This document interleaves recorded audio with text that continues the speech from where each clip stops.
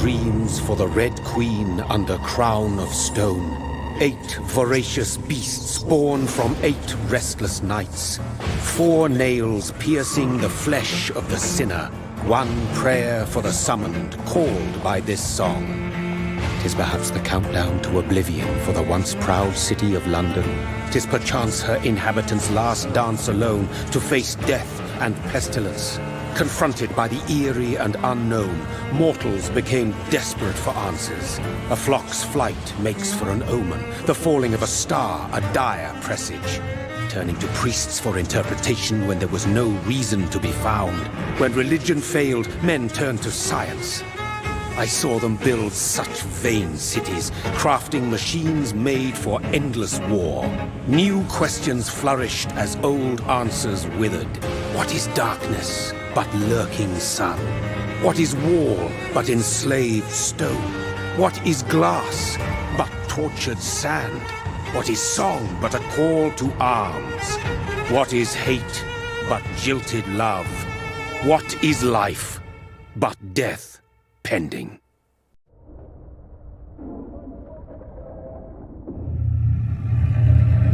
Death.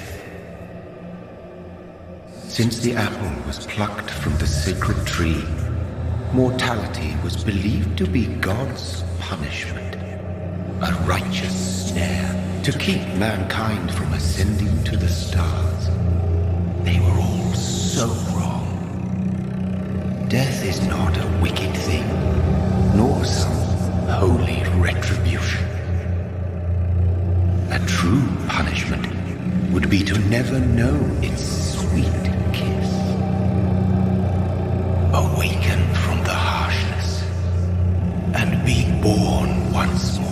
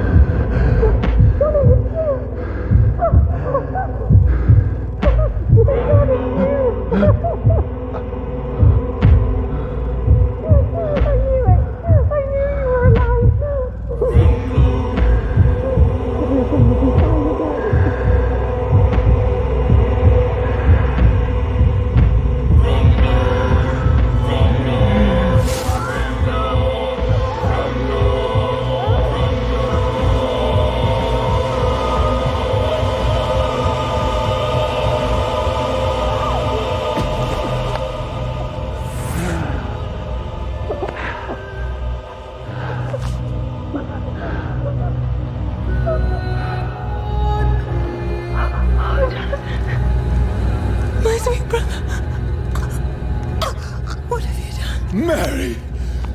Oh, no! Mary!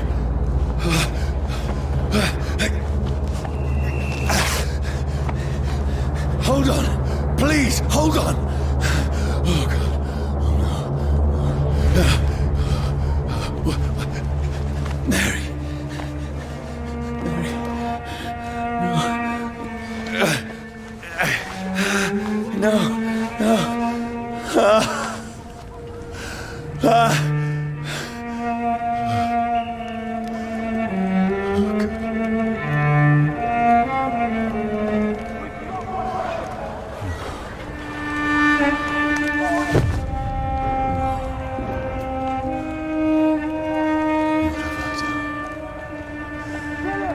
This horror. It's a nightmare.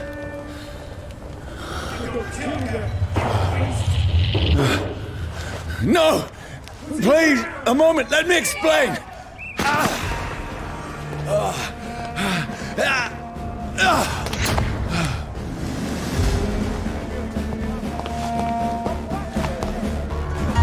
These patrols are after me. No! No! Don't shoot!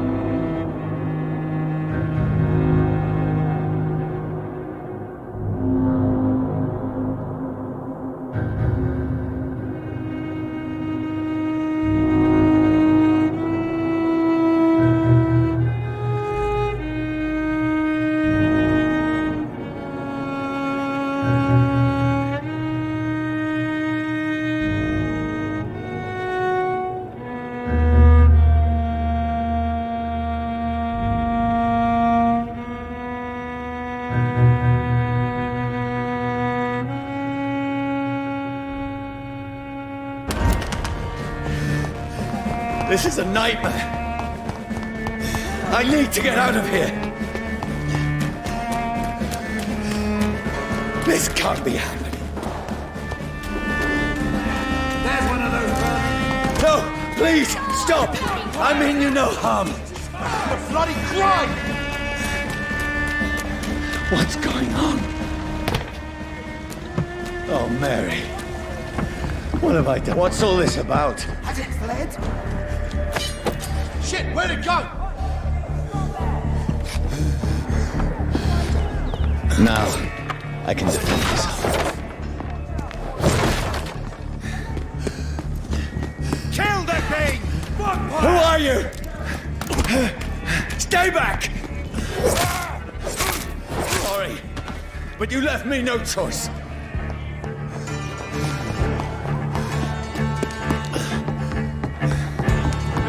Who are you? Stupid beast!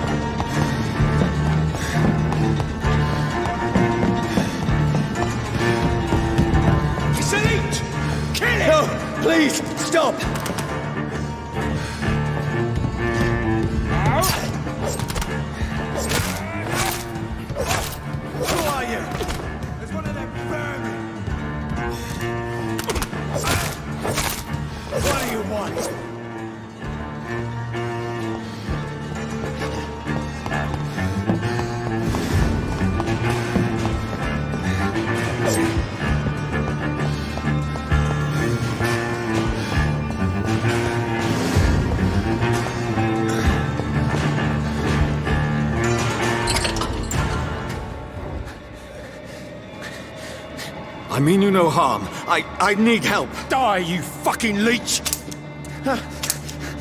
Please, listen to me. I can't make any sense of this. Shut up, beast! Who are you? What is this all about? What in God's name? I'll do the rest of the job. Just leave me.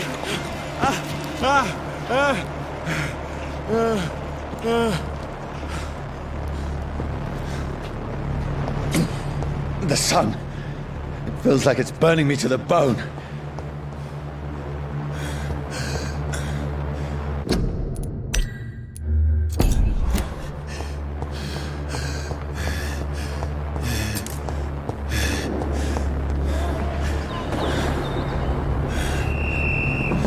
I need to find somewhere to hide. Let me go!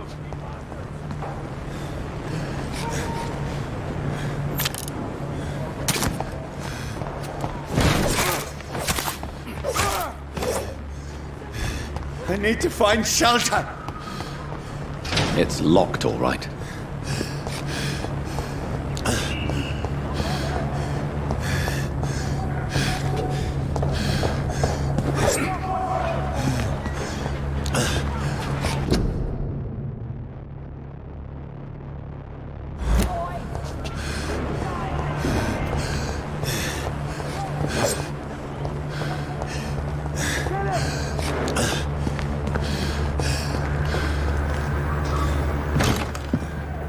Is anybody there? What is this place?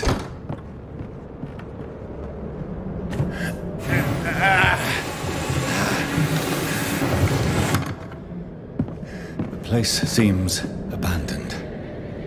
I should be safe enough here.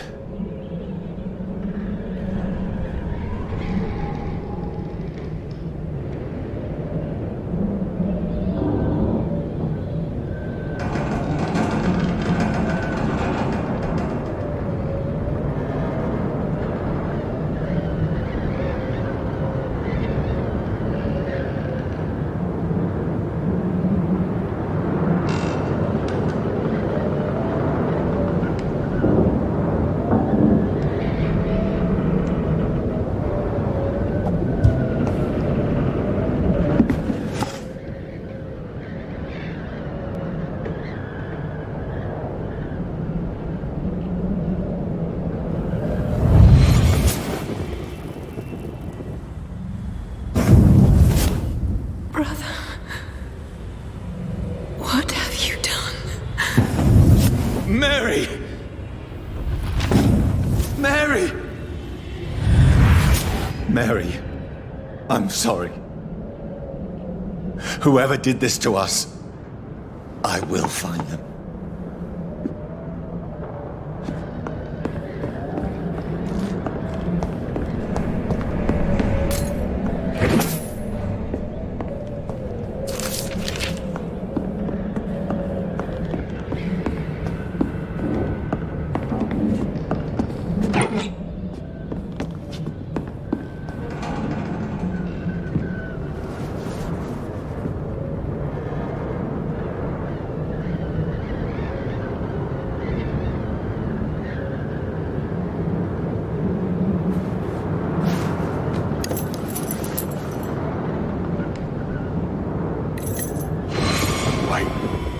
This one's dressed up fancy.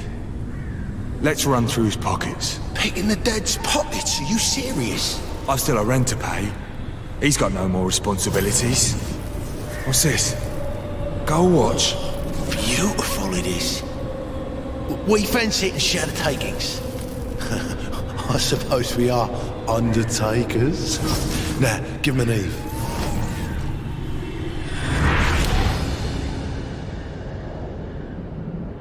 That's impossible.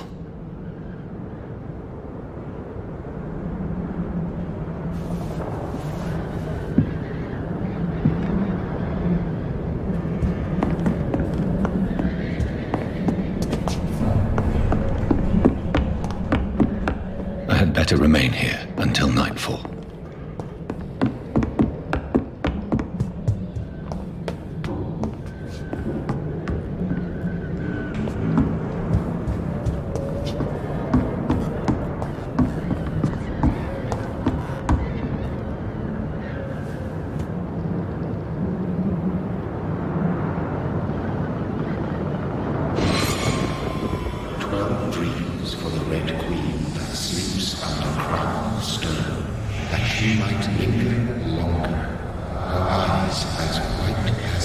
Who goes there? A prayer summoned by warring song. A child born from darkness must take scent of his power. Who's there? Are you referring to me?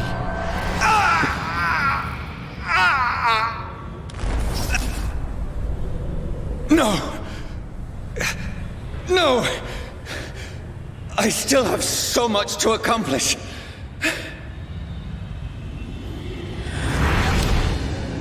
I still have so much left that needs doing.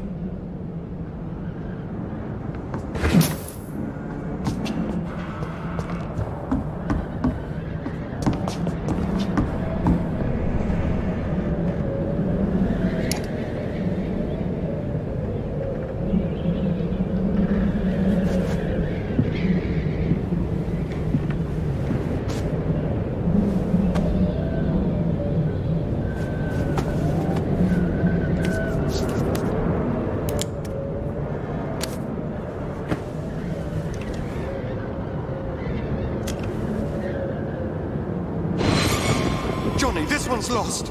We need to leave. And now! No! There's time. I can save him. That's the enemy coming! The orders are to evacuate the hospital! Done. He'll live. And now what? We fight. Killing is a hell of a lot easier than healing.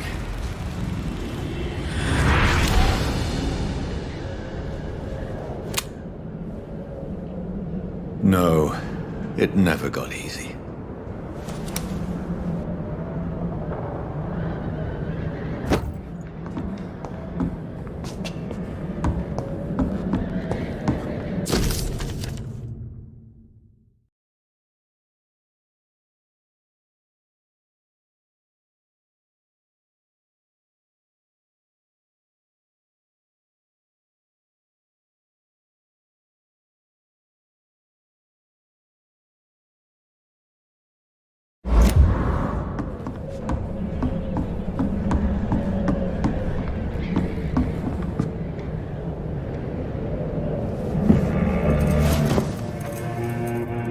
This makes no sense.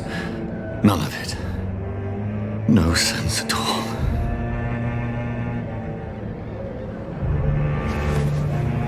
It's a nightmare. That's it.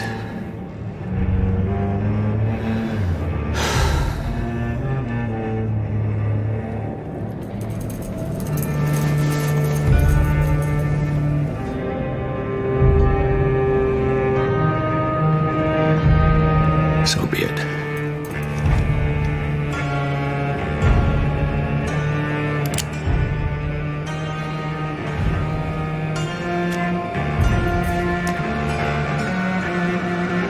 Rational thinking only.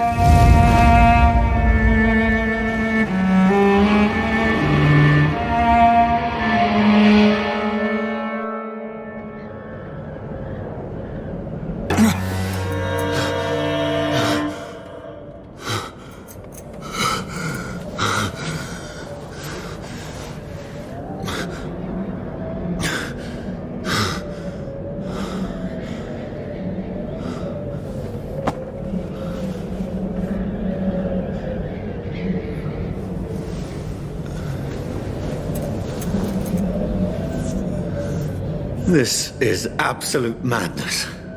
I've lost touch with the real. Madness it is, as mad as the moon, contains blinding sunlight into a glowing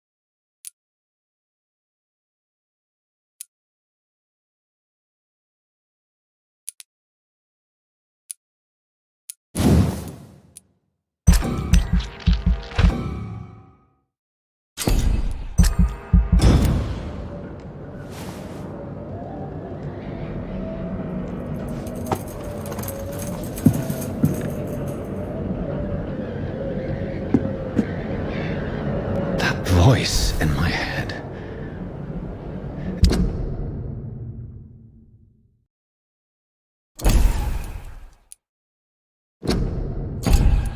If I'm not mad, then it must belong to the one who made me what I am. I must find him to understand what I have become.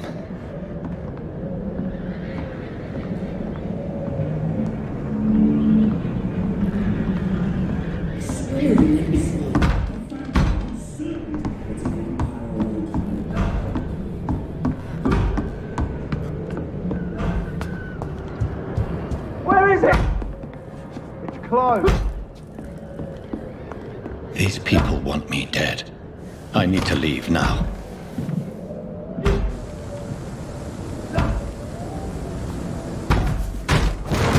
Here's the leech. Here!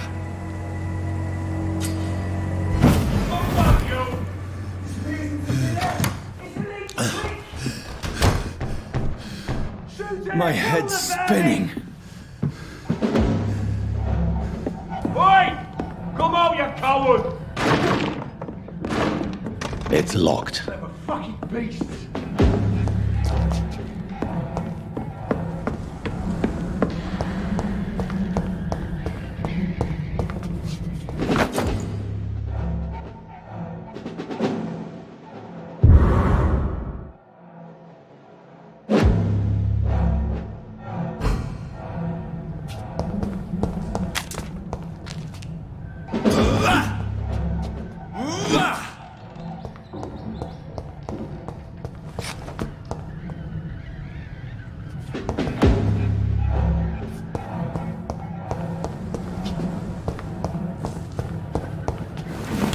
I'm still in Southwark. I must reach the West End. Over there! Back home. There's one of them vermin!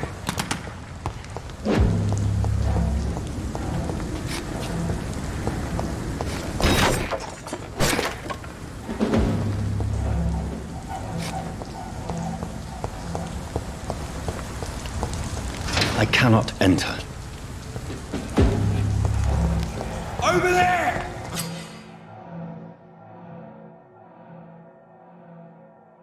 Die, vermin! There's a strength I never knew I had.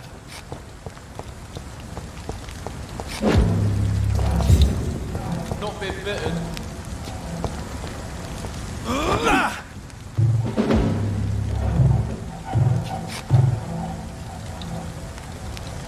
It's dead, all right.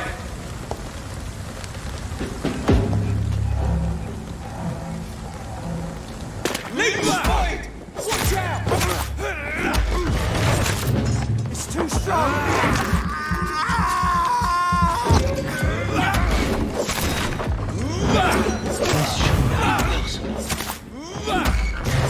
It's on him! It's on him!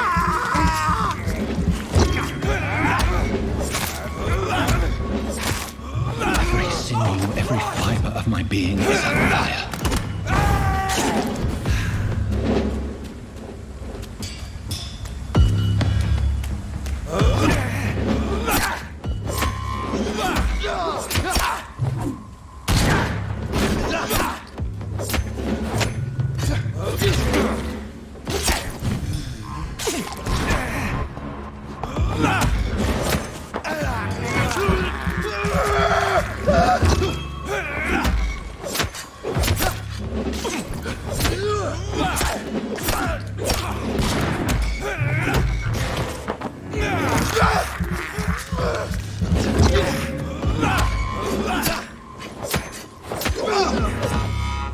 My strength, my reflexes. I'm not human anymore.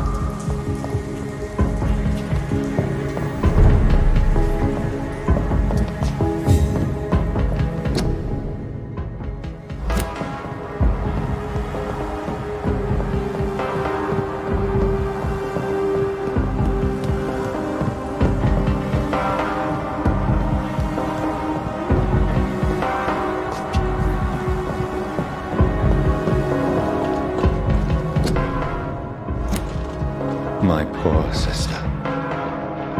If only I had controlled my need for blood. Mary, someone will pay for what happened to you. For what happened to us. It's locked. I cannot enter. This is despicable.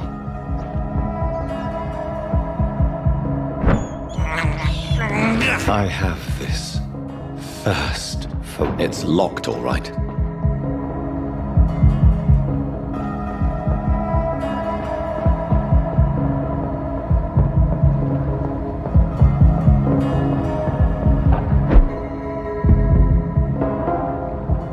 The dizziness from the jump. I can now control it. It's locked.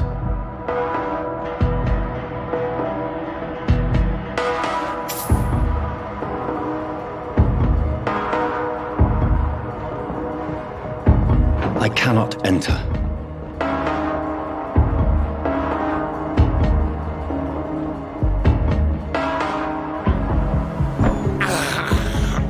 This is despicable.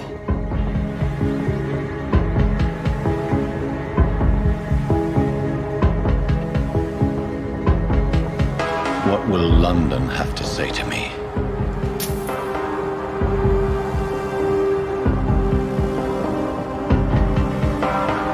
It's locked.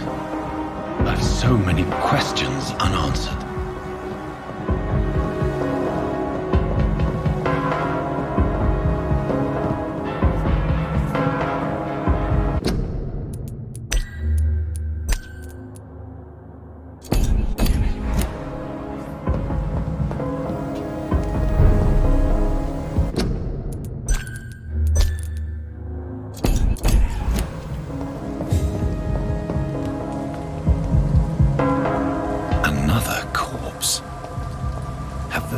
Streets of London become a mausoleum.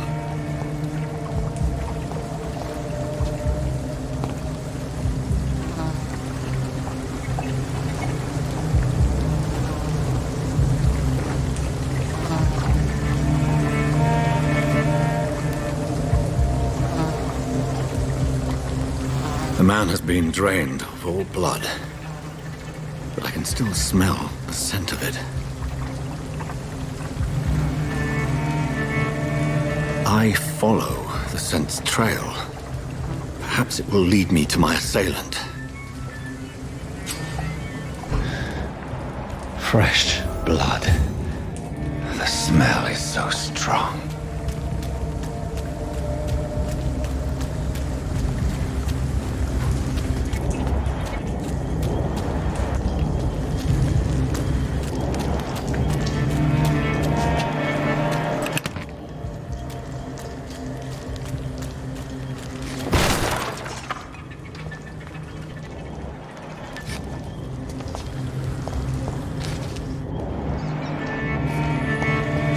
This is a slaughterhouse.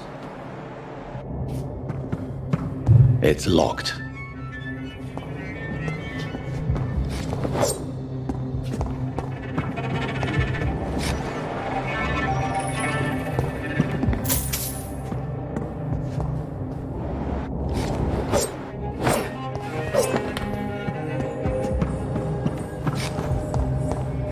It's locked, all right.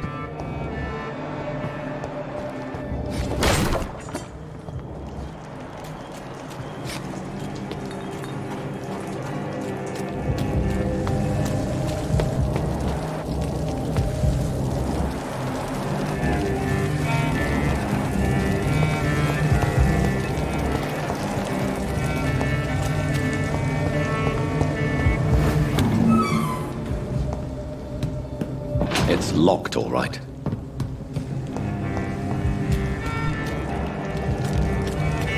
It's locked.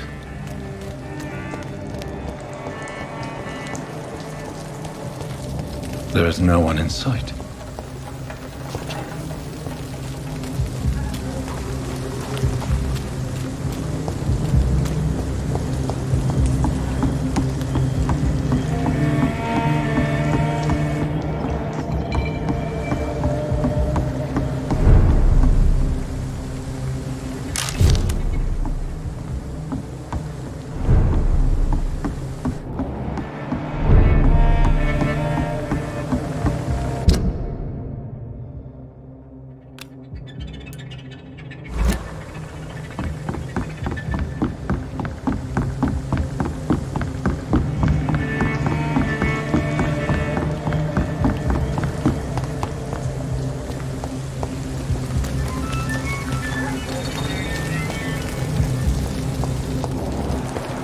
Where has everyone gone?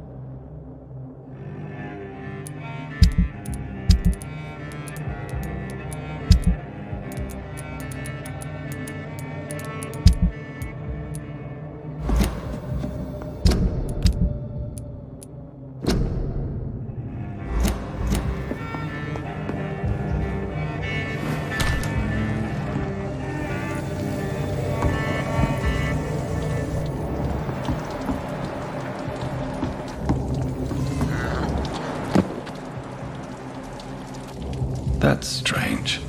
The trail is very erratic, as if the killer was drunk or hesitant.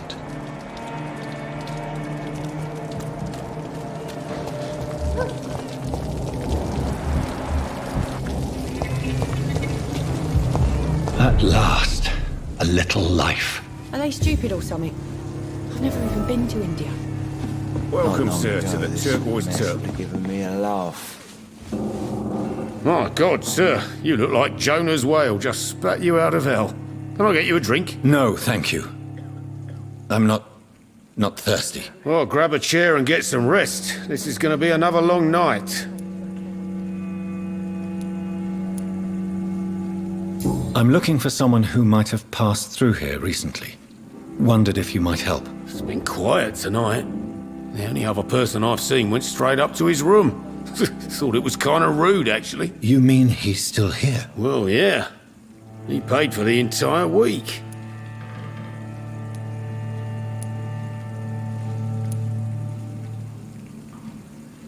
How long has he been here? He rented the room a few days ago and didn't say when he'd leave. Who is this man? What does he look like? Well, like a gentleman, I guess.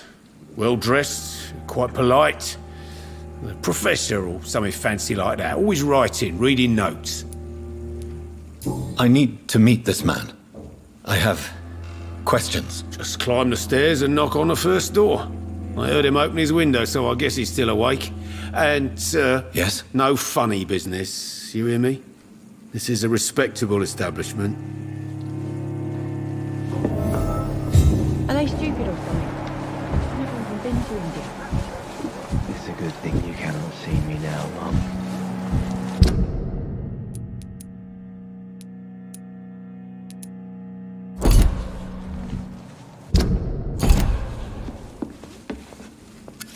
Good evening, sir. I wondered if I could ask for your help. Wow, you look like you need a drink. Yes. I apologize for my outfit. It's been a long night. Been there, seen that. Don't worry, things can only get worse. What's going on around here? It's like everybody is hiding. You must be new here. Have you not heard about the murders? Everybody fears the return of the sewer dog.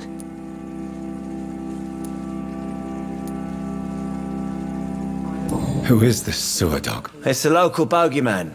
Convenient answer for every crime that happened for decades. You murdered someone, blame the sewer dog, eh? You make it sound like it's a fairy tale. People will always believe in monsters. It's easier than accepting their own darkness. We can all be monsters.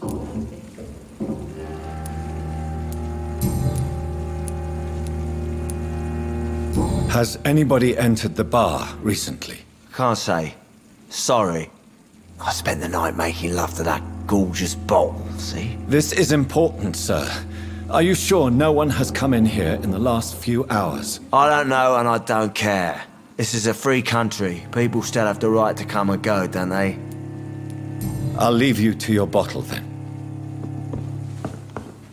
I think I'm losing my mind. Hello, sir. Are you all right? Is there any way I can help you? I don't know. Maybe you could just talk to me. Maybe you prefer to speak with Tom, then. He's more agreeable talking to strangers. What's going on around here? Where is everyone? Too many dead, sir. First the epidemic, and now all these terrible murders. The murders. What can you say about them? Bodies found in the streets every morning. Drained of blood. It's just horrible. Some say the sewer dog is back. The sewer dog? What's that? No one knows. People have always disappeared around these parts. The ancients say it's the sewer dog coming out to feed. But now he's killing in the streets. What have you heard about the epidemic? There's a Spanish flu. Yeah, killed so many last summer. Thought we'd seen the last of it. Dozens dying every week. Are the authorities doing anything? Nothing. There are so many quarantine zones in London now. It's gotten really hard to travel across town. What is this place? This is Tom's bar, the Turquoise Turtle. I'm the barmaid here, Sabrina, if you want to know. Are you always open this late at night? No, it's only since the epidemic started. Tom thought that people may need a safe place to stay. You don't seem to have much business. Where is everybody? Well, most people are sleeping right now. And those that are awake tend to avoid going out. What with the murders and all. I'll leave then. Thank you.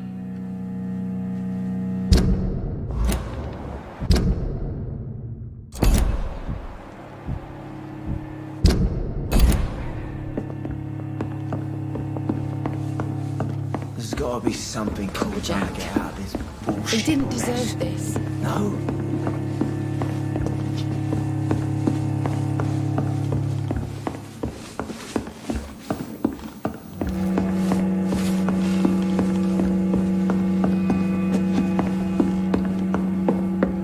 I hope I live long enough to see them wet boot boys get what's coming to them. Not long. This is no place for you.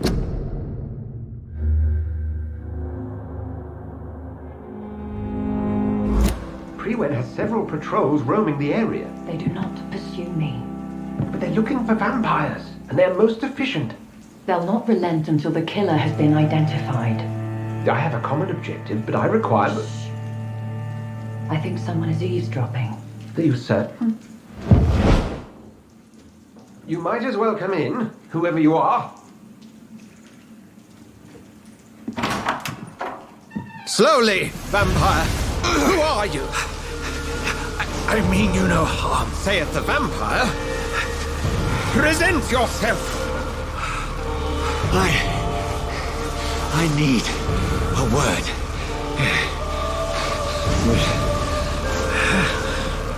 Anyone.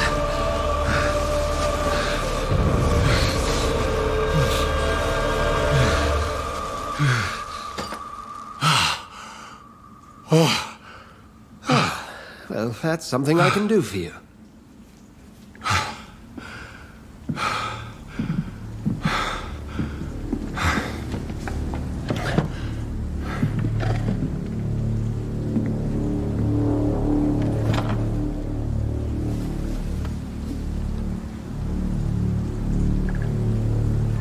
And who might you be?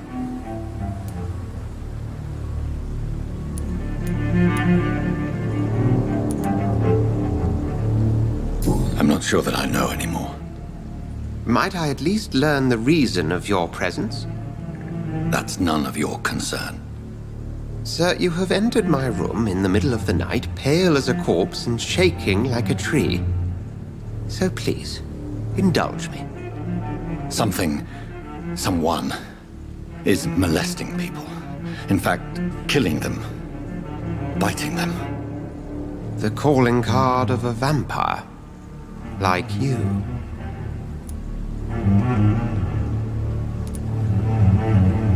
I've been hunted down in the streets and attacked.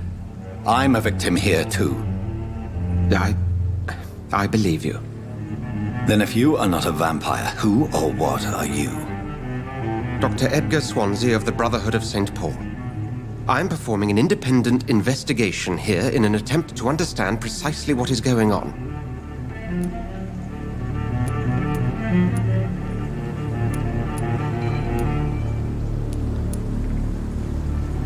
Then help me find the culprit. I may, if you'll first tell me why you opened this door. I followed a trail. The scent of blood from a recent victim. It led me here. You thought I was your aggressor. That explains a great deal. We're both chasing the same shadow.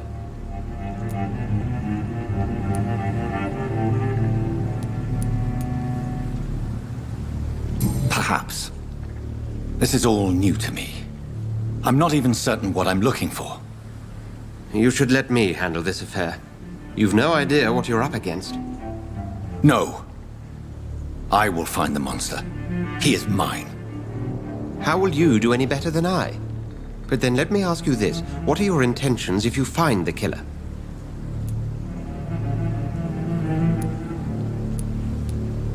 I will at last have the answers to my questions. Then I can only wish you good hunting. And pray we shall meet again.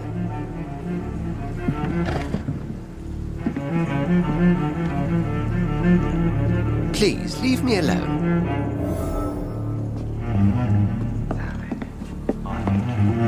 Would you be so kind as to leave the room?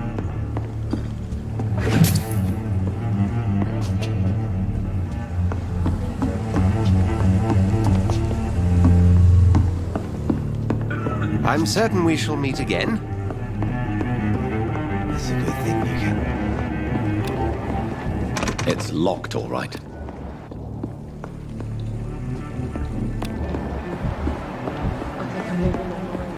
If Swansea is not my attacker, it means somebody else came here tonight. Someone must know something. There's gotta be something can be done to get out of this bullshit mess. No?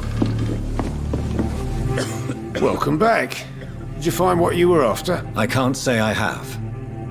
Are you sure no one else came into your bar before I arrived? Hey, I told you, you were the only other stranger I've had.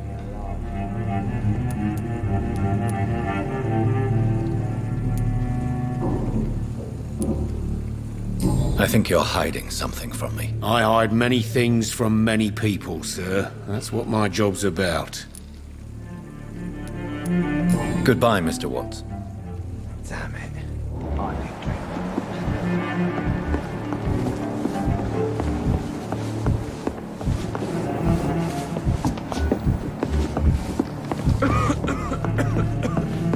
it's a good thing you cannot see me now. I cannot enter. Evening, sir. Can I help you? I have a few questions for you. Well, if you must. I spoke to Dr. Swansea. He's not the man I'm looking for. Now, I want the truth. The truth? What do you mean? I suspect that someone else was here tonight, and I don't think Tom wants to tell me about it. I'm just the barmaid here, okay? If Tom says you're the only visitor we had, then you're the only visitor we had. I can feel your fear, madam. Please tell me what's going on. It's Will. William Bishop. He came in here earlier tonight and he... Well, I thought he was going to clock someone. Why are you so afraid? I mean, his skin. His hands. I scrubbed every glass and every chair that he touched. God, I hope it's not contagious. Tell me about this William Bishop. Will was a sailor who worked at the canning factory before he lost that job. A nice bloke, really. He's never been violent.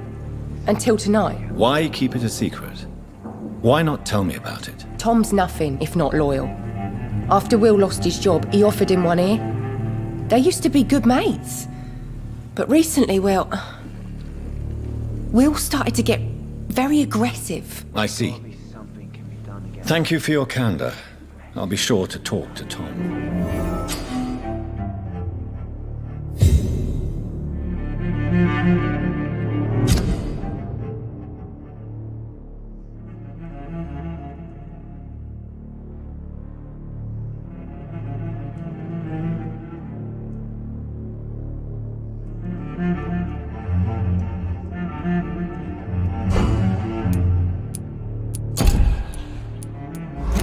Look, I told you everything. You again. What can I do for you?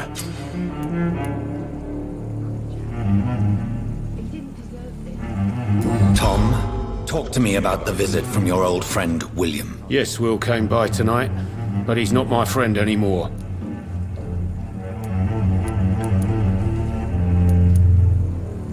Why lie to me if he is not your friend? I didn't lie. I said you were my only unannounced customer, and that's the truth. Who is he? William. Just an old sailor who loves his gin too much. He worked for years at the canning factory before it closed. Is he dangerous? Yeah. Like many drunks, he's all bark and no bite. Can barely stand up most of the time. How was he tonight? Was he different? Sicker than usual, perhaps. He whined and mumbled about how mean people were to him and how he'd like to talk to me outside, and then he left when I refused. I need to find him. It's a matter of urgency. Do you know where he is? You could try his boat. It's up by the North Pier. He sleeps there when he's too drunk to get home. Please describe him to me. What'd you expect? He's a tall, sick bastard with a bad rash and torn old clothes. William used to be strong. Now he's a mess. Thank you, Tom. If you see him, tell him I don't want him back here unless he cleans up his act, okay? It's a good thing you can see.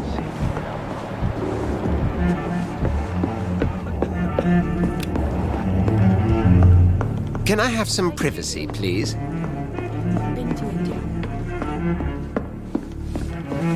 Not long ago, this sort of place would be allowed.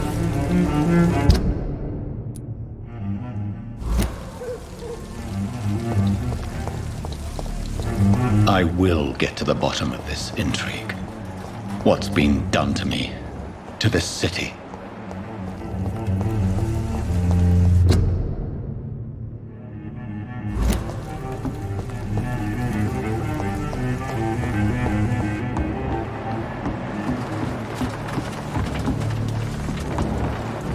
The body is still warm. This man has just been drained of blood.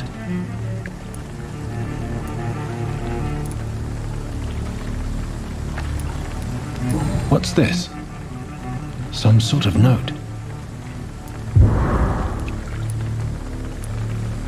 Blood and empty gin bottles. This bishop fellow is something of a heavy drinker. This man was armed. He tried to defend himself. This corpse has been dried of its blood, just like the previous victim. There are blood splats on the other side of the canal. I must reach that barge.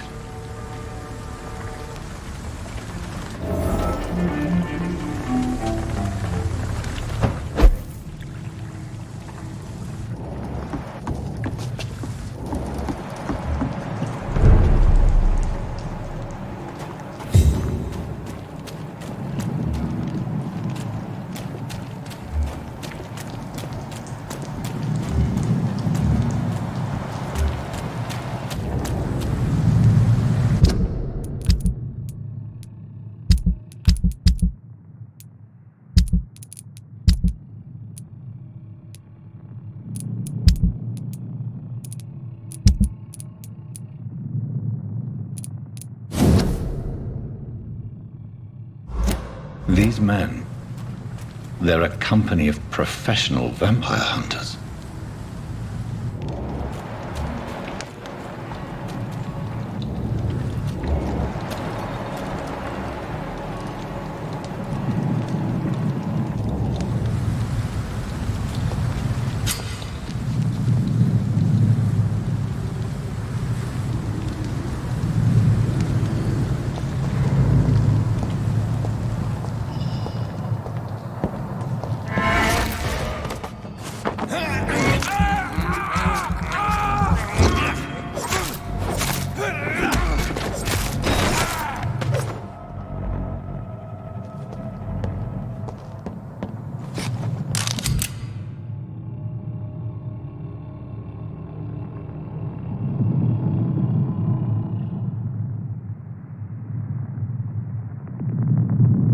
Ammunition crate.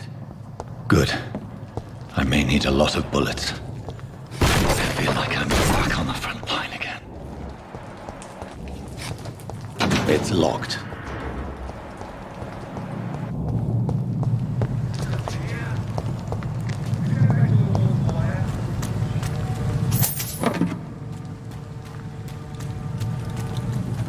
It's locked, all right. I've only been part of the guard 3 weeks to the day. All the more reason to shut it, Mr. Billy. It's locked.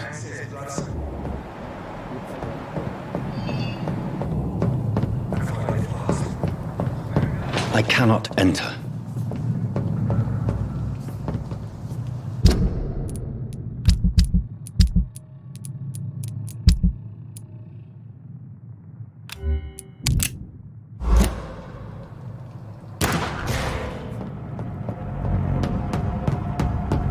Over there!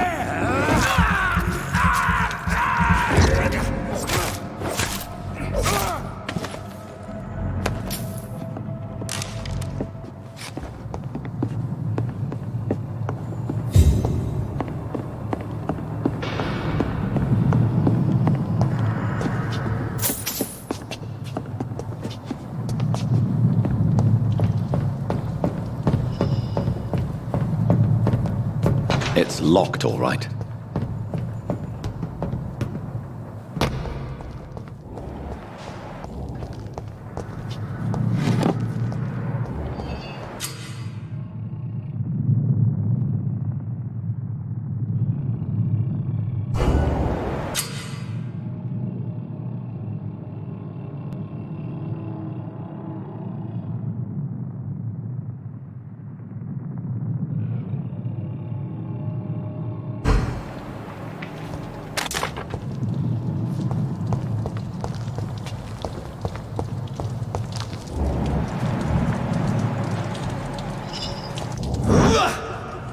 Burn it, boys!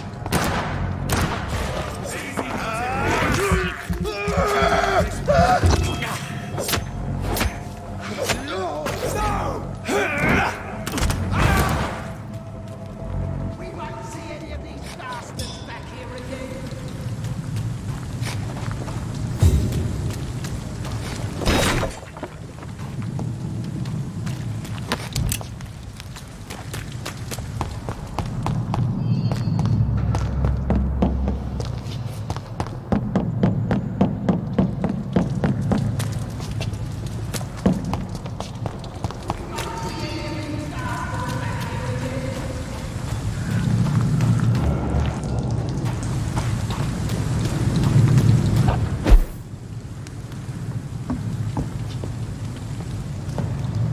That's this nest of them cleaned out.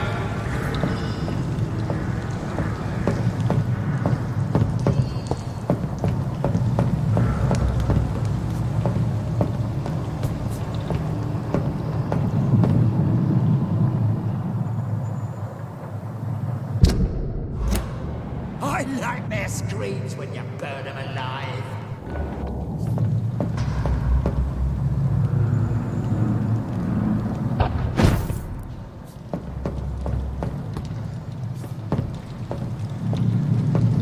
We won't see any of these bastards back here again.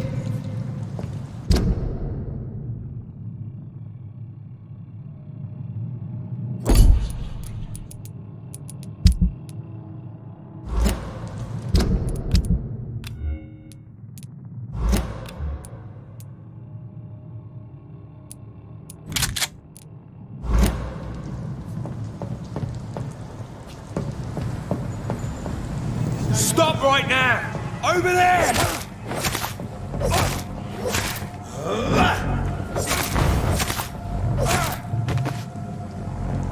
That's this nest of them cleaned out.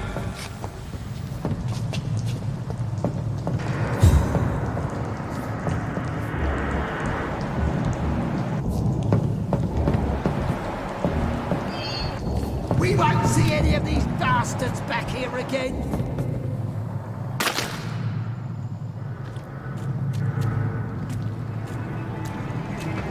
There's safer places to be than here. Stop! Right now! That's this nest of them cleaned out.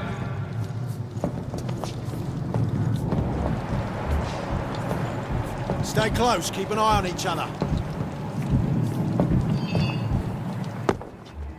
Stupid beast! Get their weapons ready! We found one! Finish it!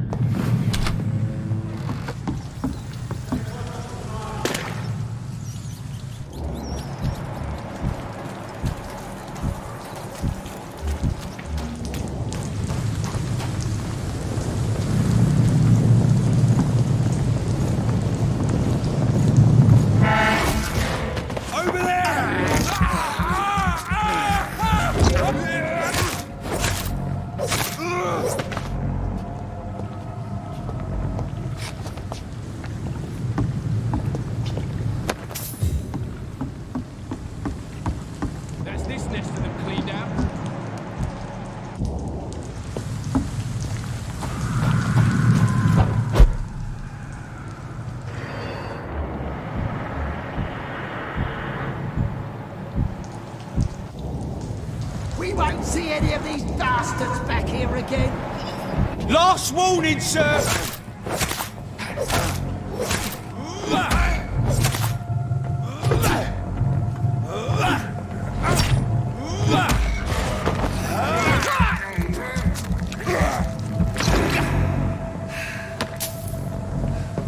I like their screams when you burn them alive.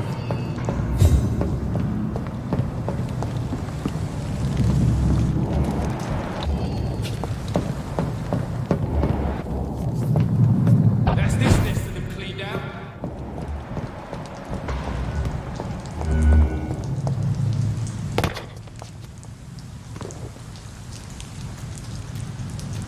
We won't see any of these bastards back here again. Get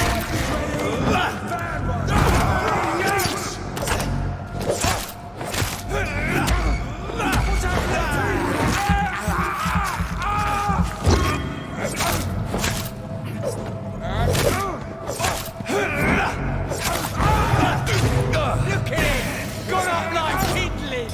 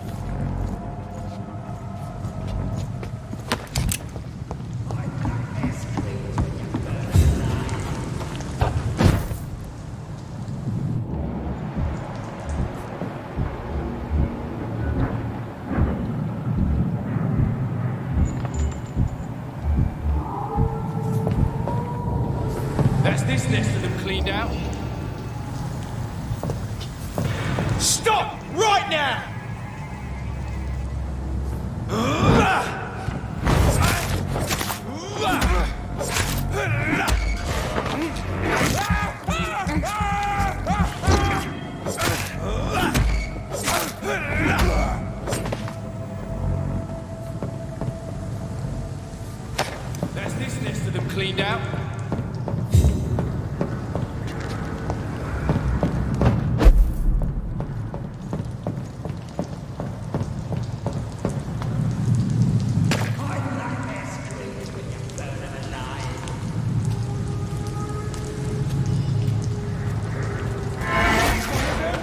Watch yourselves!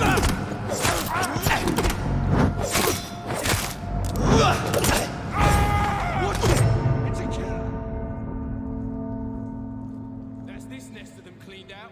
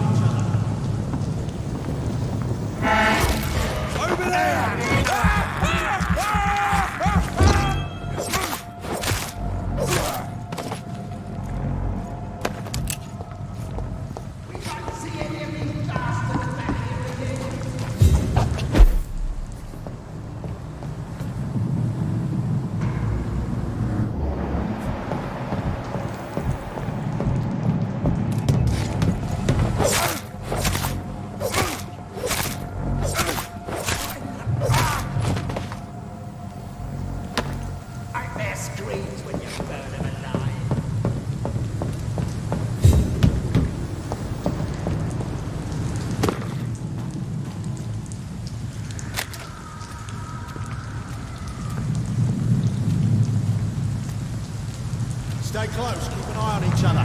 That's this nest of them.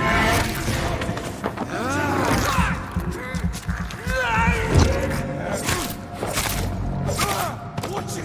It's a killer! The leech has teeth!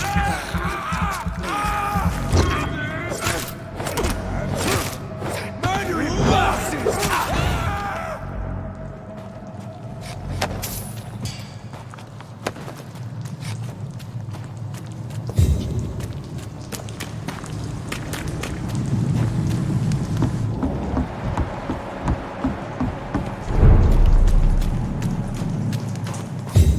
Fresh blood. The whole building reeks of it. The scent is so strong it makes me dizzy.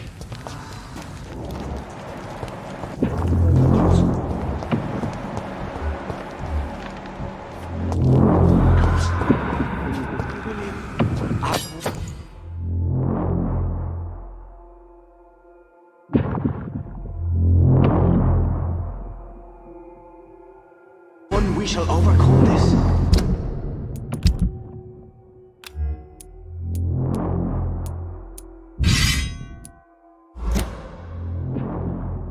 We've done it before.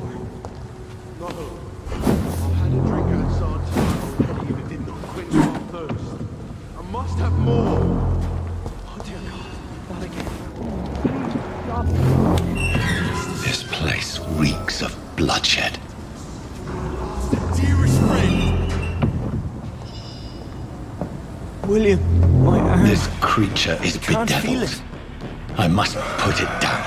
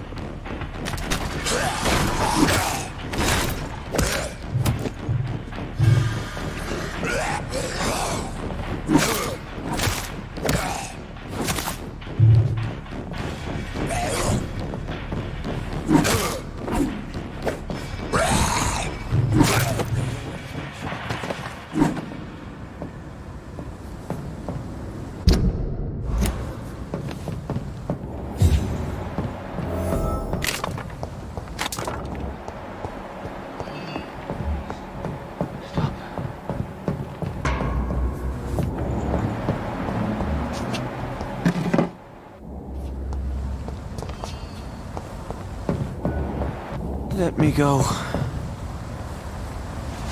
William was an honorable man. I could have saved him.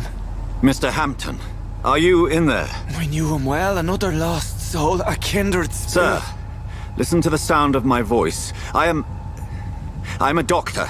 You're suffering from shock. I must return to my flock. They'll stray without me.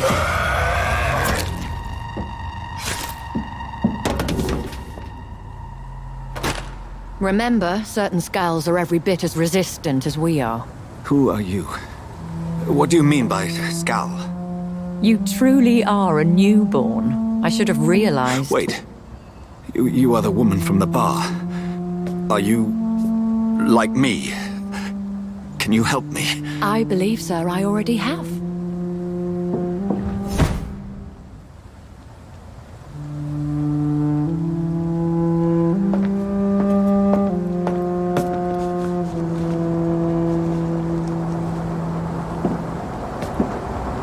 By George and the Saints, you've solved the mystery of these terrible murders. Patience, good fellows, I've come to offer help.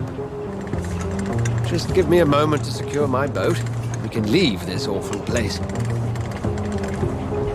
William was not the evil man they claimed. He was just taken by the thirst. He needed his drink. This man requires medical attention. We'll see he gets to the nearest hospital. No, please, I must tend to my fold. My flock needs me. There, sir. Go with the good Dr. Swansea. He's resourceful, and I'm sure he'll take good care of you. You'd best come as well. The sun is soon to rise, and you'll need a place to rest. I just need a moment. If I can learn something about what has happened to William, I'll be a step closer to understanding what happened to me.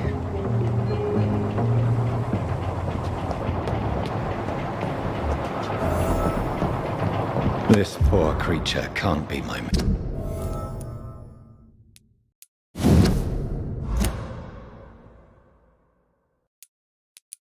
maker. Could it be some subspecies of vampire? I must find a place to analyze the blood. It's locked. I cannot enter.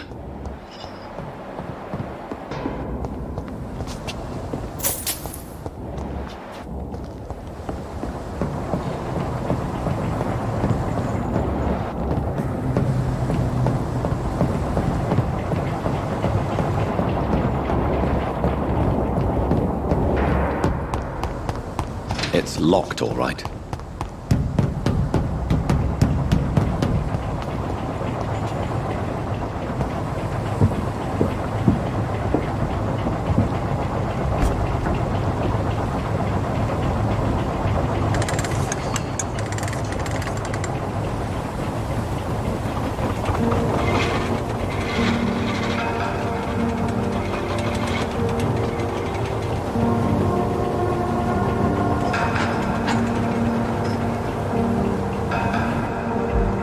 Where are we headed? We're on our way to the Pembroke Hospital. It's just across the canal. They'll have a bed for poor Mr. Hampton. William was... what manner of creature was he? Predator, prey, villain, and victim. Who can say? The important thing is that he's been stopped. Duly noted. And the woman? What... who is she? What woman? No, don't play me for a fool. You used me to locate that skull. You must know who she is. And I thought you a gentleman. You shouldn't talk about a lady behind her back, but I will tell you she values her privacy. Were London as peaceful as she appears from the middle of the canal? If only that were the reality of the situation. To be honest, I've always tried to avoid this part of town. Pembroke Hospital is the last bastion between the rest of London and the epidemic. The flu has decimated the East End and the war still rages. Welcome to the front lines of a plague. This is where you work, Dr. Swansea? I am the administrator of Pembroke Hospital. I thought you were here in service of your mysterious order, the Brotherhood of... Of St. Paul's Stole, yes. But first and foremost, I'm a man of science. A physician, like yourself, Dr. Reid. How do you know who I am? No need for modesty. You are Dr. Jonathan Reid, a surgeon of some caliber and renown, if I'm not mistaken. You are correct, sir. I knew it! I had my suspicions. But when you took the blood sample from the corpse of poor William, I was certain. Dr. Reid. Marvelous. Have we met? I attended 3 of your seminars before the war. I have the utmost admiration for your research. And what a turn of fate. England's most esteemed blood specialist returns to London a vampire. That word, again, from a so-called man of science. I understand. Traditionally, the role of science is to refute myth, but when myth walks among us, the Brotherhood of St. Paul has dedicated its purpose to their study. There's so much for you to learn. And for that, you are right. Well, then let me be blunt. Join my staff at Pembroke Hospital. As a physician. I suspect you'll not find a better post of employment to contemplate your...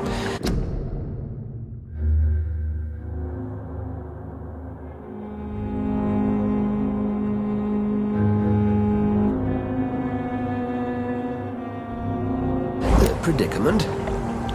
This is sudden. I was returning home to see my sickly mother. But alas, that was before contracting this... affliction. Dr. Reid, take a moment to consider. The post would be for the night shift, providing a good explanation for your absence during daylight hours. You'll be adequately reimbursed and have a place to hide. I even had the forethought to bring some clean clothes. So, what do you say? It seems I have little choice, but yours is a generous offer, so I thank you. Brilliant! Oh, Jonathan, this is one for the book, and the beginning of a beautiful friendship.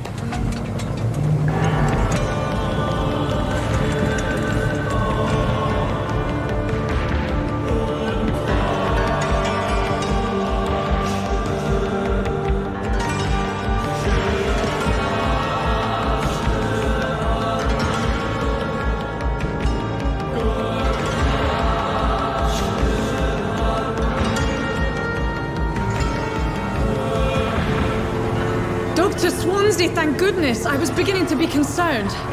Worry no more, Nurse Crane, for I bring good news.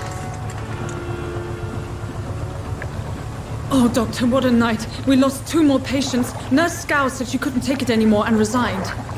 Yes, well, I'll make a new rota in the morning. In the meantime, find a good bed for Mr. Hampton.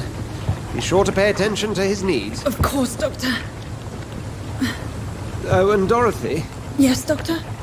Dr. Reid here has just returned from the front. He served King and Country and will be joining us here at Pembroke. We're very lucky to have gained a surgeon of his talent, and one so experienced in blood transfusions. That is good news indeed, Doctor.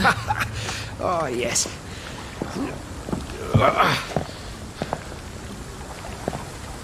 Here at Pembroke, it's not what we have, but what we haven't. It's only thanks to Nurse Crane and the staff that our ship doesn't sink. If you have any questions, just ask her. Duly noted.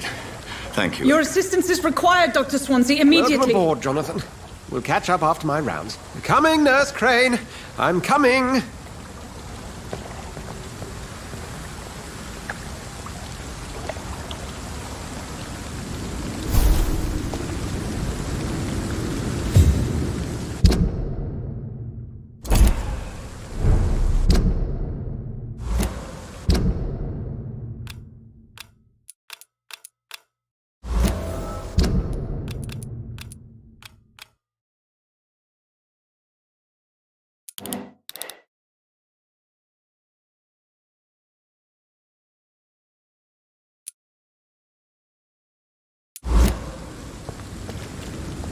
I cannot enter.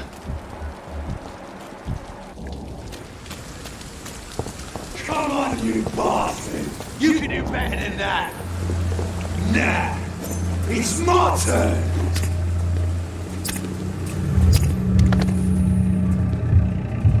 Rotten autocracy. Each heart contains the seed of life. Drink at this river. Try it all.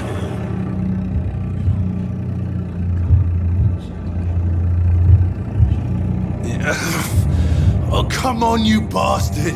I won't bite. Sir, please. You've lost too much blood. Calm yourself. You think I didn't notice? Stop your staring and get me to an hospital, you arse!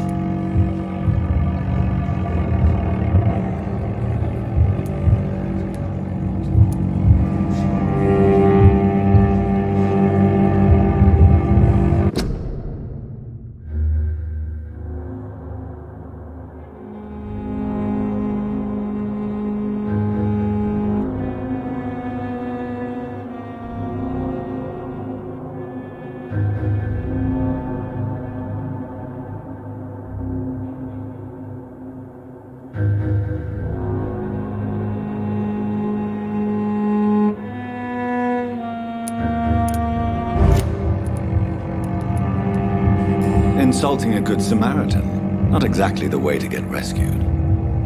All right, sorry. I am in pain here. Me guts are spilling out onto the street and you're yabbering on. Yes. That's a very nasty wound you've got there. Take my word, I am a doctor. Dr. Jonathan Reid. Name's Clay Cox. I'd appreciate you helping me to a better place, Doc. Follow me, Mr. Cox. Let me assist you to that better place.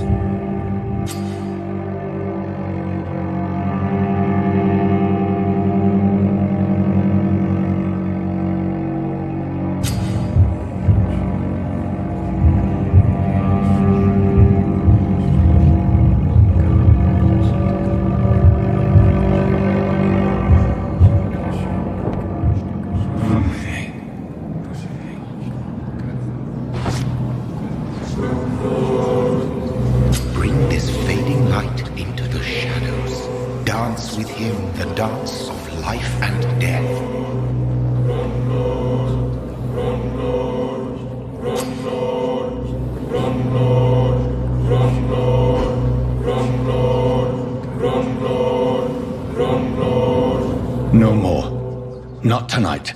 Not like this. I will not take another life.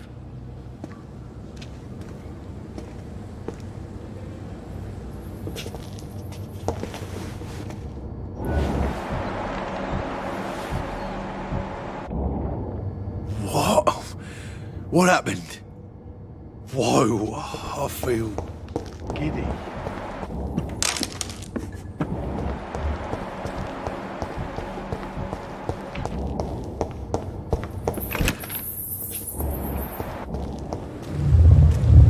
It is wise for the huntsman to sometimes let his prey go, but no famished hunter can run for long.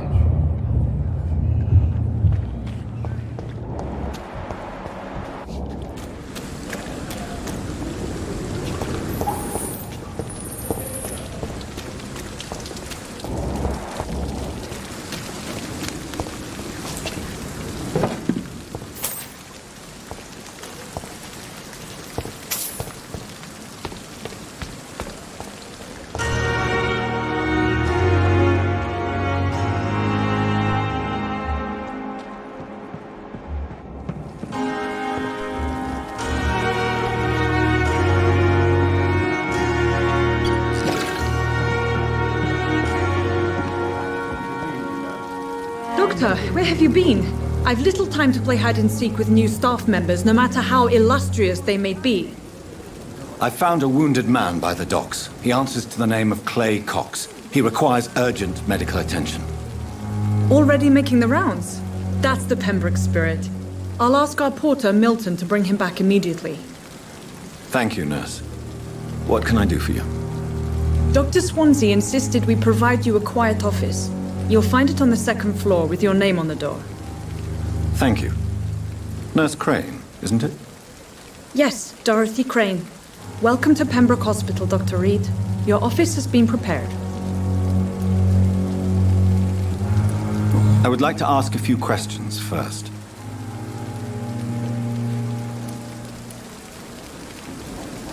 What kind of man is Dr. Swansea? Well, you accepted the job from him. I thought you would have known about your employer. It's right to assume Dr. Swansea knows far more about me than I do about him. You'll get to know him soon enough, and better than me. The administrator has better things to do than mix with us. Apologies, I've only just met him the once. This is sudden. I've only just returned to England. Dr. Swansea is a brilliant surgeon and the most compassionate physician. And Mr. Hampton, the patient we brought in, how does he fare? I gave him a sedative to help him sleep. Poor thing was in quite a state of shock. If you could point me in the direction of my room again, nurse. Second floor of the hospital, left after the stairs. It's the last vacant office at the end of the corridor. Thank you, Nurse Crane.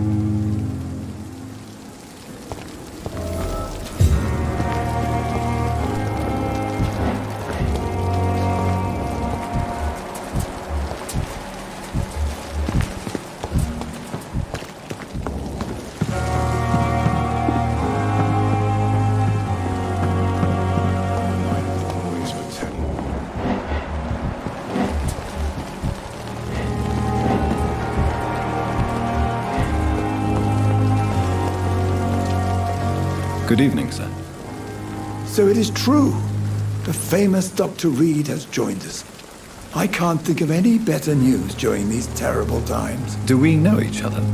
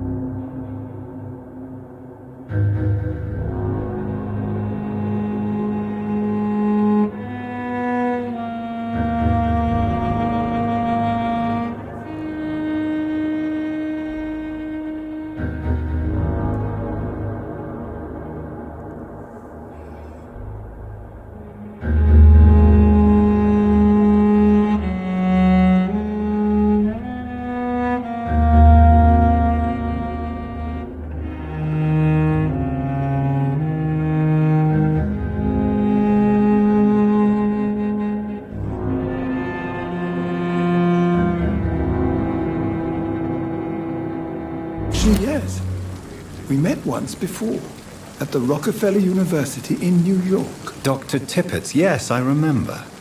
I was assisting Professor Carell in his research about coronary bypasses. He had nothing but praise for you. He was also very confident about your future. And look at you now.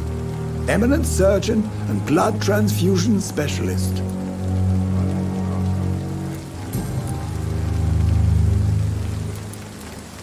What is the Pembroke Hospital situation? And please, speak freely. This hospital is not exactly the best of London. I'm sure you are used to working in a better environment.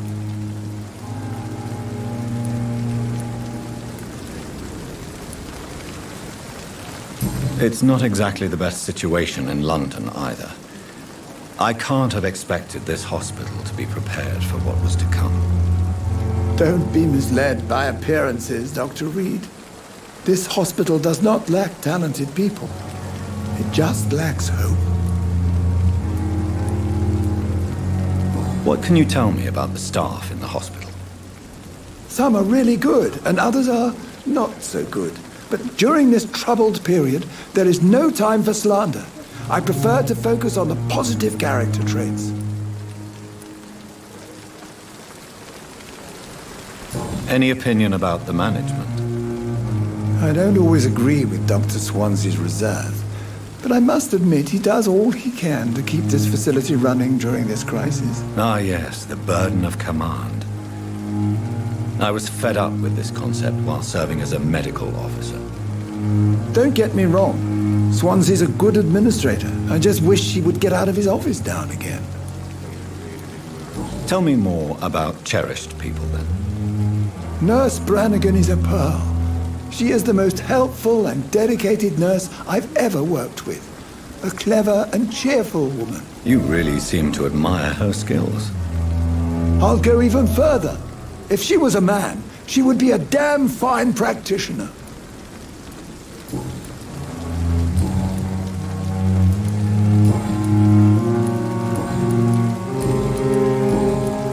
Goodbye, Dr. Tippett.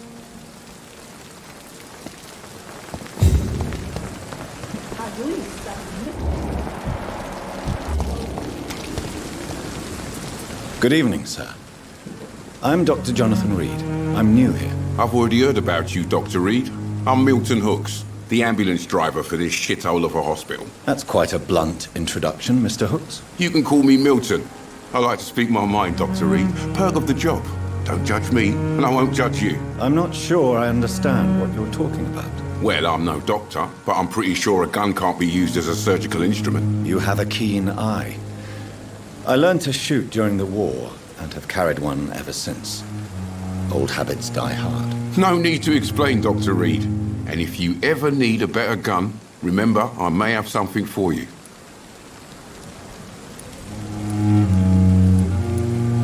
I'd like to see your goods. Wise choice, Dr. Reid. A reliable gun is what everybody needs these days.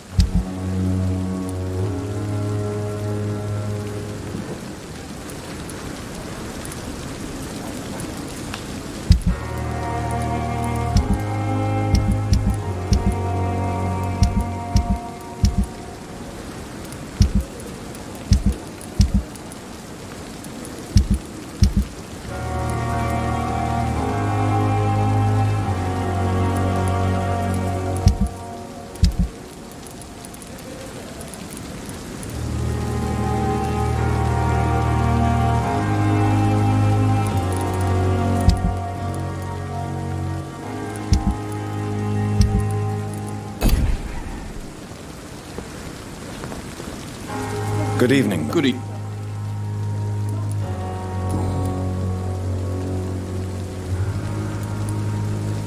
How is the situation around here? You want to hear the situation is all right? It's fucking awful. We lack everything, and it's getting worse every day. So what do you do exactly in this hospital?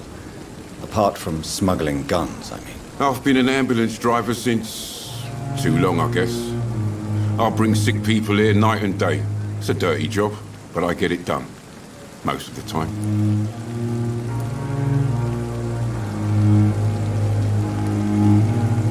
It sounds like things have been a bit rough recently. What's happened? Yesterday I got attacked by the patient I was bringing here. I escaped through the hospital's garden, but I lost my wallet when I was running. You left an infected patient outside the hospital? That's incredibly dangerous. Go there yourself if you want, but be careful, Doctor. I'd rather not bring your dead body back. Since you're on the front line, how is the sanitary situation in this vicinity? It's a complete disaster. It's even getting dangerous to enter some streets or buildings. Even the locals attack you. Are you really smuggling weapons through the hospital? And why not? I've already been attacked by patients, you know. And by gang members willing to steal my money. But you're not defending yourself. You're selling guns to civilians. You keep people alive your own way, Doctor. I offer them another way to protect their health.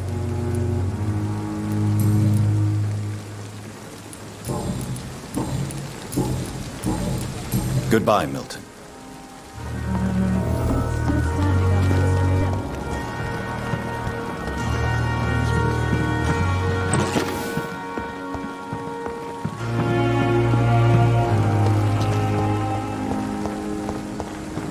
This is no time for self-pity. Good evening, nurse.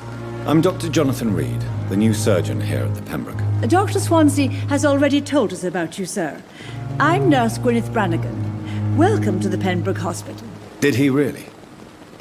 It's a good thing I wasn't hoping to keep a low profile. All members of staff have already read about your new blood transfusion technique. Dr. Swansea made sure of that. I see. Well, I'm a little surprised. But I suppose I'll just have to deal with this unexpected notoriety. You must know, blood transfusions are Dr. Swansea's primary subject of research. He is convinced it is the future.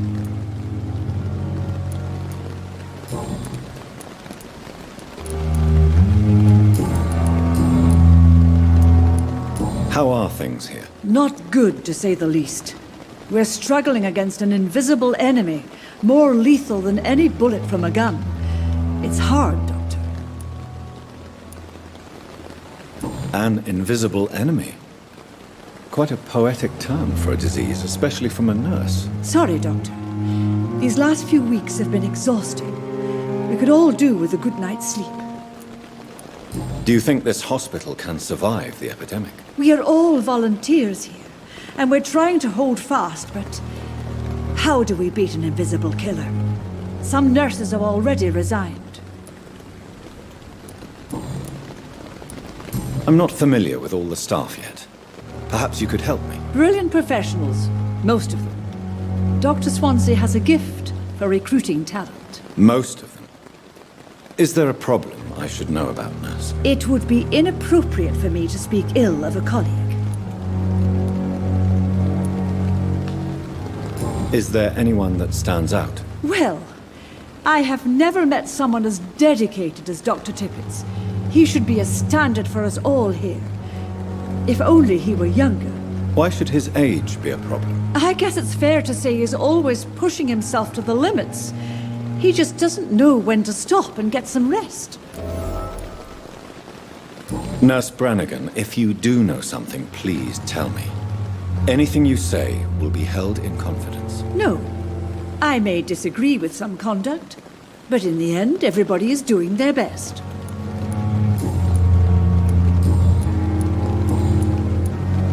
Why does Dr. Tippett claim you're the main reason he keeps working, despite his fatigue? If it wasn't for him, I probably would have left the Pembroke years ago. Dr. Tippett does not think of you as just a nurse anymore, does he? If you're suggesting he's not taking my gender into consideration when it comes to medical practice and knowledge, I really hope he doesn't.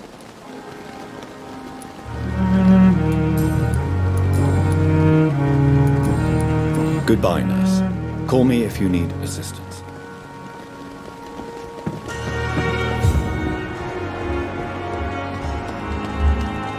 Dr. Swansea is right.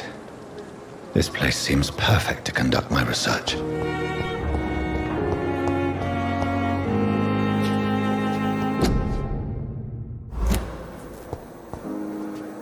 Good evening, miss. I'm Dr. Reid, the new surgeon at the Pembroke Hospital. And who are you? Your name has no meaning to me, mortal. You're nothing but dust blown by the winds of eternity. I beg your pardon? What are you begging for, mortal? My clemency? Well, tonight maybe I'm inclined to mercy. You'll never forget the night you met Thelma Howcroft. You keep calling me mortal. Why is that? And if I'm mortal, what are you? Well, Dr. Reid, if you must know, I'm a vampire.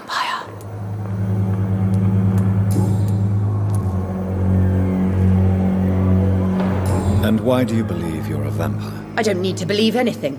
It is what I am. It is what I feel within this hollow shell of flesh. Please, describe to me how you feel. What is it like to be a vampire? I can hear my body crumble from the inside as my flesh cracks and fades. I sense the last pulse of pustulant blood within my drying veins. I need new blood. I see.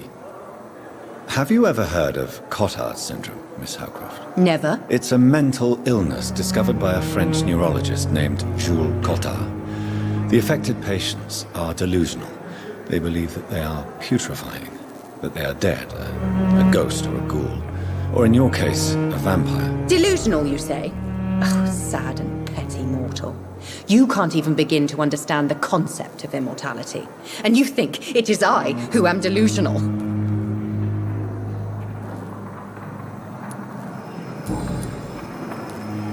I'm assuming you must be a patient here. Am I right, Miss Howcroft? It's only a cover. To hide from my enemies. I can leave whenever I want. As a woman, a spirit, fog, or bat. Who are these enemies you mentioned? Can you describe them? I cannot say for sure. But I sense their eyes on me from nearby.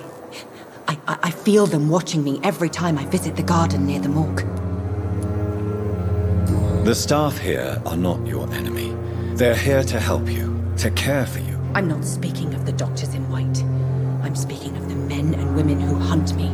For I am a vampire. I see. Don't worry.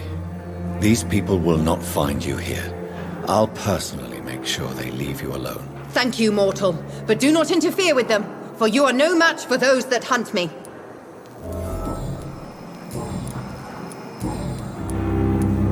Who are you really, Miss Howcroft? I mean, apart from being a vampire. Is that not enough for you, puny mortal? What do you require? Proof of my powers? I'm curious to know who you were before becoming a vampire. No, such a long time ago, I don't remember. Centuries of unholy life can have strange effects on one's minds, you see? I'll leave you, Mistress of the Dark, to your nocturnal activities.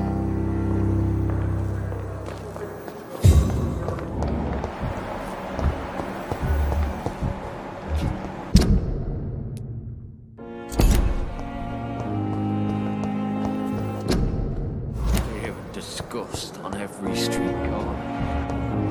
The daily... Good evening, sir. Can I help you? Unless you're here to fix my face. No. I don't think you can help me. I'm Dr. Reid. I've recently taken the position of head surgeon here. War injuries, am I right? You guessed right, Doctor. German shell took my pretty little mug right off. But they still call me Thomas Elwood.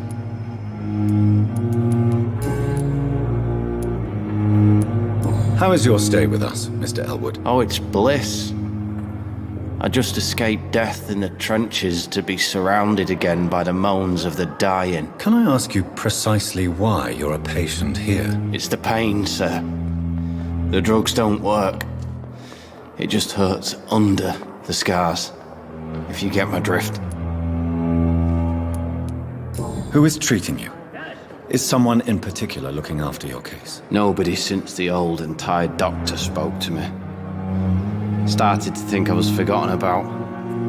Wouldn't blame you. You don't seem worried by that. My face hurts so much more when I smile or cry.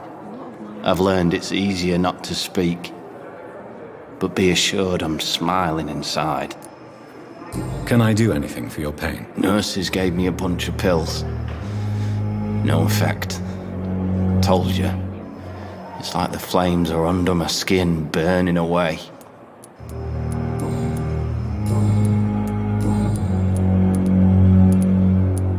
Where were you stationed, sir?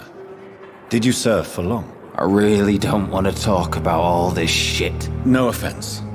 I was pushing too much. I served in France myself.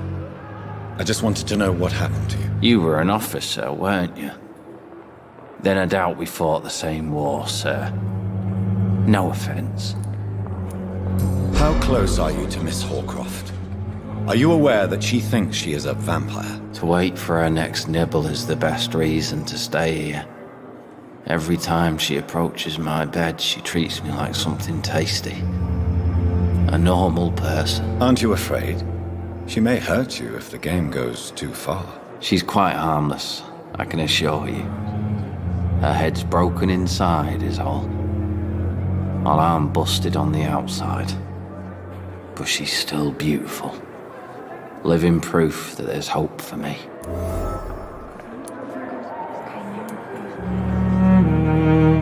So do you let her bite you? You know that's not sanitary. And why not?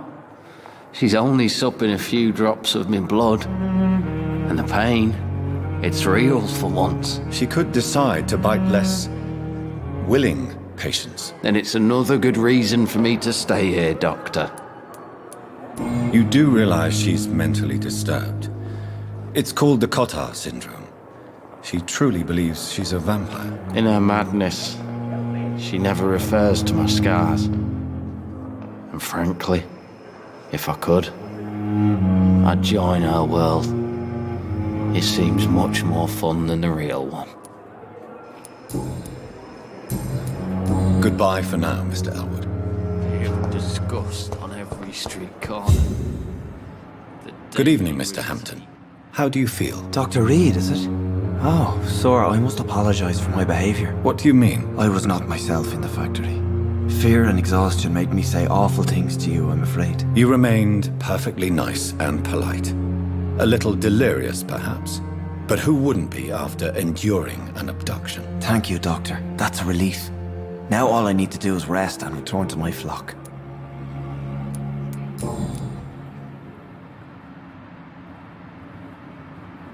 How did you end up in William Bishop's den? I had received alarming news about his recent behavior.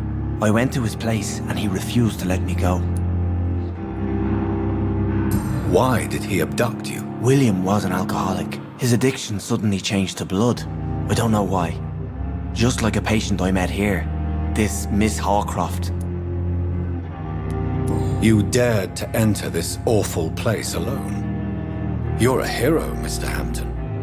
Or a fool. I'm just a man trying to help his friends, Dr. Reid. William Bishop was a conflicted soul, searching for light. Do you know Tom Watts, the bartender from the Turtle? I met him before I found you in the canning factory. Tom? Yes, of course. Always the helping hand, good old Tom. Without men like him, corruption and despair would have wiped out the East End long ago.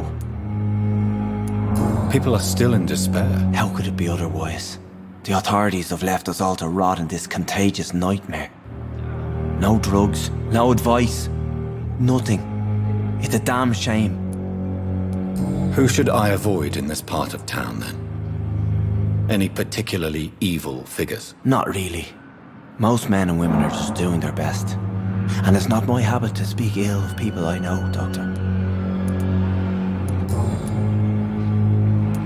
What is the general situation in the East End docks? The situation has always been tough, with a lot of tensions between the gangs and the dockers' trade union. The wet boot boys are very nervous since they lost their leader. Who leads the gang now? Since Clay Cox went missing, it's his wife Edwina who runs the show, with the assistance of her minion, Booth Digby. Has the gang been threatening you? Ah, no. I've had this nickname for so long, you know, the sad saint of the East End. No one dares to bug a saint, not even criminals.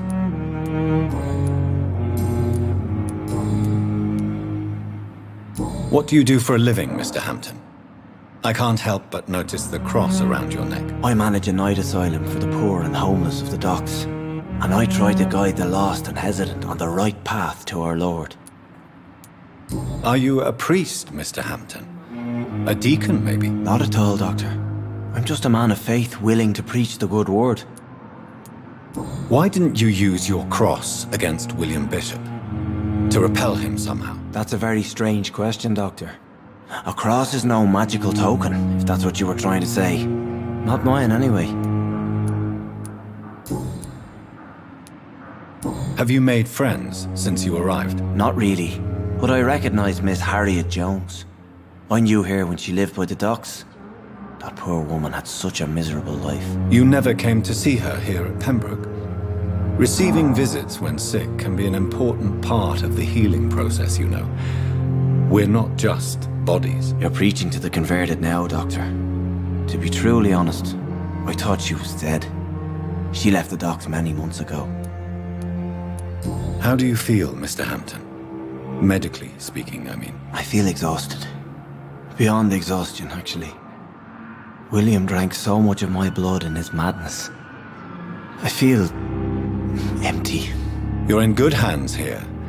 Dr. Swansea is well versed in blood transfusion, and I'm sure he'll take the best care of you. Thank you, sir. I believe all I need is rest, and then I can go back to the people who need me. Goodbye, Mr. Hampton. We'll talk again later. That's Pembroke nowadays.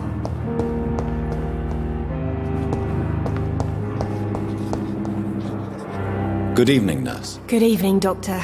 I don't think we've been introduced yet. My name is Pippa Hawkins. And I'm Dr. Jonathan Reid. Dr. Swansea has recently offered me a position in this hospital. Well, it's a euphemism that your help will be appreciated, Doctor.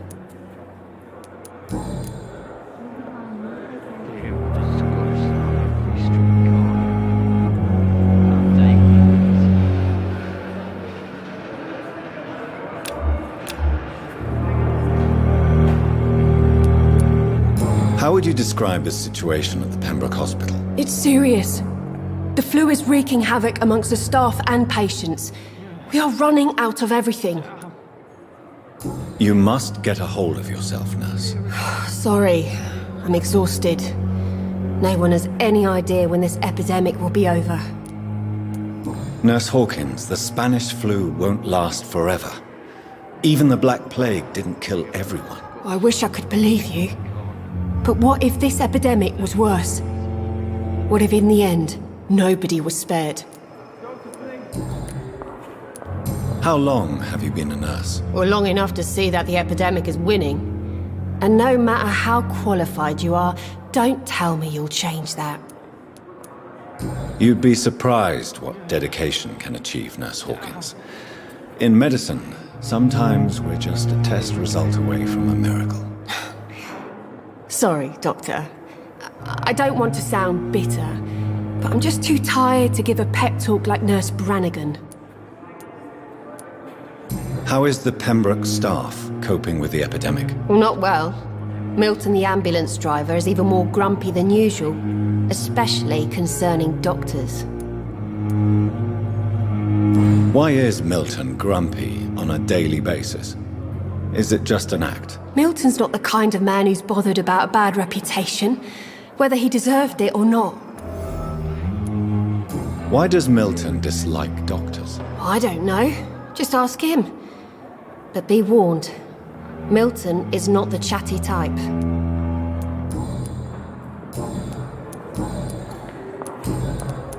Goodbye, Nurse Hawkins. Good evening, Nurse Hawkins. Good evening. Do you need medical help yourself, Nurse? I'm fine, really. I just need to sleep. Goodbye, Nurse Hawkins. Hello again, Dr. Reid. I feel better already. Can I go soon? Goodbye, Miss. Good evening. Evening, Doctor. Soldier, do you need assistance? I'm fine. Just do something for this pain, will you? That's all I'm asking. Goodbye for now, Mr. Elwood. Damn. The pain. It's here again. Good evening, Miss Howe. Do you require my services, Miss Howcroft? I have no need for your medicine, Dr. Reid.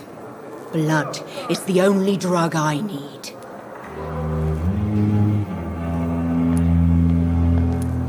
I'll leave you, Miss...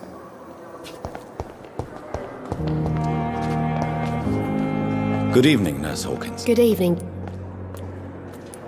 Goodbye. I'm so tired. Will this shift never end?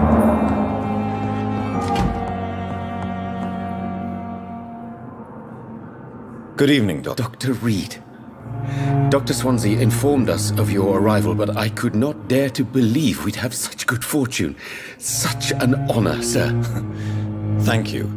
And you are? I am Thoreau Strickland, Dr. Thoreau Strickland. I'm a great admirer of your work, Dr. Reid.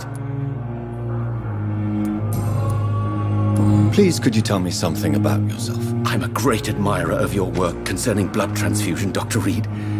I run my own experiments. I'm convinced it's the future.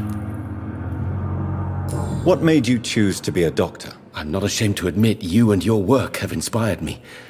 I am honored to have the opportunity to work by your side.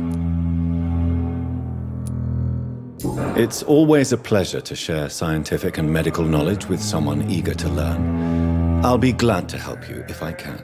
This epidemic may be the century's most terrible disaster, but I'm convinced that we, as doctors, are the only ones able to defeat it. I based my technique on my mentor's research.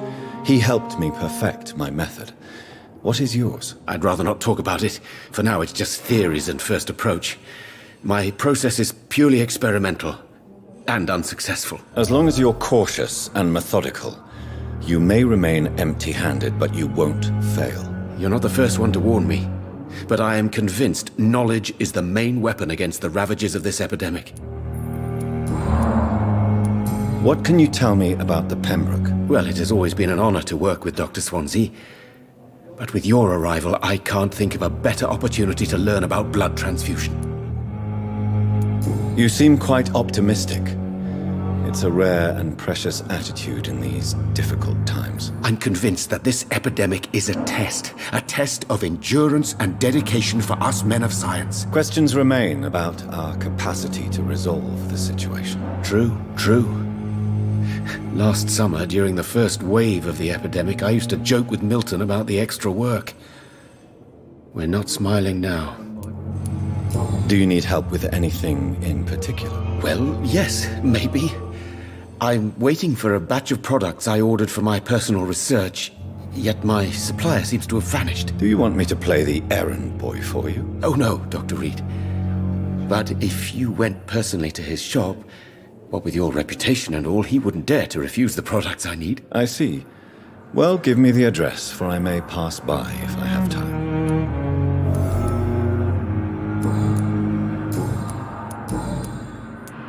Tell me more about your willingness to experiment with new medical techniques. Harvey Fiddick is a patient suffering from a severe injury that could cripple him if not treated correctly. I'm convinced your blood transfusion technique could help him. What is it you really want? To save him, or to prove your point? Fair question. I want nothing but to save my patient, Dr. Reid. Especially since I know Mr. Fiddick's story.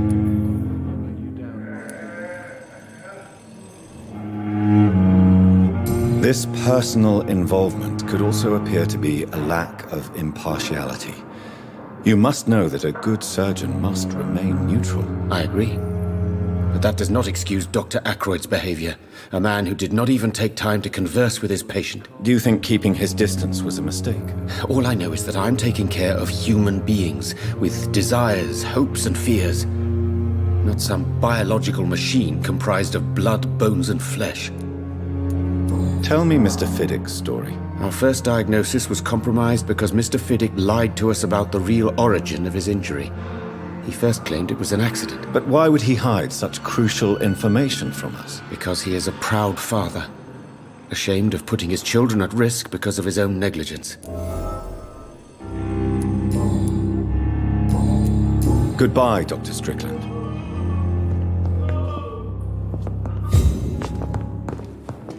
I will not let you down, my boy. Don't waste your time with me. What can I do for you, Doctor?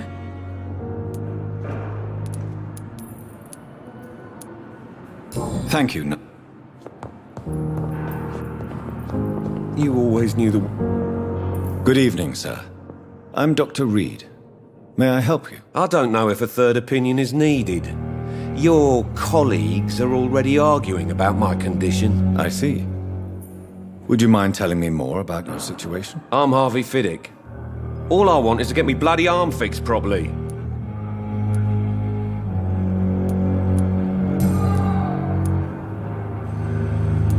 Tell me about the doctors who are arguing about your case. Strickland and Ackroyd. They both want the best for me, but there's a lot of pride there. Doctors are no different from carpenters, it seems. What do you mean? I often had professional arguments with rivals on a building site. Difference is, I disagreed about wooden nails, not flesh and bones. Tell me about yourself, Mr. Fiddick. I'm just a regular guy waiting to get his arm fixed, so I can return to work and to my family. I was more curious about what you were doing before being hospitalized. I'm a carpenter, and a good one too. But that means I need both arms to feed my family, Dr. Reid. Are you satisfied with your treatment here? Well, it's clear that I've chosen a bad time to be injured. Forgive my bluntness, but you seem overwhelmed by cases of the flu. I won't lie to you about it. I'm afraid we are. Are you sure you don't want to operate yourself, Dr. Reid? I have the feeling you're very capable. And your colleagues seem to think so too. In other circumstances, you would be right. But for now, I don't think I can take on the responsibility. My apologies.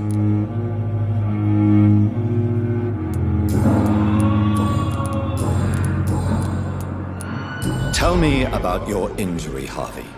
Why do you feel so guilty about it? My wife died because of me. And now I may lose everything because I've been careless enough to hurt myself. What an arsehole.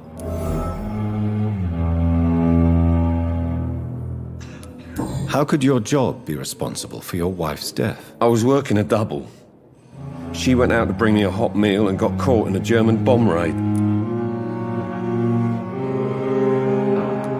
You can't hold yourself responsible for your injury, Mr. Fiddick.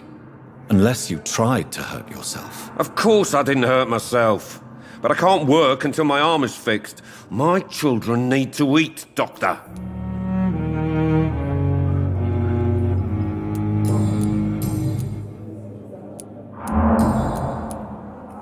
Tell me more about the death of your wife, Harvey. 1915. I was in the army. Building workshops for the Royal Flying Corps. Helen was happy I wasn't sent to the front. What happened? The Germans sent Zeppelins to bomb the construction site, but they missed their target. My wife was bringing my dinner when the bombs fell.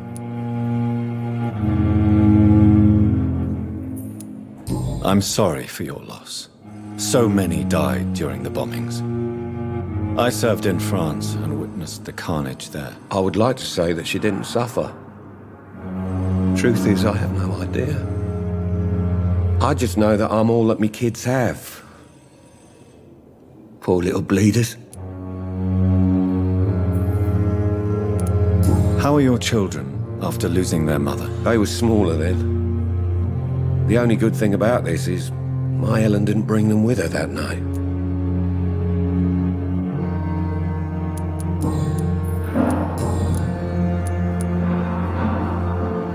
Is there anything else that's bothering you?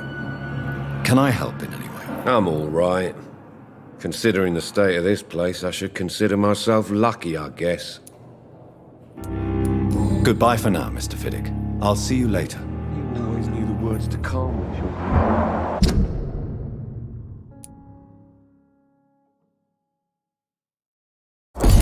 As for me, what a blundering idiot.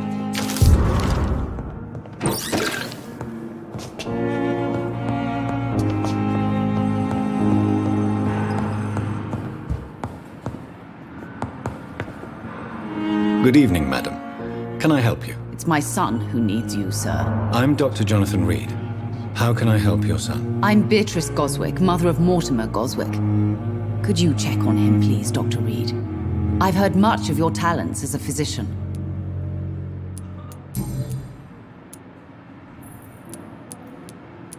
What can you tell me about yourself, Mrs. Goswick? Not much to say. Just take care of my Mortimer and I'll cover all the expenses. That's all that matters. May I ask if you have an occupation, Mrs. Goswick? I'm a teacher by profession. I teach young women who are more ambitious about their futures than their families. Are you really that rich? Most of the patients here are of a more humble origin, if I may say so. Yes, thanks to my husband. May he rest in peace. I can cover any needed medical expenses. What do you think of your reception here? Any complaints? I have had the uttermost reservations about this hospital since we arrived. But we had no other choice, considering the state of emergency. Is there something in particular that's bothering you? Some of the staff were not especially welcoming. I suspect they're not accustomed to dealing with patients of such social standing. Tell me more about your arrival at the Pembroke Hospital. What gave you such a bad first impression? The ambulance driver was quite rude, for a start. And that nurse, Miss Hawkins, seems to have quite a dubious attitude. What do you mean? She managed to secure a bed for my son despite the epidemic. It was a relief, but it wasn't cheap. She charged you for a bed? Yes, and I paid without question, considering the urgency of the situation. I share your concern, Mrs. Goswick. Be sure that I'll talk to the people involved. I don't expect compensation, Dr. Reid. But I'm aware such behavior would not be tolerated in other hospitals.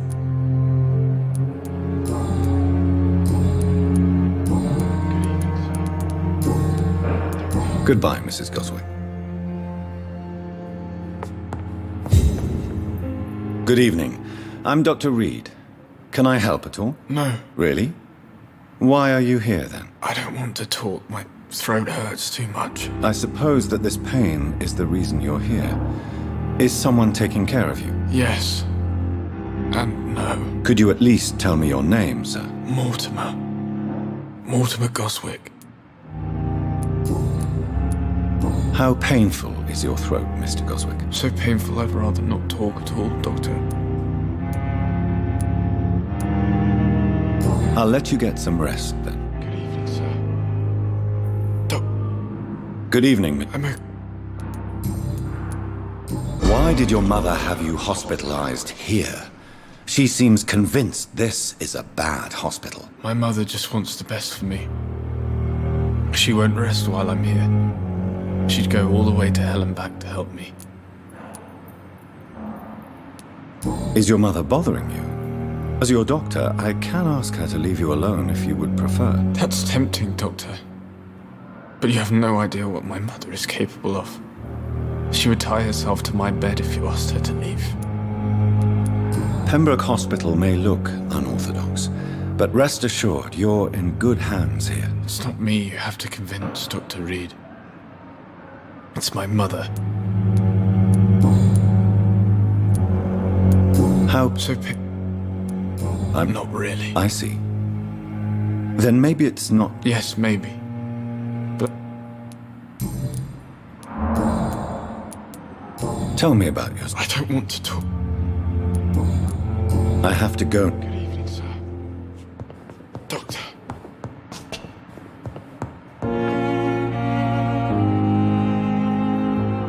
Good. I'm okay.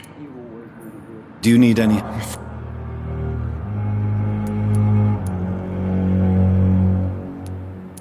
I will see. Do you need any help? I'm afraid I may, sir. I don't mean to be a burden. You are not a burden, sir. Healing you is my responsibility. And you have my gratitude for that.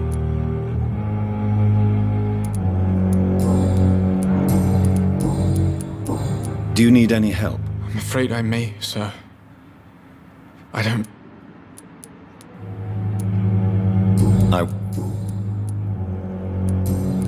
I have to... Good evening, sir. Doctor.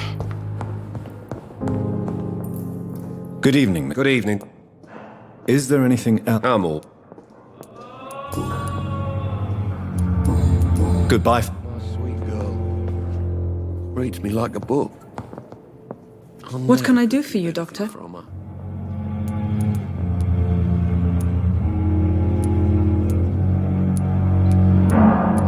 Thank you.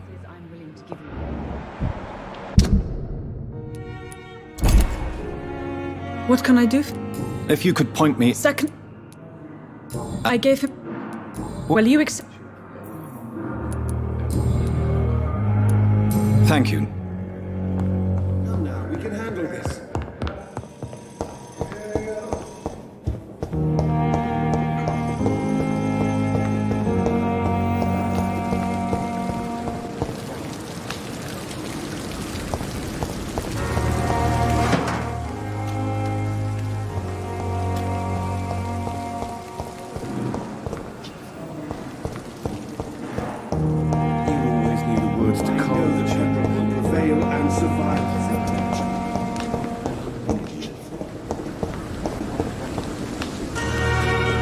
Thelma Howcroft said she was being watched by vampire hunters. Where are they hiding? Train terminal. I should investigate. Good evening. I'm Dr. Reid. Always a pleasure to meet a colleague, sir. Especially when he was supposedly dead. A colleague? Are you a doctor too? Not anymore, sir.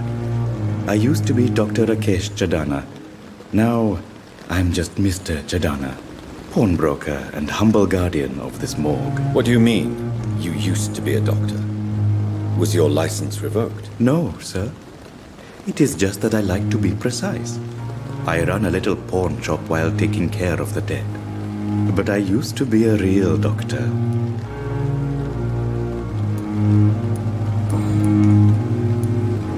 Are you afraid or uneasy being surrounded by so many corpses? Why should I?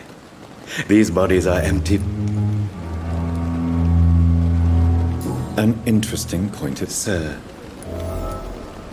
how did you get... After I left the army, I... Do you work here? Yes, very easy work, sir. All... Why do you have to watch? Because these poor fellows have no names. Why close? It was for sanitary reasons. Have we met? I don't think so, sir. When we first talked, you said you were glad to meet me since I was reported dead. Funny story, sir. Your sister came here a few nights ago. You were missing, and she was looking for your body.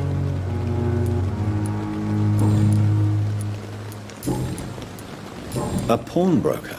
Yes, sir. Oh. Who comes here to trade with you? I'm very cautious, sir. What kind? With the quarantine, it's not always easy.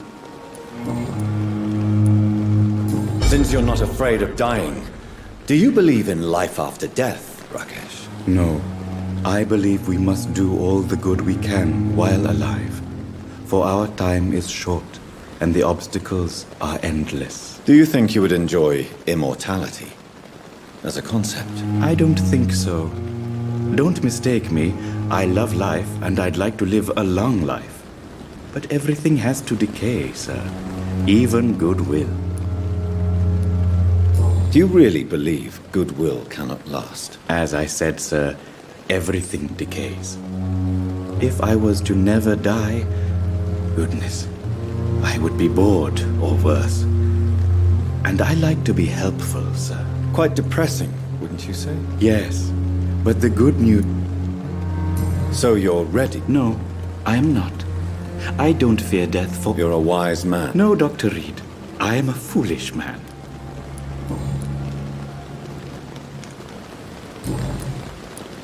Please show me what you have to sell. Of course. It's just trinkets and curios, really. But I'm sure...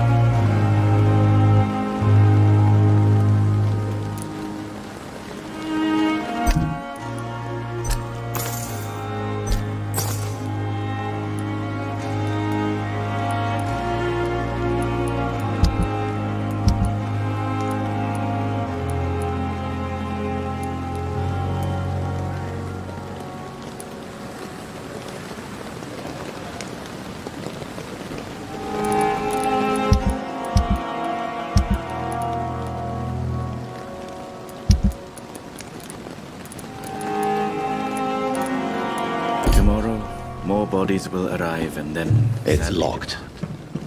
I'm managing a train terminal, not a morgue.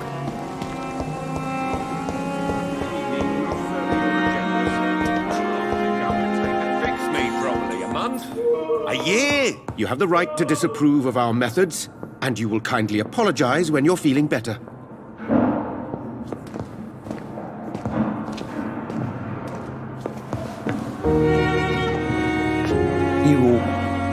Good evening, Mr. Good evening, Dr. Reid.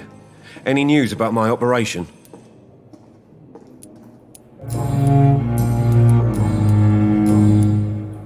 Is there anything... I'm all... Goodbye for now, Mr. Sweet girl. Reads me like a book. Good evening, Mr. Goswick. I'm okay. Do you need any help? I'm afraid...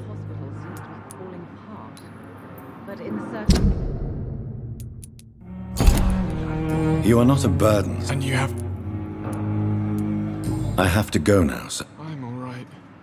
Don't waste your time with me. Good evening, Doctor. Do you require medical... I have other concerns.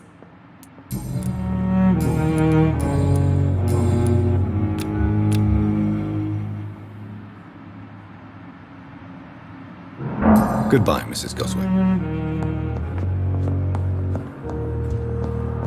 I will not let you down, my boy.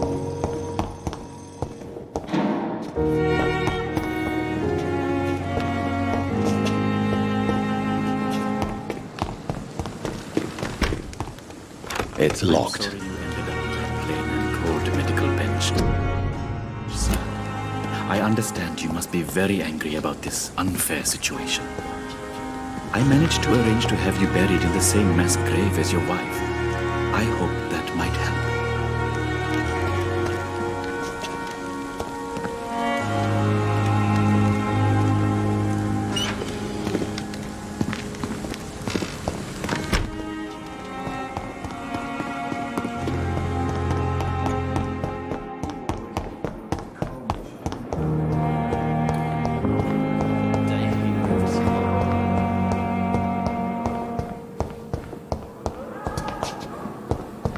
It's locked, all right.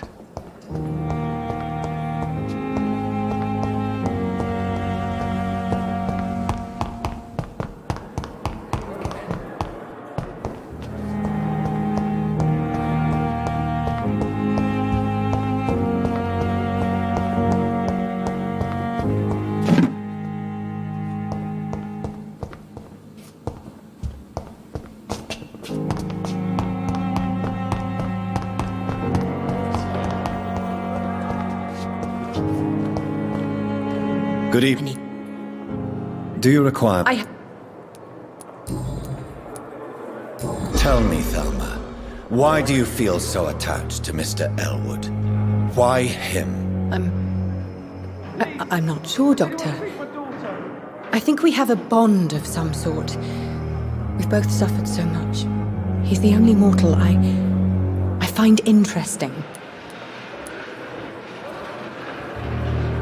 Would you say you and Mr. Elwood are romantically involved? No.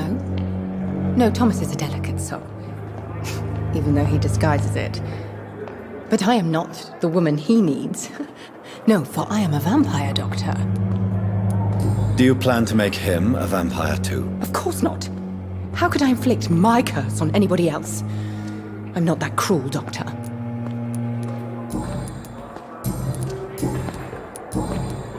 I'll leave you.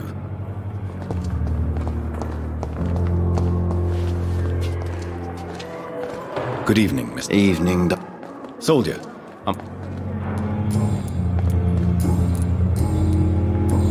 Goodbye for now, Mr. Elwood. Disguised as a hospital. That's Pembroke now. I cannot enter. Hello? Goodbye, Mr. Hampton. We'll talk again later.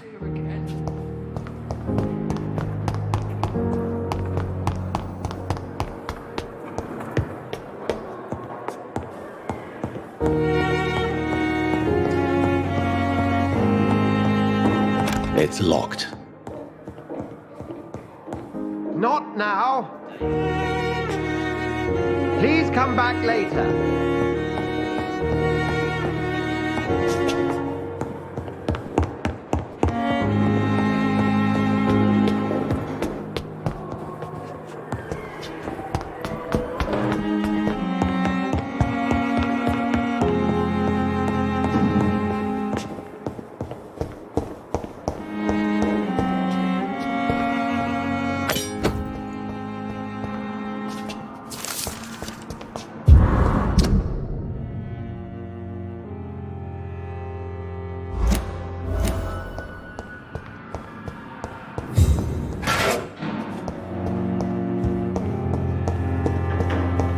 It's locked, all right.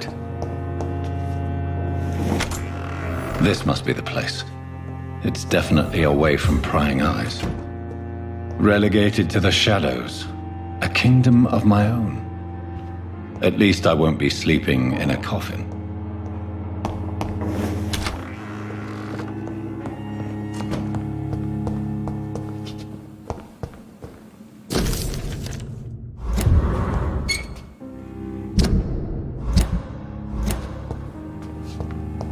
The flower's dying. It needs water.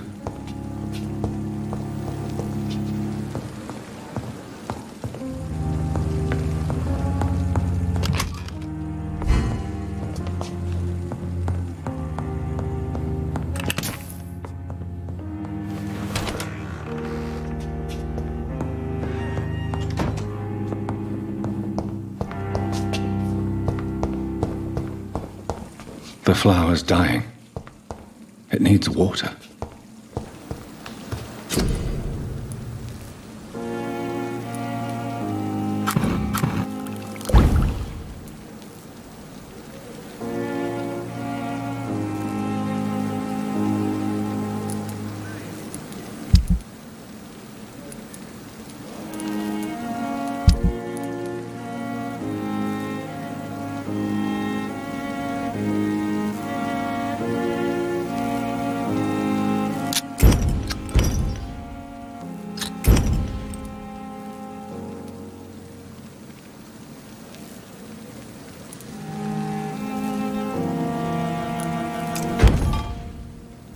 William Bishop's blood is much more unstable than human blood and shows extensive mutation.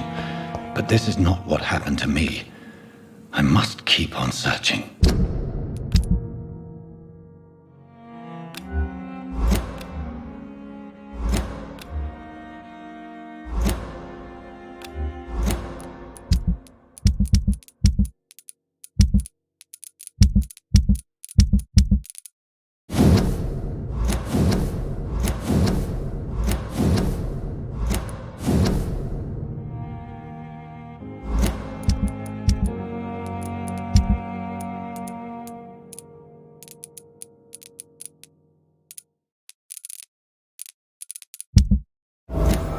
The sun is about to rise.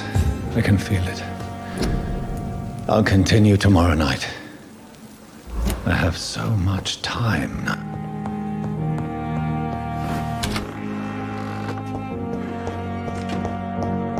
I cannot enter.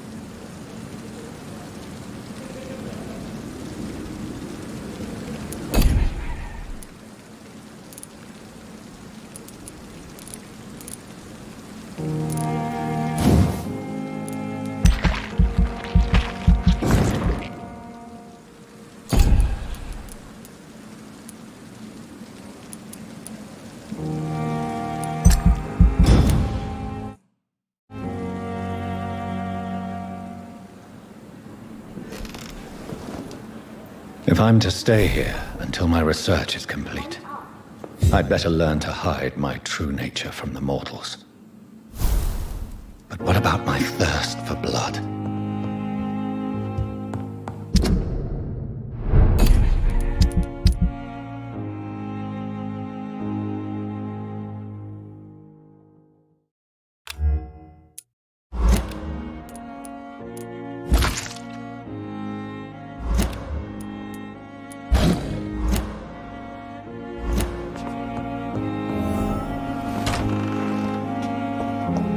I'm not... Yes, Nurse Crane? How can I help you? I'm so sorry. I know Dr. Swansea wanted you to rest, but we have somewhat of a crisis. A crisis, you say?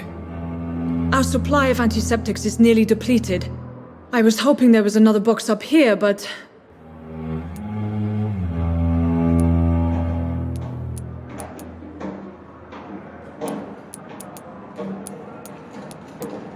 Sorry, there's nothing here. Some of the patients won't last the night without them. Honestly, sir, I'm beside myself. I may have a solution. In France, during the war, drugs shortage was a daily problem, and we had to use our wits to overcome the shortages. However do you mean? If combined correctly, Certain household chemical products can be used in a pinch instead. Now, where's the hospital storeroom? The storeroom? Fat chance. This is the Pembroke, and space is luxury we don't have. Everything used to be stored in the old morgue. Perhaps I should look there first. Where is this morgue? It's the large building behind the hospital. You'll need to go in the back door because it's been sealed off for sanitary reasons. Take this key. It opens a small back entrance at the end of a narrow street. The abandoned morgue behind the hospital. A small door at the end of a narrow street. On my way then. Thank you, nurse.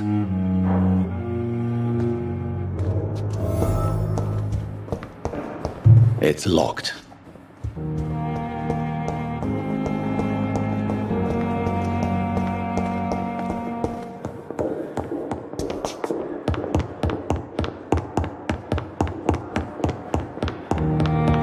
It's locked.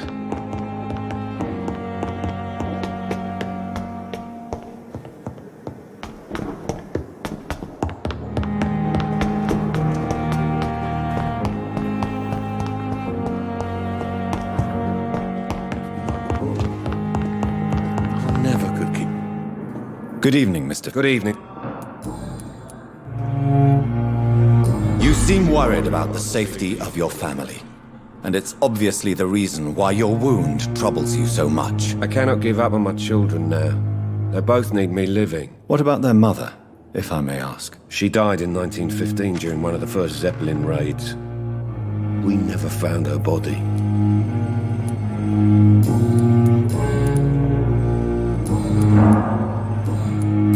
Is there anything else that's bothering you? Can I help in any way? I'm all right. Goodbye for now, Mr. Fiddick. I'll see you later.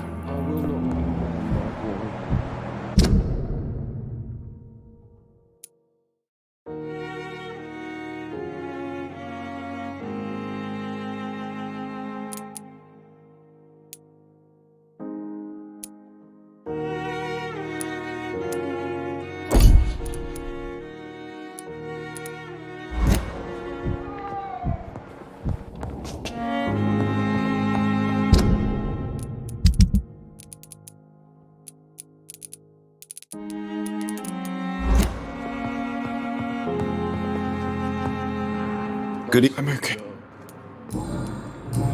I have to go now, sir. But don't hesitate to contact me if you need any help. Good evening, sir. Doctor. Goodbye, Mrs. Goswick.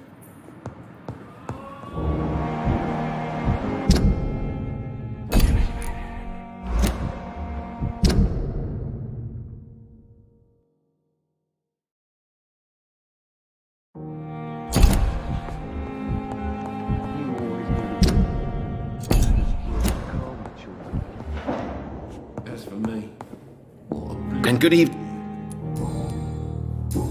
Goodbye, Dr. Strickland.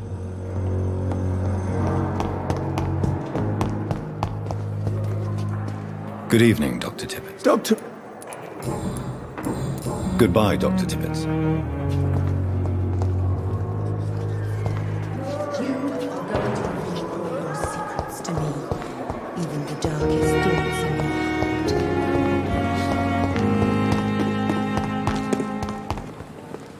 Good evening, Milton. Good evening, Goodbye, Milton.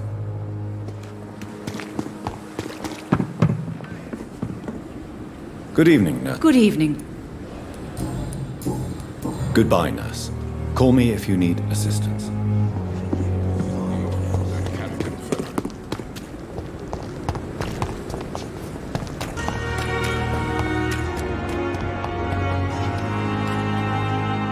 Good evening, Mr. Cox. Dr. Reid. Still working at night, I see. I like that. And why is that? People who don't sleep at night always seem more alive to me. More interesting, one way or another.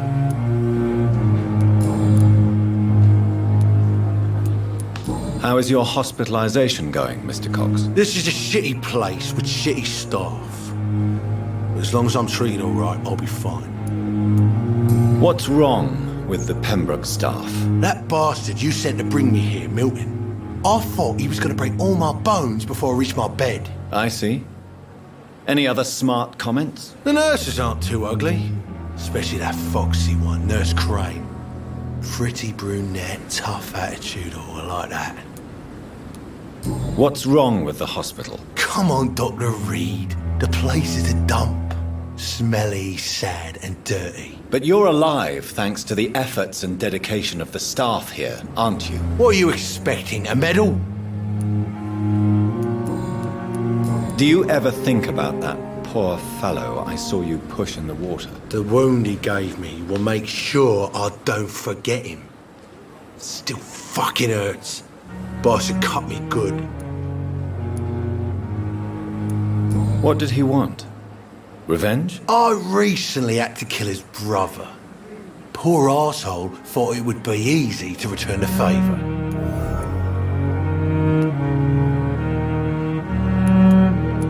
Only the strongest survive, then? Survival at all costs. Is that all you think about? I'm the toughest bastard you'll ever meet, Dr. Reid. And I don't give a fuck what you think of me. That man was determined to murder you. You almost died. What a surprise. The first time I met him, he nearly shit himself. Fucking coward. I guess revenge gives you balls.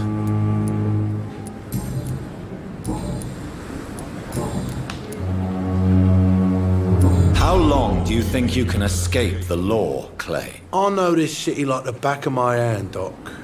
I know its streets, who to pay, who to avoid, and who to bully. I won't get caught. We can't escape the consequences of our actions. The past catches up with us in the end. I ain't afraid of death. I don't hide who I am. I live my life honestly, which is more than I could say for most folks. And who are you, then? I'm the leader of the Wet Boot Boys. One day, I'll leave this shitty place and punch in the face all who thought I would not come back.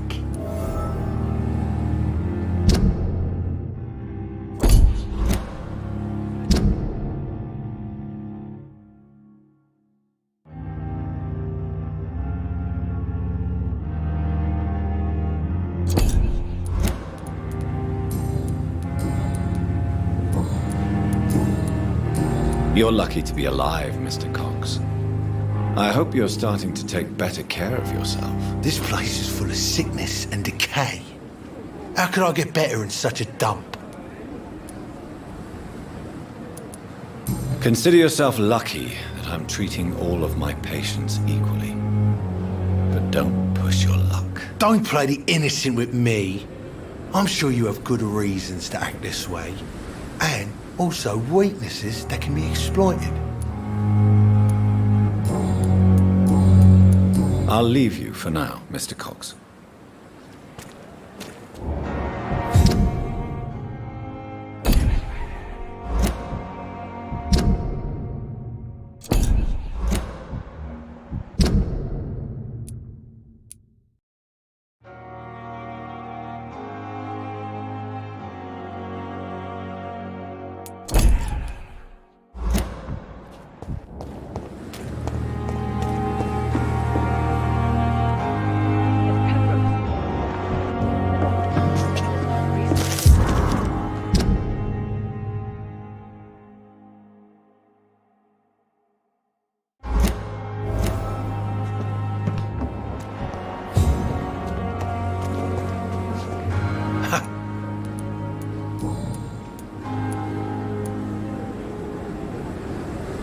What can you tell me about your marriage, Clay? Marriage is the sweetest cage, they say.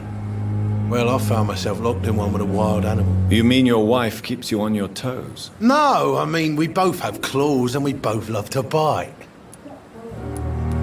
Am I right to assume your wife's letter pissed you off, Clay? I was so mad, I threw away the knife she got me when we got married. Your wife gave you a knife as a wedding present. That knife has always been my lucky charm. If I'd had it in my hand when I got stabbed on that pier, I'd not have been wounded.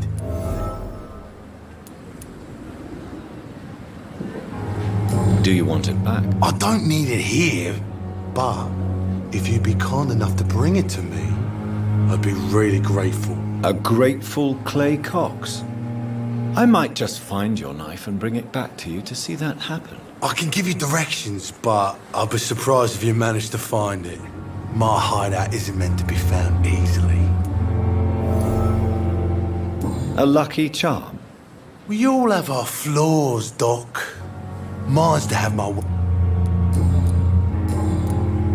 I'll leave you for now.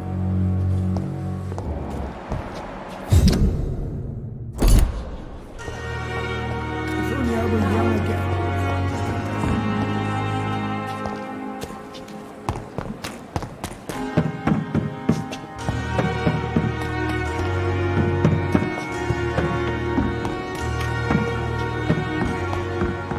It's safer here than anywhere else in the East End.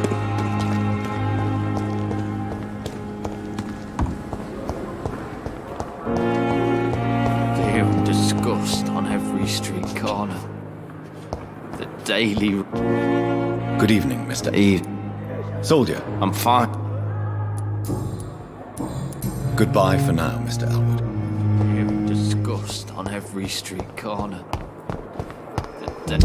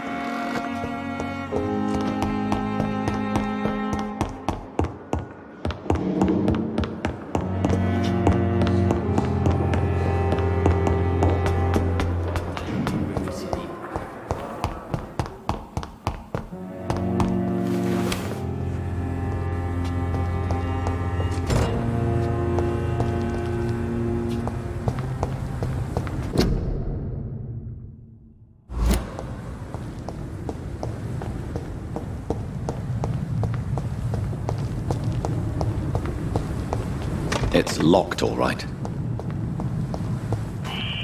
Scowl voices in the garden. I should investigate. If they were to find somebody...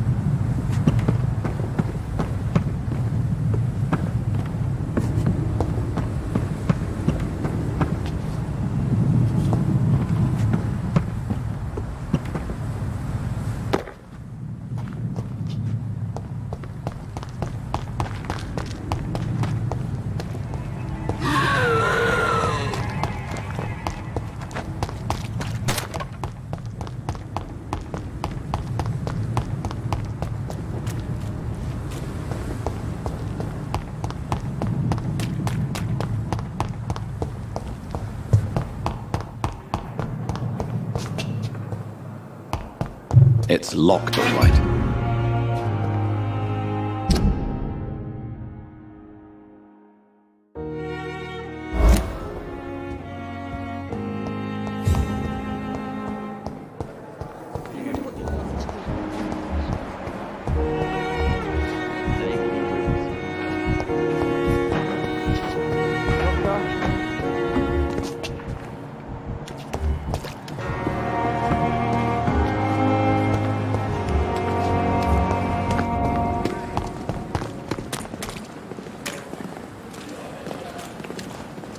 Good evening.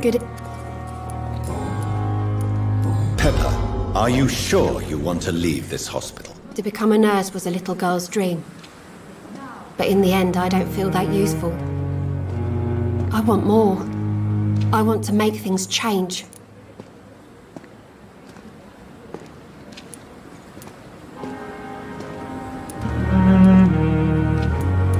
You should be proud of what you've achieved.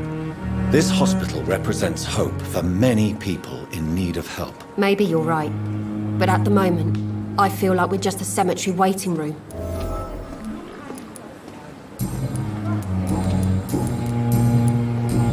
Goodbye, Nurse Hawkins.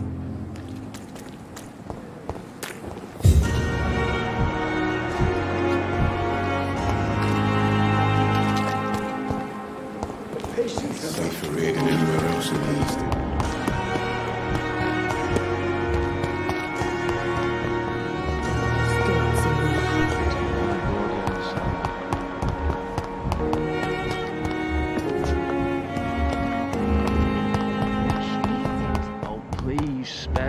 Dark Queen.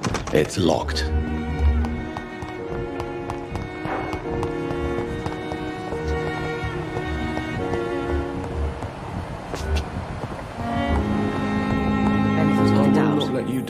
Good evening, sir. I'm Dr. Reid. I believe we're going to be colleagues. Reid, yes, I've been informed about your arrival. I'm Waverly Ackroyd. Welcome aboard, I suppose. Does my arrival inconvenience you in some way, Dr. Ackroyd? Let us just say that I don't particularly share Dr. Swansea's enthusiasm for hiring you. What we need here are reliable professionals, not overrated dabblers.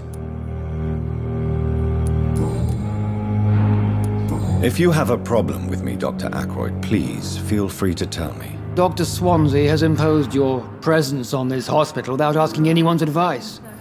The benefit of his position. But I don't agree with it. I know we've never met before, but I believe this hospital could use all the help it can get. You will agree with that, I'm sure. Oh, but I have heard about you, Dr. Reid. Of course, you can't say the same about me, since I have not wasted my time courting the press.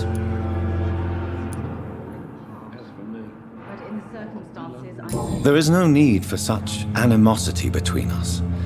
Don't you think the epidemic is already enough to deal with? That is one point we could agree on. And that is precisely why I want to be sure that you will be of help to this hospital instead of a burden. Since your tenure in this hospital is longer than mine, perhaps you can tell me more about this place. Let's just say I'm tired of the carelessness around me. I have always respected the skills of Dr. Swansea, but over time his enthusiasm has become displaced. Carelessness? Exactly what are you talking about? We're here to save lives. The people who trust us are not volunteering for experimentation. They're here to be healed. I don't intend to run any radical experiments, Doctor. Even if I, as any good practitioner should, express an interest in pushing the boundaries of medical research. Modern medical methods were created through audacity and ego. But there are rules in our line of work, and they're here to protect our patients. Tell me, Waverly, what do you think of Dr. Strickland's enthusiasm for his experimental research? Strickland is playing with his patients' lives for pride and glory. Now that, sir, is unethical. Are you thinking about something in particular? Harvey Fiddick needs delicate surgery. I believe we should stick to the usual procedure, but my young colleague obviously disagrees. And are you not afraid that your rivalry with Strickland may be blinding you? Rivalry? I guess you could call it that. but I will never be childish enough to let my personal feelings affect my judgment. Why do you wish to lead this surgery? I strongly believe that Mr. Fiddick should not be butchered to test an unproven procedure.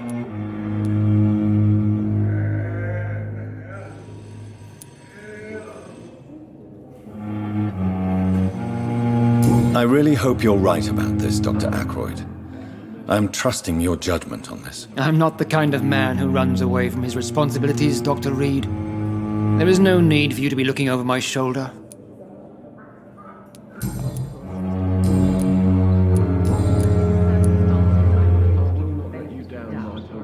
I don't know what you've heard about me, but I have already proved my value as a practitioner. I don't question your skills, Dr. Reid, but your motive.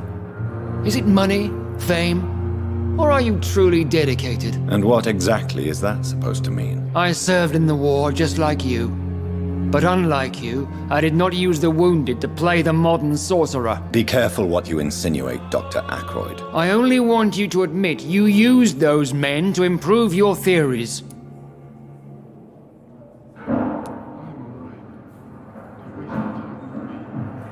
This is ridiculous. My blood transfusion technique saved many lives, and you know it. You see? That is exactly what I hate about people like you. You avoid this kind of accusation instead of facing reality. It seems you have bad memories of your military service. I refuse to see this industrial slaughter as scientific progress. War only reveals the worst in men. We can at least agree on something, Dr. Ackroyd. Do you need my assistance? Not at all. I'm sure that you are used to gaining people's trust with your impressive skills. Well, it will not be the case with me. Thank you for your time. We'll talk later. Good evening, Good evening, Dr. Reid.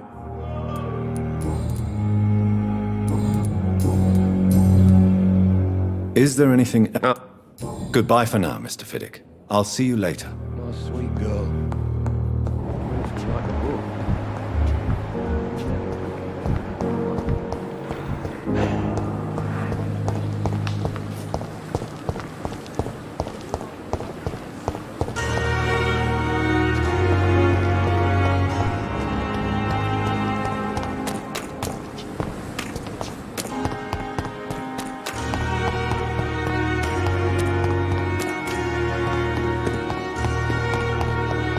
I cannot enter.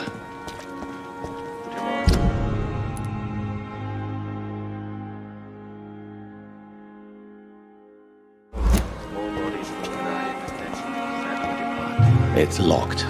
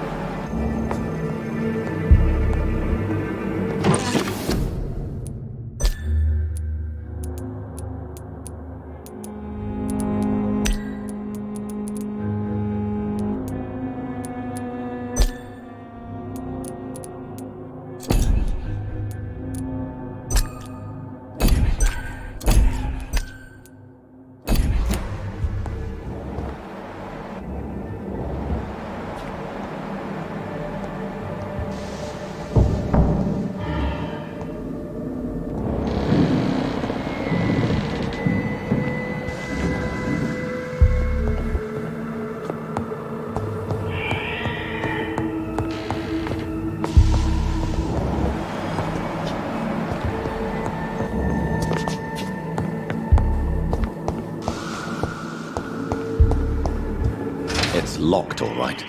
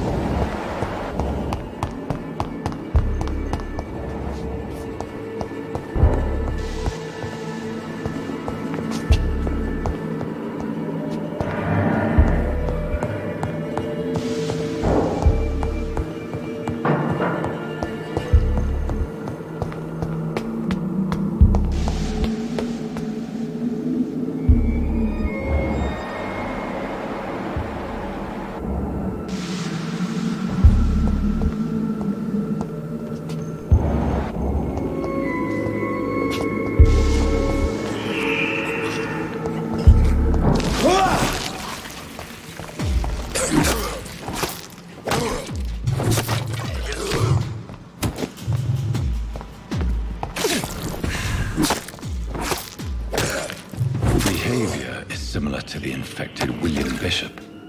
Must be the same strain. This sickness moves faster than influenza.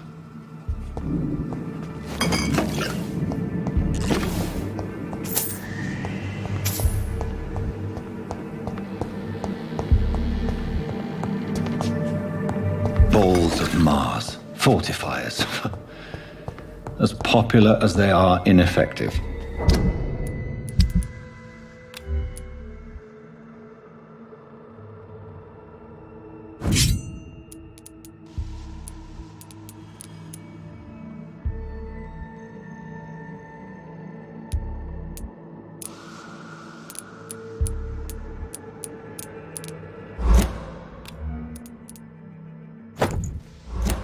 But they do contain iron tartrate, and that might prove itself useful.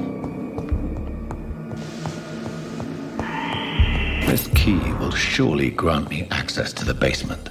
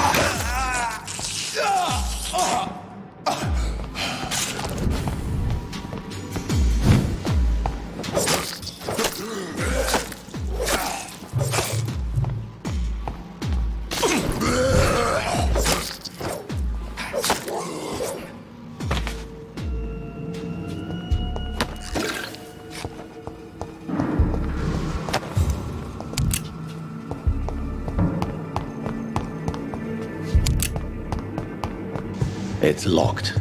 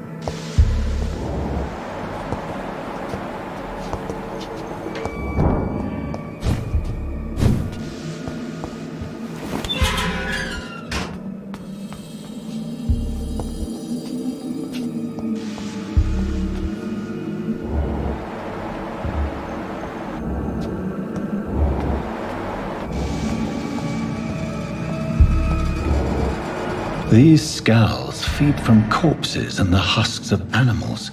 They're not after blood.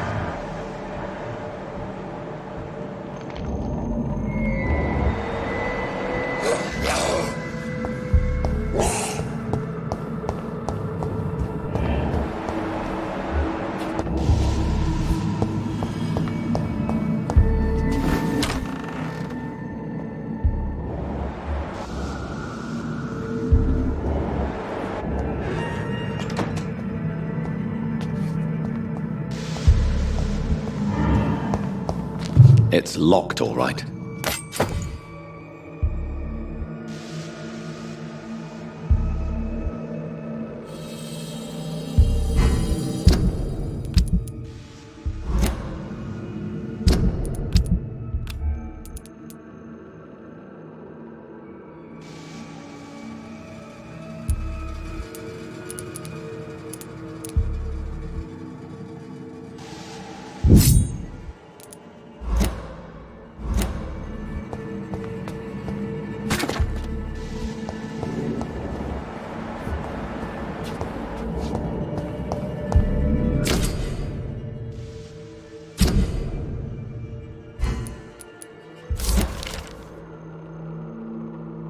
Mr. Connor's injuries don't match the report.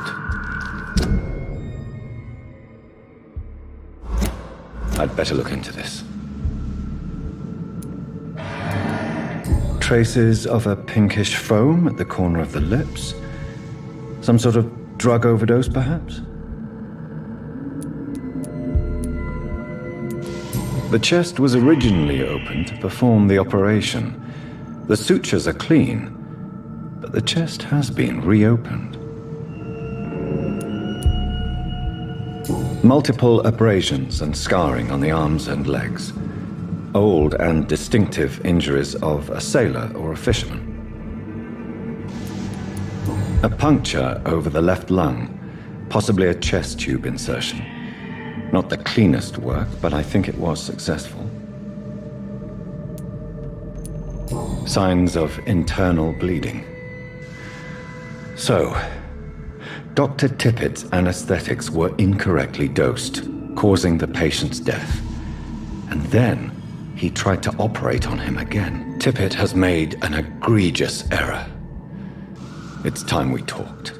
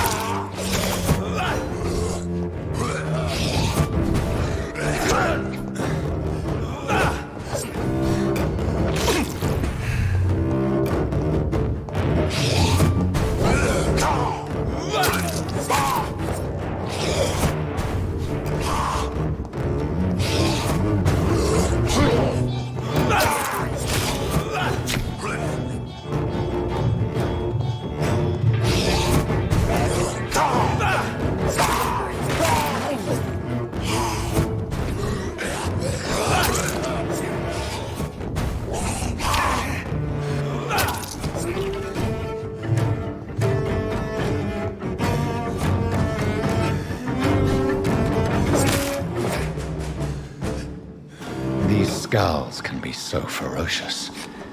I'm not sure I can defeat them without becoming stronger. To drink blood is so tempting. Sodium hypochlorite. Dangerous to administer, but efficient in the proper dose.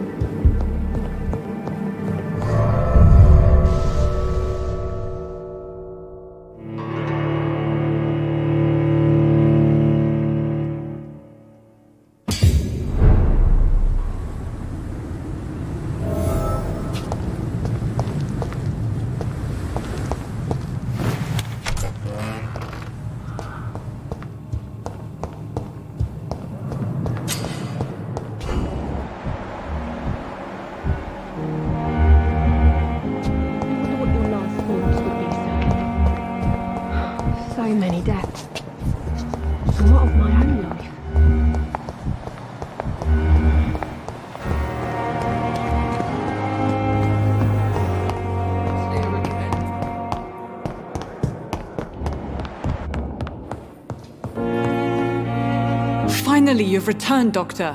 Did you find anything of value? Yes, nurse. You've worked your first miracle, Doctor. Now, this patient here needs immediate treatment. Duty calls. When the storm has passed, I'll show you how to mix the remedy yourself with the same basic ingredients. Many thanks, Doctor. When you've finished, you ought to report to Dr. Swansea in his office. He's been looking for you. Seemed pressing.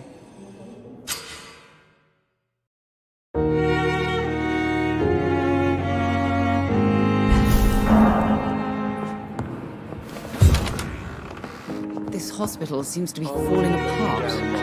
But in Good evening, Mr. circumstances, Goswick. I'm okay. Do you need any help? I'm afraid... You are not a burden, sir. Healing you is my responsibility. And you have my gratitude for that.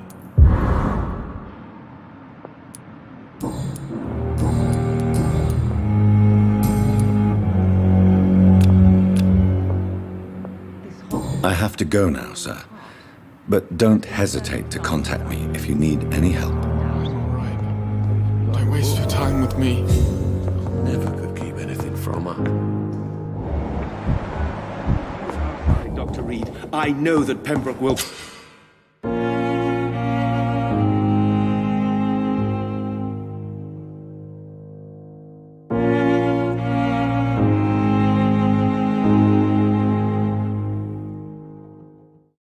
prevail and survive this epidemic.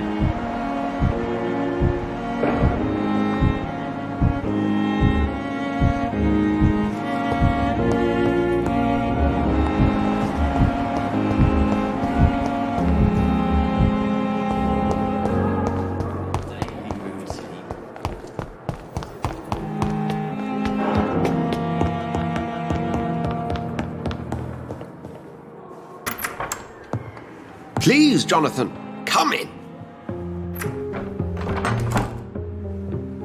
Fascinating, is it not? In the last decade, so many mysteries have been brought to light with our microscopes. The human body, biology's penultimate frontier. The more we explore its boundaries, the less we're able to trace a clear line between life and death. You, my friend, have a foot in both countries. The view must be vertiginous. It's at least as vertiginous as chatting about vampires with you, I would say. This must be all so new to you. This area of town, the hospital, a brand new life. How stimulating it must be.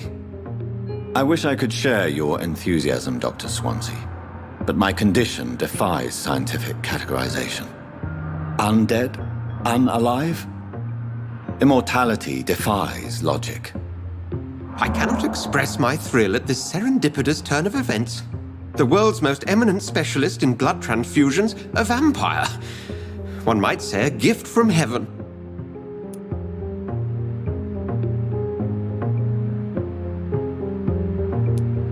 It may seem strange, but your words have brought me some comfort here. Forgive me. I've been an admirer of your work for a long time, and now you are so much more than a brilliant physician. And please, call me Edgar.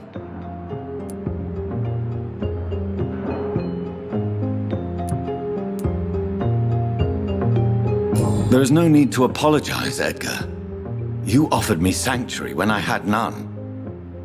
Very well. I have a task for you, Jonathan. Something that will require all your newfound skills. Please, go on. The Pembroke only survives through the generosity of our benefactors. Unfortunately, our main donor has found herself in a bit of a bind. Now, if you could help her out... A spokesman or politician is what you need. That's not my calling.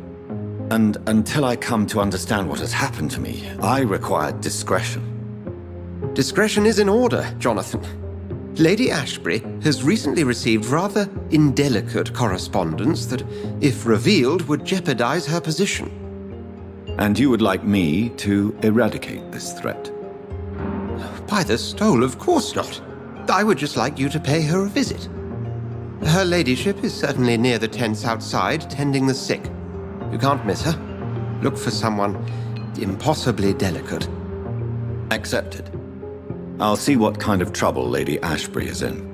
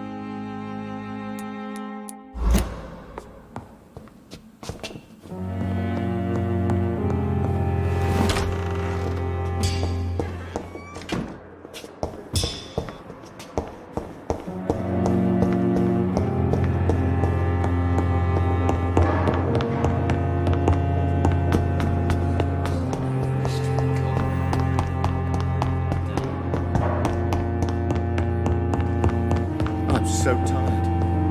Will this shift never end? I'm alright. Don't waste your time with me.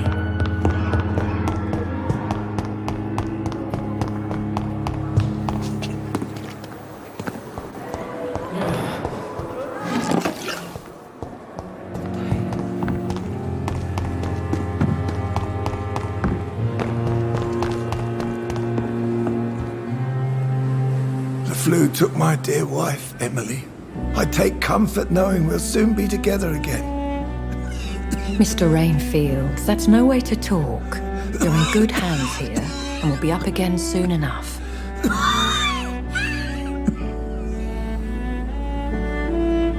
Now do me a kindness and get some sleep. I'll be back round later. Your words are kind, the blessings of an angel. You're the sweet, sweet Lady of Mercy.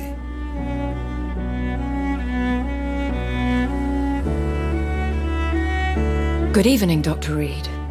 It's a pleasure to see you again. You seem surprised. Dr. Swansea has brought me up to speed concerning your recent appointment to Pembroke Hospital. You're the lady who saved me that night, before vanishing into thin air. I remember you from the pub with Dr. Swansea. Indeed. Allow me to introduce myself formally this time. My name is Lady Ashbury. I remember you well, in spite of the brevity of our encounter.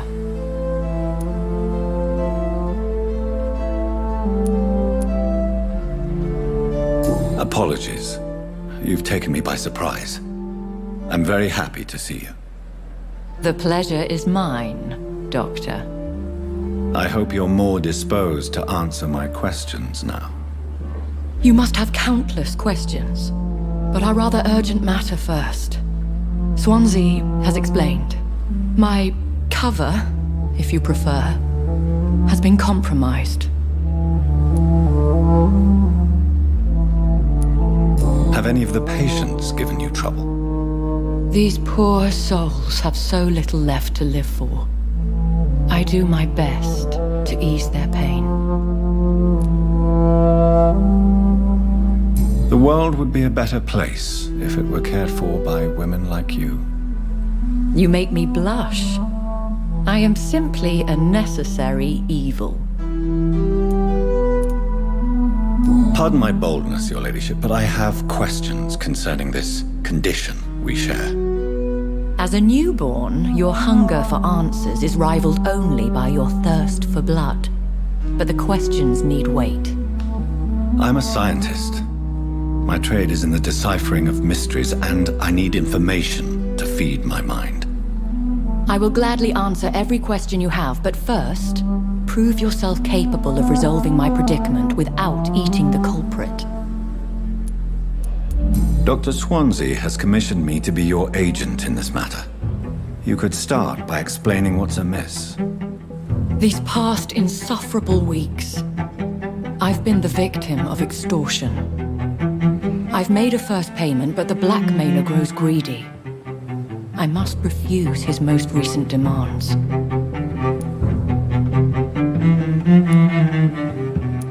What are your expectations?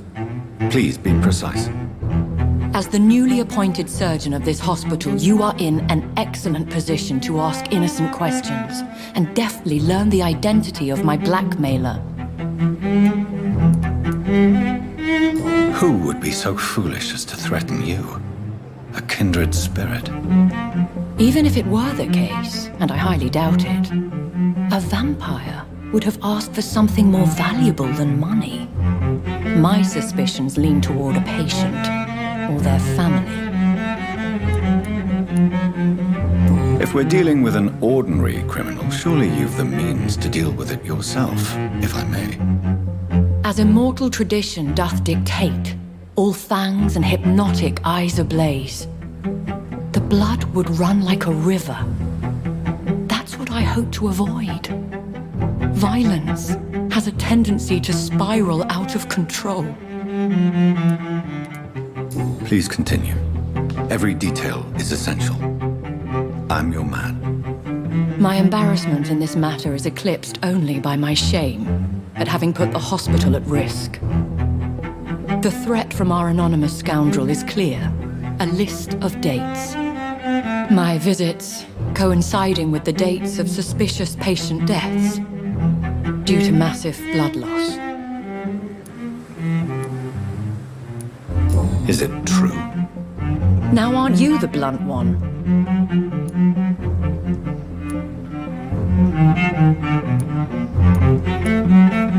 We both are afflicted with a thirst for blood, Lady Ashbury.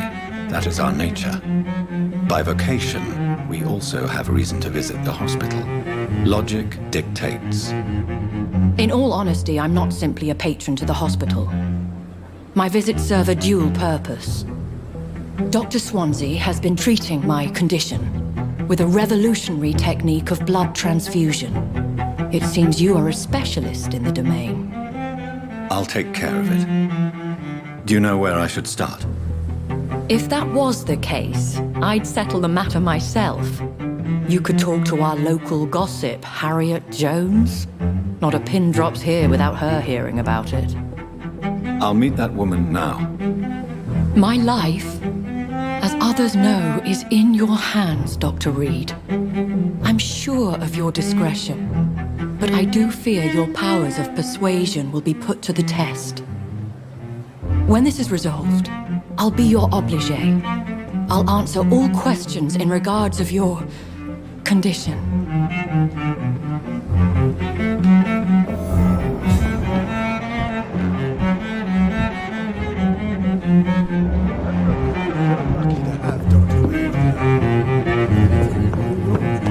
If only there were more of us, with less resignation and more determination.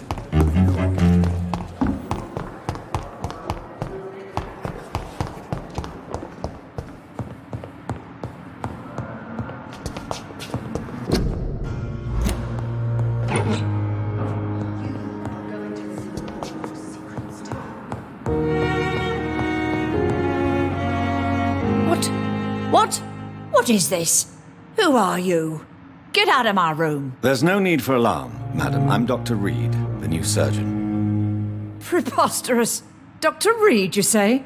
I don't want some bumbling intern. Where's Dr. Swansea? Please, calm down, madam.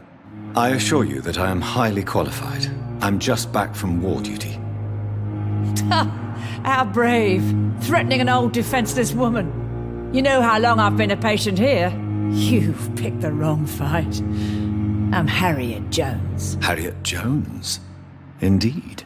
I've been meaning to have a chat with you. You know what goes on here better than any other patient, I gather. Better than any patient, nurse or doctor. I've seen so many vile undertakings. I heard there have been some despicable goings-on. Was there a case of blackmail? Blackmail? Wait. You're investigating something. This isn't a social call. One of those incompetent cunts slit a poor sod's vein.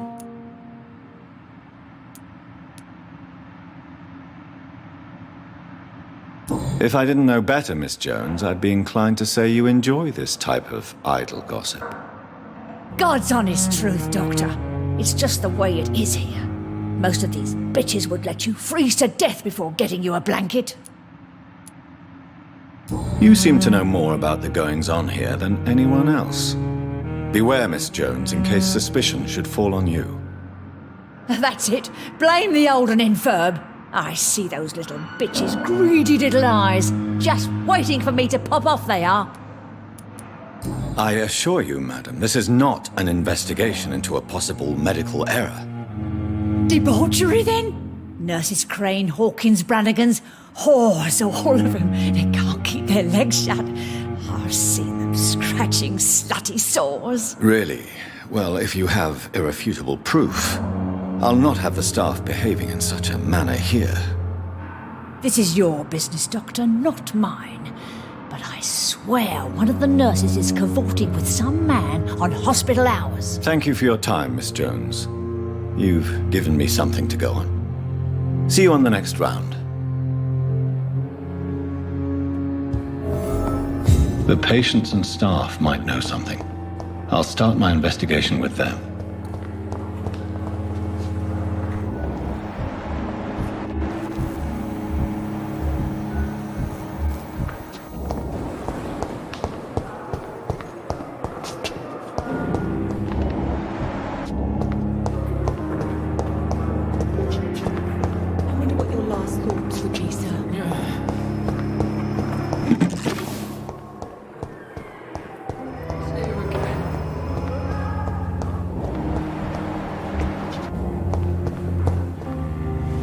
Good evening, Nurse Hawkins. Good evening, Dr. Reid. What can you tell me about the strange man visiting one of the nurses during her shift? Let me guess.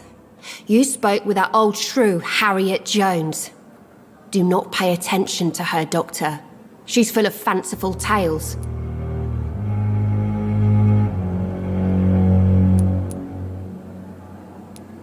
She could have been telling the truth about the mysterious man. That old witch will end up in hell soon enough.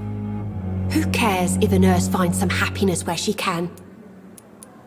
No matter how you feel about her, Miss Jones deserves our help. Who says I don't care for her? Hate is what keeps that old crone alive.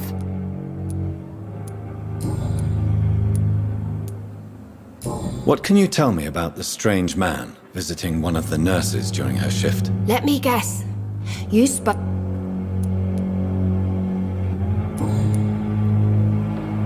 Goodbye, Nurse Hawkins.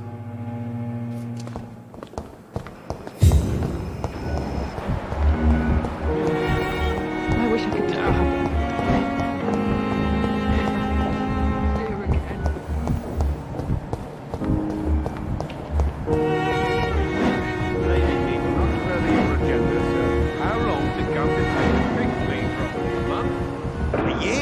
You have the right to disapprove of our methods, and you will kindly apologize when you're feeling better.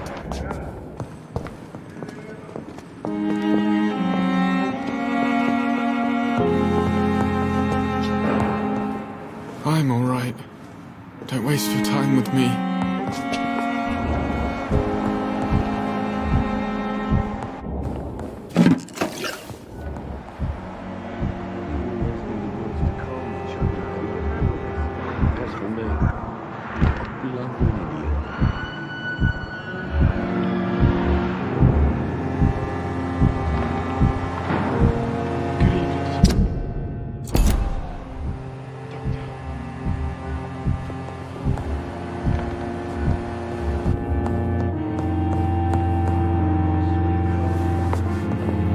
Like a book.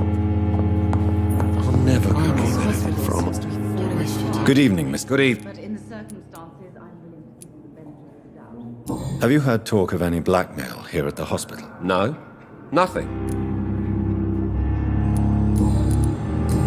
Goodbye for now, Mr. Fiddick. I'll see you later. I will not let you down, my boy.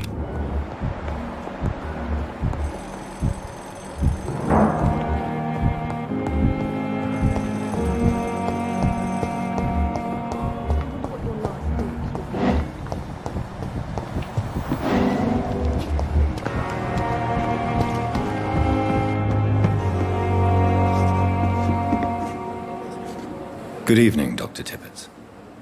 Dr. Reid. Have you heard of any underhand dealings going on in this hospital? I have no time for such triviality, my dear colleague. We're here to save lives.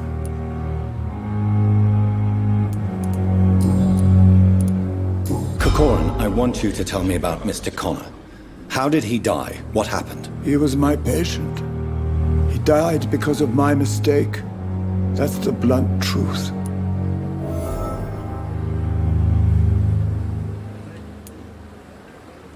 What was the nature of the mistake? It was a twofold error. My diagnosis was wrong, and the administered dosage was too strong. Who was this patient? I don't know. Some sick man from the docks, maybe a fisherman. I had no time to talk with him. No one claimed a body. Why not stop practicing? Are you mad? I killed that man, I admit it, and it won't happen again. I have saved so many lives since then.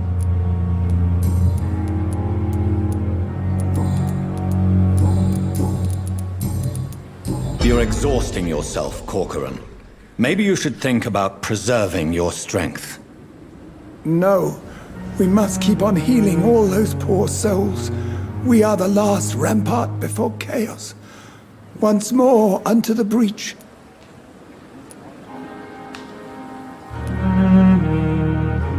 Nurse Brannigan is worried about you, Doctor. She should not have told you that. I will have a word with her. You don't have to blame her for her honesty. I'm not that kind of man, my dear Jonathan. Actually, Nurse Brannigan's opinion is the only one I may listen to.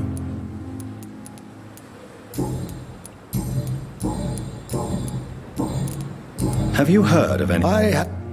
Goodbye, Doctor. Good evening. Goodbye, Dr. Tippett.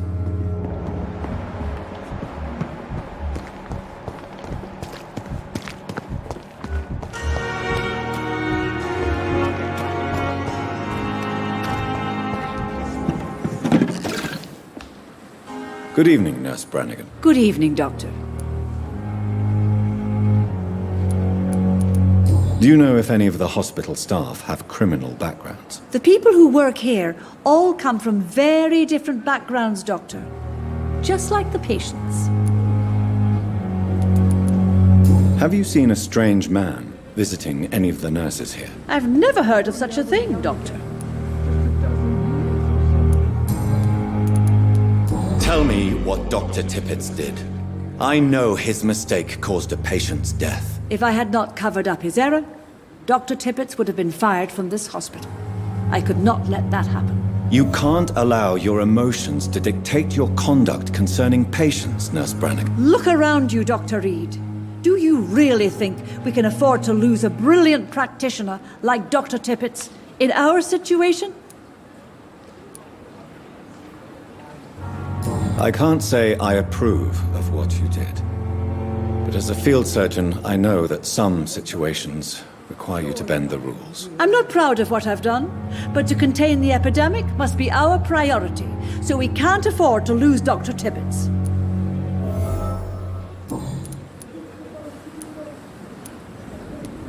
I've decided that I won't reveal Dr. Tippett's, shall we say, misdemeanor. I'm so glad you share my point of view. Dr. Tippett is a brilliant practitioner. We most definitely need his know-how. I hope you're right. This is a huge risk we're taking. Dr. Tippett must regain his confidence. Please, keep this decision between you and me. He doesn't need to know you've found out.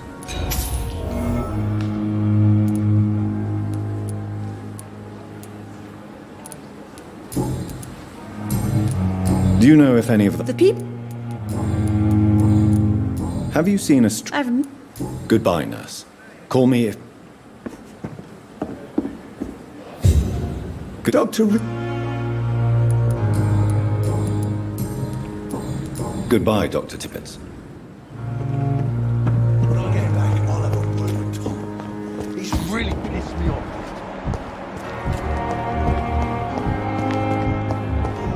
Perhaps I should have considered the offer from that Cadogan fellow.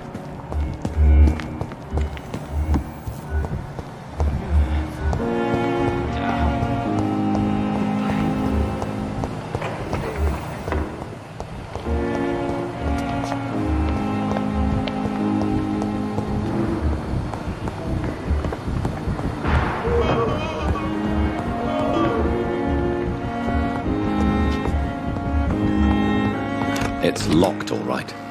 My sweet girl. Reads me like a book.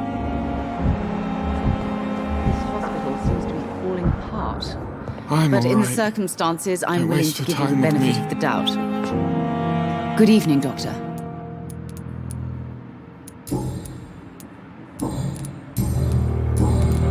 Have you heard rumor? Dr. Reid, are you trying to take... Of course not, Mrs. Goswick. I'm just curious. Well, go be curious. Goodbye, Mrs. Goswick. Good evening, Mr. I'm okay. Have you heard rumors about blackmail in this hospital? No?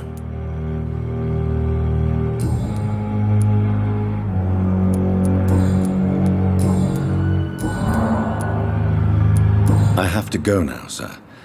But don't hesitate to contact me if you need any help. I'm alright. Don't waste your time with me.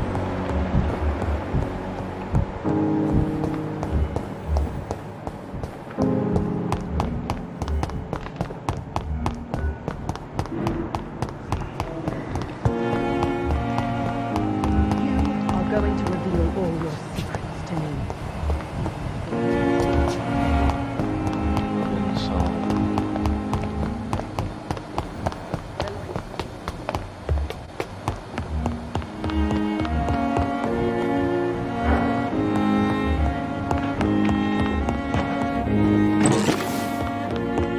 It's locked.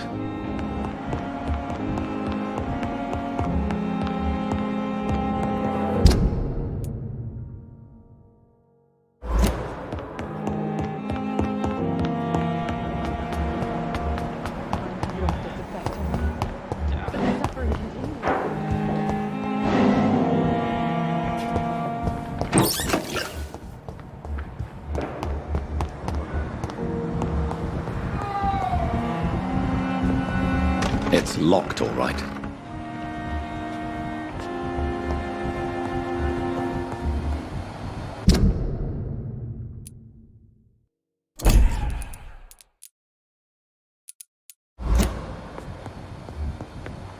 You always knew the word to calm the children.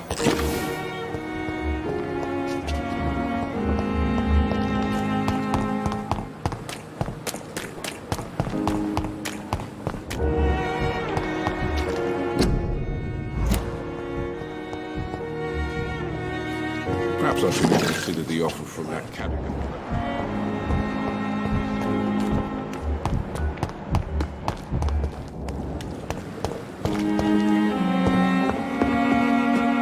Is our little mystery closer to being solved, Dr. Reid? I think of nothing else, my lady.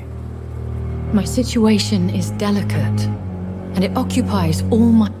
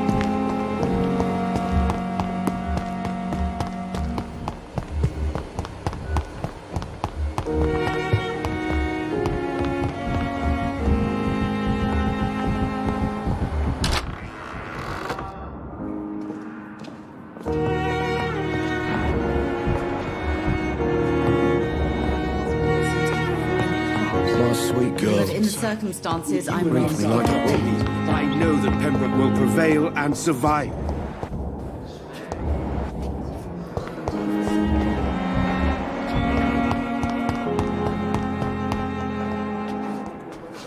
Good evening, Mr. Elwood. Evening. Have you heard rumors of underhand dealings in the hospital? If you want to know what's going on here, you better talk to Miss Jones. She knows everything. Goodbye for now, Mr. Elwood.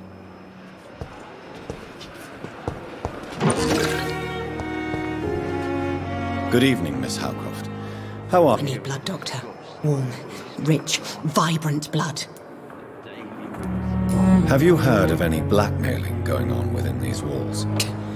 I have no time for mortal games. My secrets are beyond their comprehension, Dr. Reid. I'll leave you, Mistress of the Dark, to your nocturnal activities. I wonder what your last thoughts would be, sir.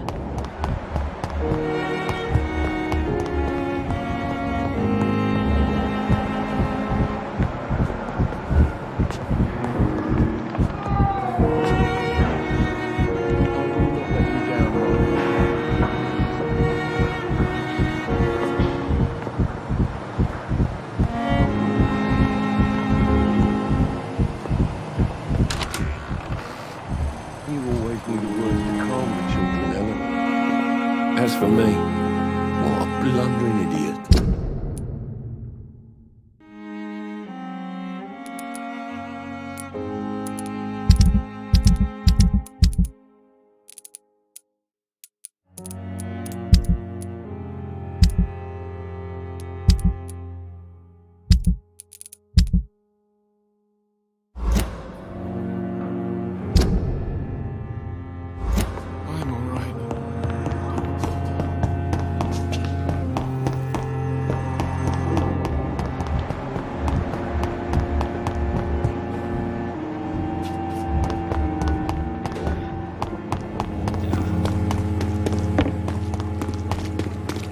patients are not fools.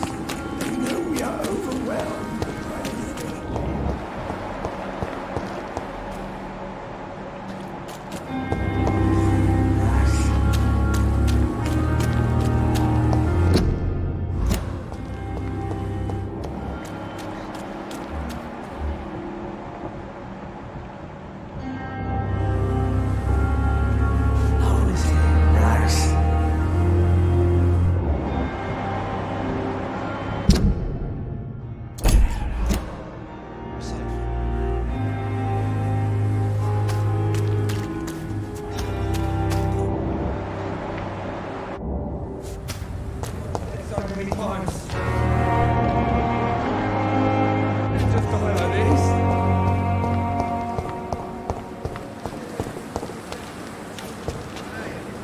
Please, sir. I need help bad. What's going on? I'm Blight, sir.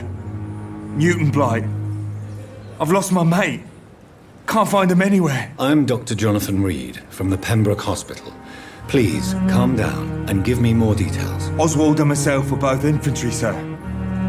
We were en route for the hospital, but... well, we had a disagreement. And Oswald ran off towards the canal. How long have you been searching for him? I can't go there. Too many rats by the water. Fucking rats. Can't stand them since the war, sir. Can't stand them at all. Don't be ashamed, Mr. Blight. Many soldiers who survived the trenches suffer from musophobia. I'll see what I can do for your friend. What can you tell me about yourself? What can you tell me about... His name is Oswald Thatcher. This is a dangerous part of... We were looking for the Pembroke Hospital. Where was your friend? He went down by the canal. He didn't want to go to the hospital. I have all... Thank you.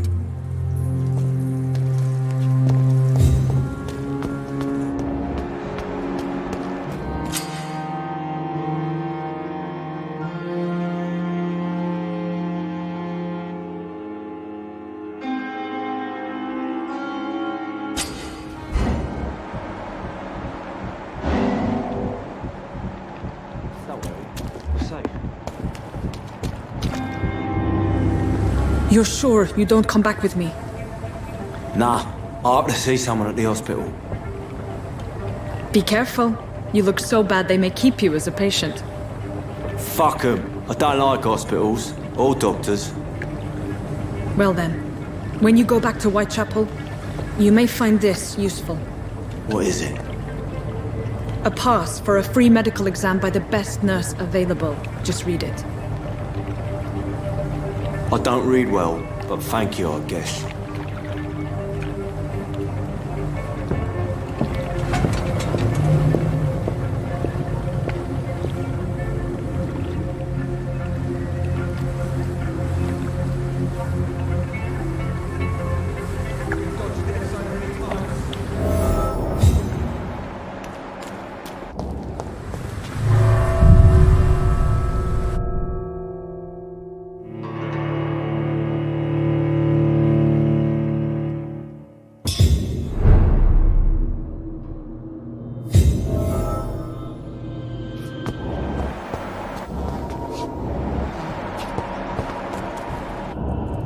He's locked the door behind him. I need to find another way to follow him.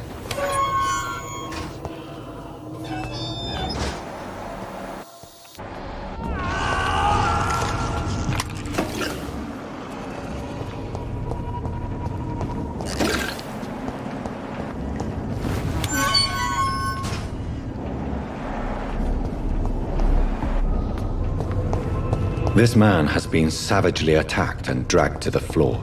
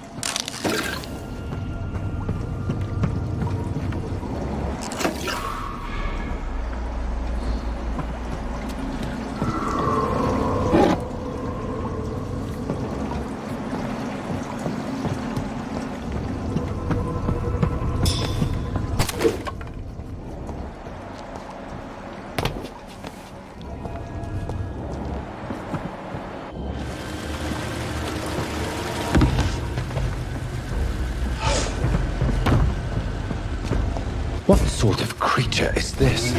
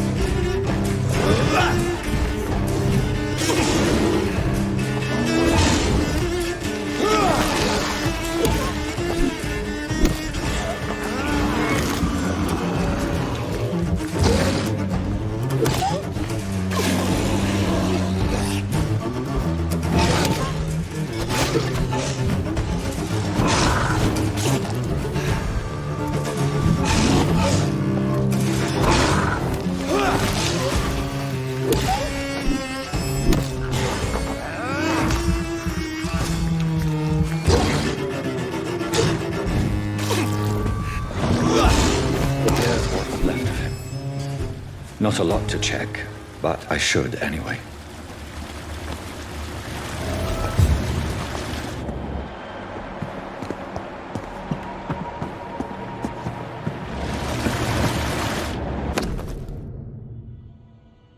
Some voucher for a free checkup in Whitechapel. What is Nurse Crane up to? I really must find her.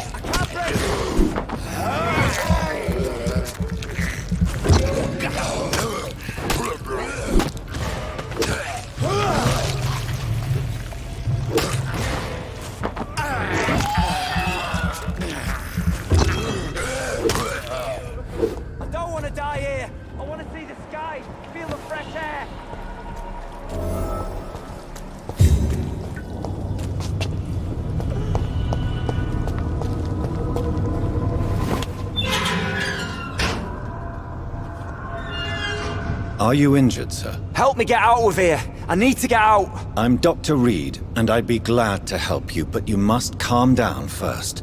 Please, take a deep breath and tell me your name. Okay, I'm Oswald Thatcher. Please, I need to get out. Mr. Thatcher, your friend Newton sent me to help you.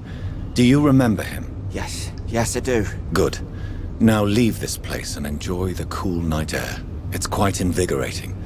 I'm sure you'll feel better if you do.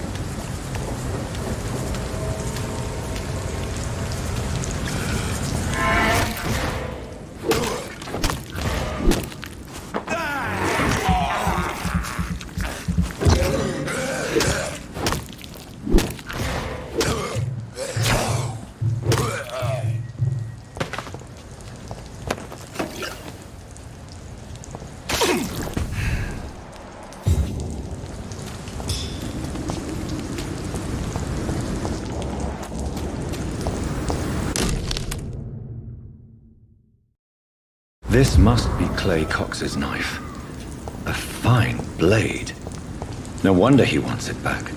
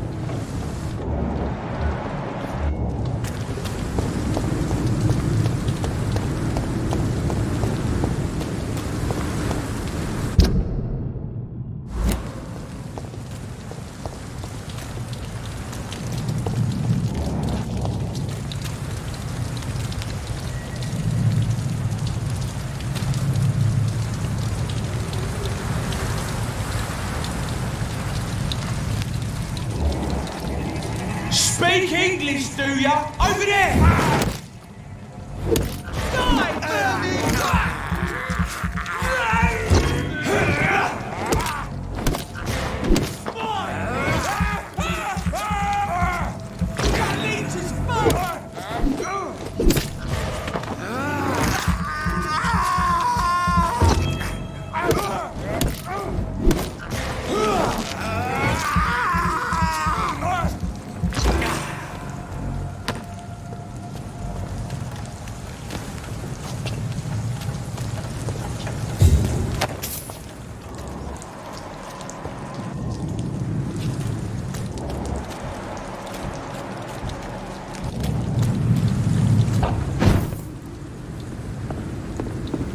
I cannot enter.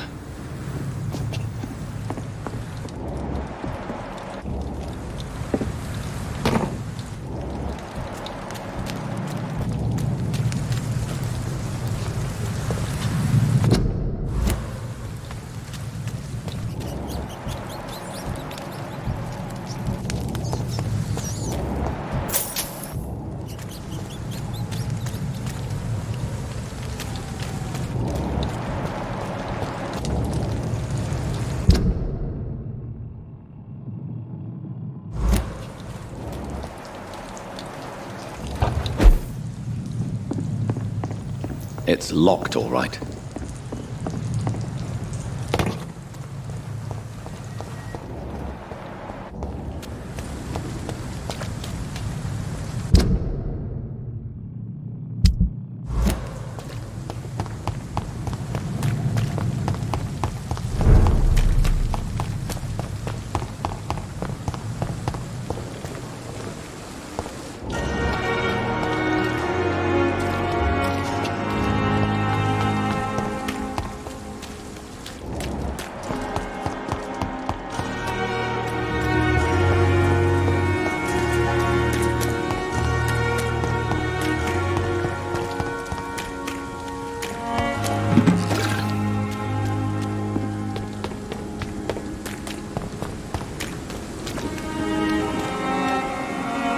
Hey, Doc. I have found the gift from your wife. In that case, you'll be properly rewarded, Doc. Clay Cox is a man of his word. I hope that won't make me an accomplice to your future crimes. Who knows what I might do now I feel invincible again. I'll leave you for now, Mr. Cox.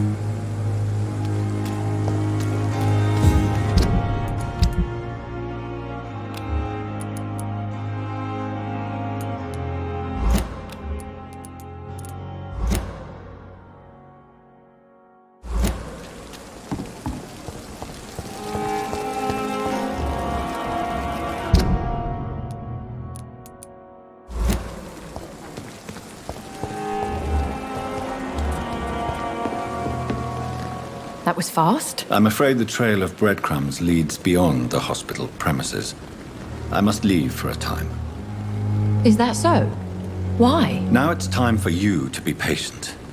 It would seem that your blackmailer is part of a more complex machination whose root is in Whitechapel. Machination? Do you suspect another immortal is involved? I hadn't considered that eventuality. Do be careful, my good doctor.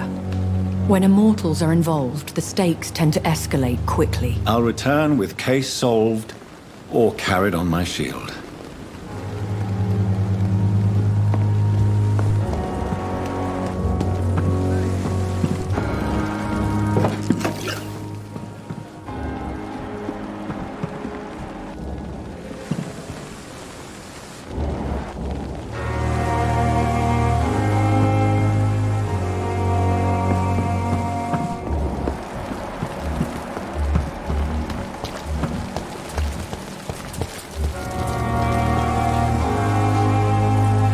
Good evening. Good evening. I'd like... Wise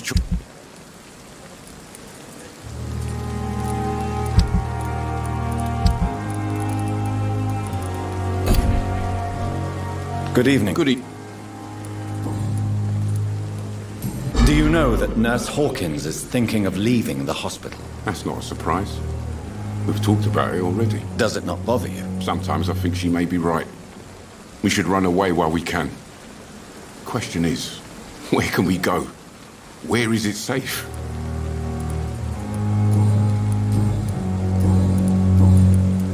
Why do you have such a mediocre reputation among your colleagues, Milton? Fuck them. Nobody knows the horrors I've seen since working here. This city was sick long before the epidemic, Dr. Reid. I know it's a difficult task, but correct me if I'm wrong. Is this not the job you are paid to do? I've seen babies left to die while their brothers were properly fed. Underage girls and boys sold to all manner of perverts. I'm sorry, I don't know what to say. Yeah, exactly. We lack words. So excuse me if I don't look on the bright side of life. Goodbye, Milton.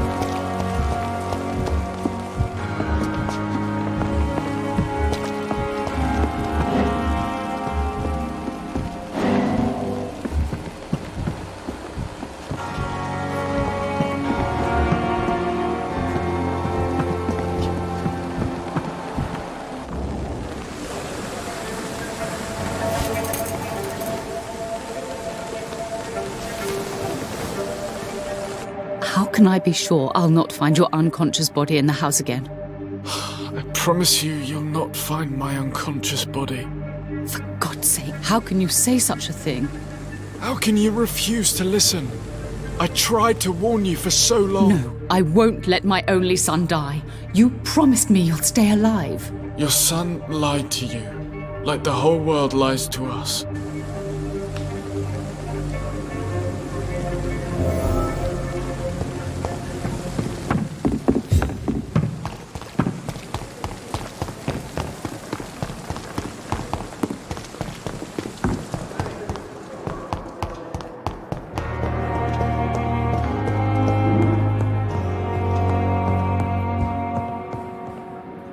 Good evening, Mr. Goswick. How are you? I'm okay. Admit it, Mortimer. Your mother had you hospitalized here because you tried to kill yourself. Yes, it's true. All right, then. This is the first time we've really shared information about your case. Shall we call this progress? Call it what you want, Dr. Reid. You can trust me. I won't report you to the authorities. My one and only concern is your health. I guess I should thank you, then. Can I help you in any way, Mr. Goswick? I wrote a letter for my mother. She was supposed to read it after my death. But I suppose she doesn't have to read it now. I see.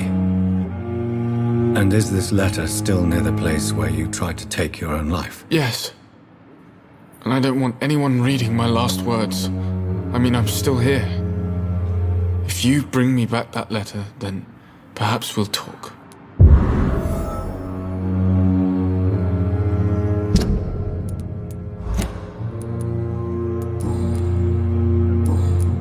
I have to go now, sir.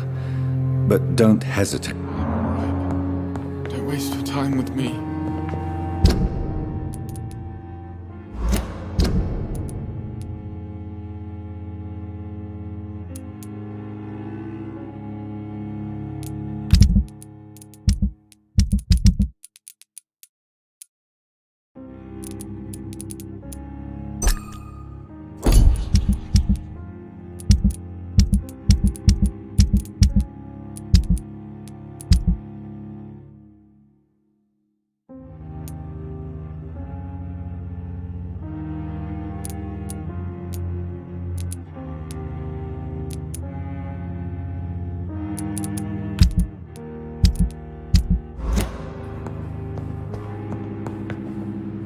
Good evening.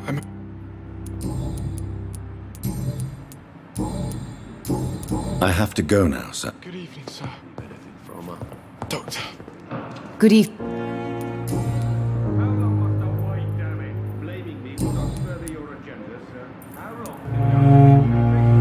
Goodbye, Mrs. You have the right to disapprove of our methods, and you will kindly apologize when it's been better.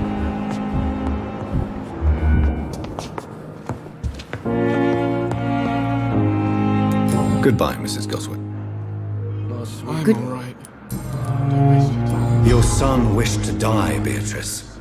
Why did you hide such crucial information? Are you not aware suicide is a crime? Mortimer could be thrown in jail. I can't let that happen. I won't. I understand you fear the legal consequences, Mrs. Goswick. But don't you realize your silence significantly affects your son's case? All my son needs is help and comprehension, not judgment and punishment for what he may or may not have done.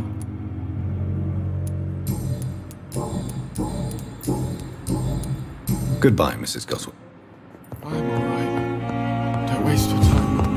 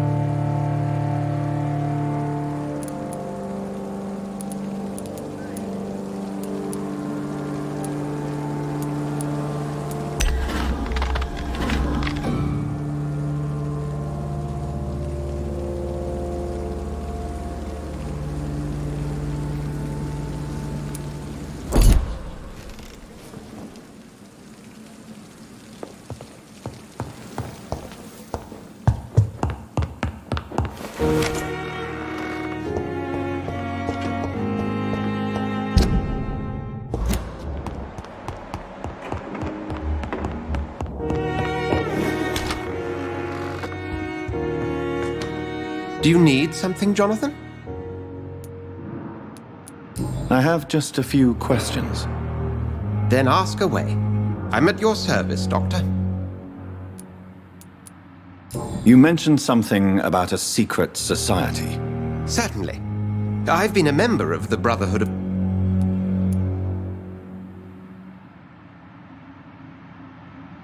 That explains your nightly wanderings about the docks and the questions you ask.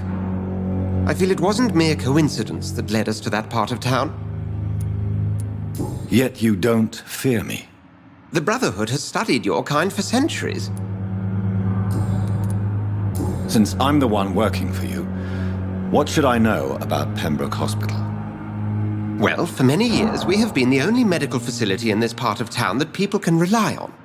We support the community here, as well as provide health care. Where do we stand today? Oh, to be honest, we cope on a day-to-day basis. The first wave of the Spanish flu last summer took us by surprise. We lack many of the basic necessities needed. What do you expect of me? What we need is hope. You were a soldier. This is a war. This white coat's still a uniform. We fight to help the poor, the sick of the East End, the forgotten.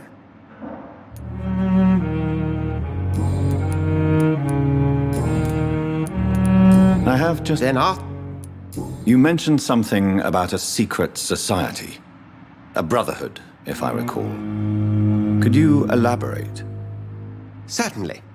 I've been a member of the Brotherhood of St. Paul's Stole for several years. We are pledged to monitor and report vampire activity in England as impartial scientific observers. Since you seem quite the expert on vampires, what could you tell me about my condition and how it came about? As men of science, our first step is always to start with what we know. Forget the myths, the hackneyed scrawlings, and the penny dreadfuls. They do not scratch the surface of the truth you now find yourself in. The sun. The morning following my transformation. Its rays burned me. There was pain, smoke, and my skin blackened. You will find there is very little that can kill a vampire, my friend. You have been offered relative immortality. The sun will most certainly hurt you, leaving you weakened and damaged, but it will not destroy you. Must I take a life to live? You are a vampire. You feed, and blood is the sole sustenance that can sustain your immortal frame. And only a living creature contains the nourishment you require.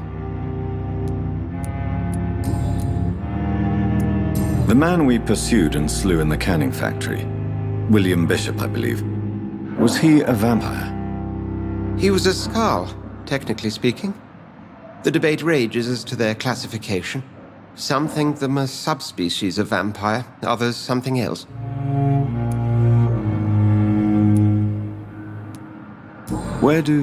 How do Skalds come into existence? The name means slave. The etymology may indicate that they are a lesser species of vampire. From what I know, vampires tend to despise them. Just for clarity, what differences are there between myself and a Skald? A Skald is easier to eliminate, Jonathan, even if they remain formidable foes for the unprepared. Vampires... Now, vampires exist beyond the mortal realm.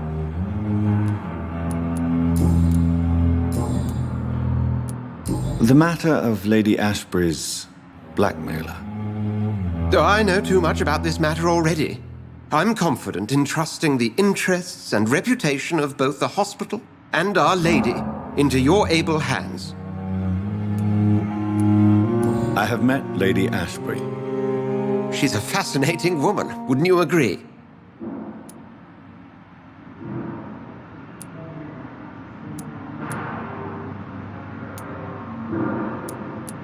Is she the true reason you recruited me? To work on her condition and addiction for blood?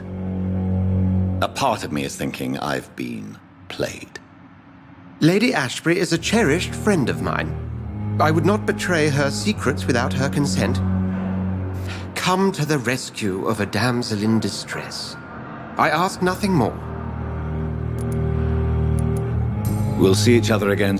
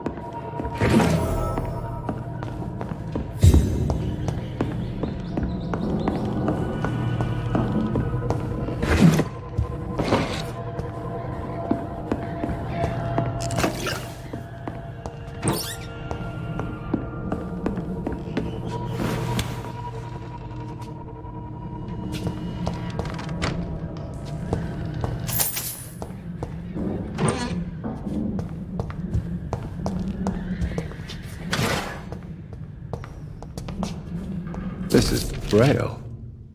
I need someone who can read this.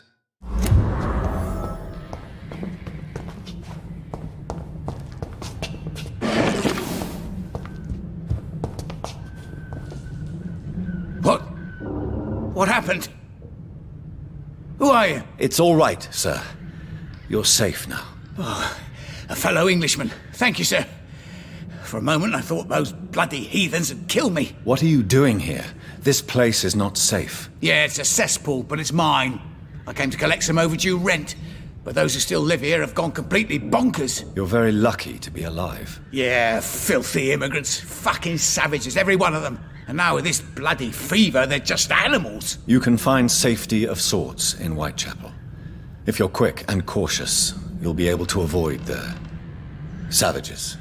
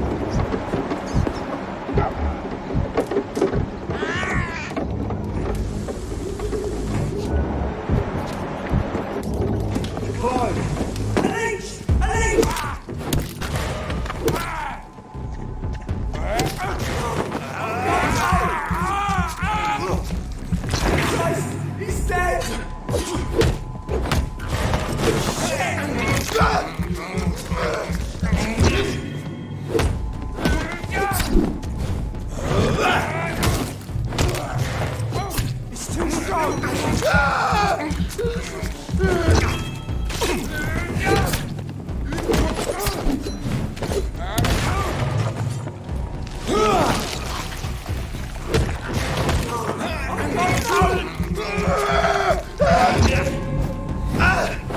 We have to stop it!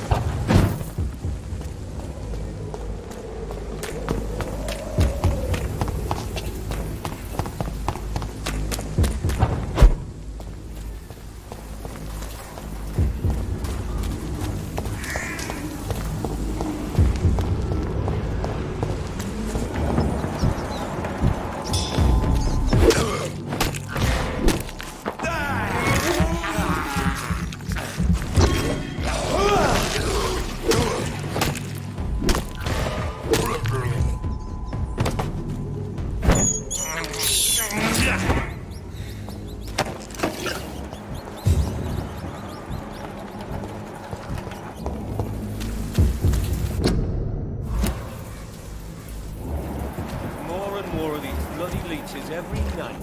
Aye. For the god.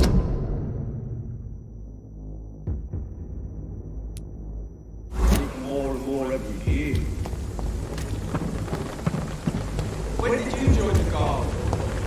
2 days ago. This is my first patrol.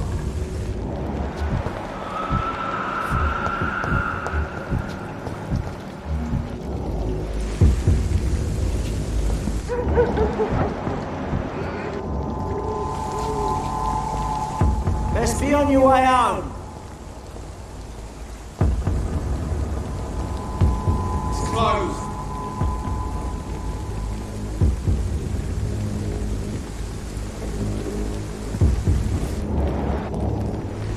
Easy, boys. Don't forget, check every room. It's locked, all right.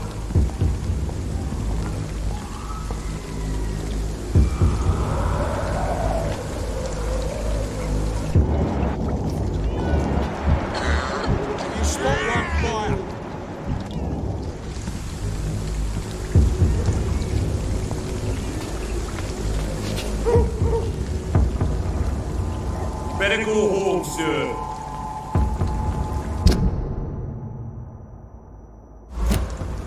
Sir, no civilians allowed. This is no place for you, sir.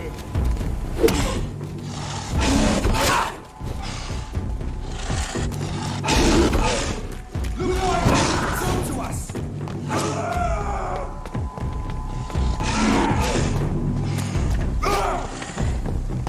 It's an H! Get it!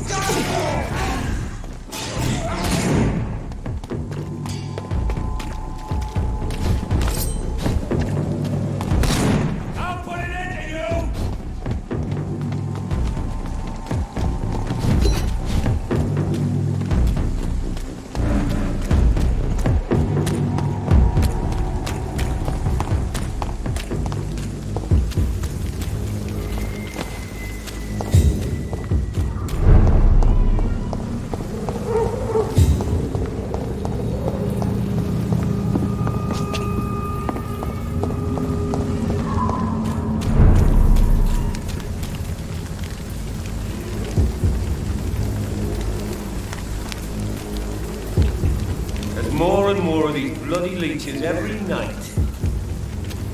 Over there! There's one up there!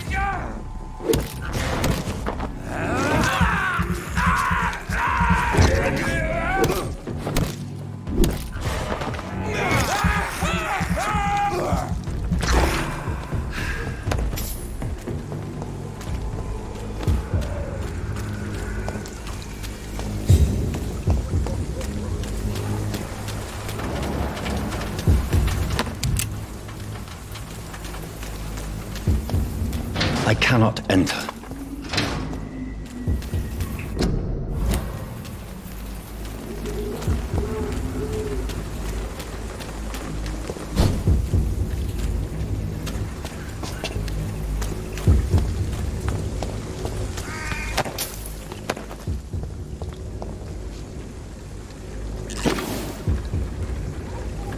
Die, vermin!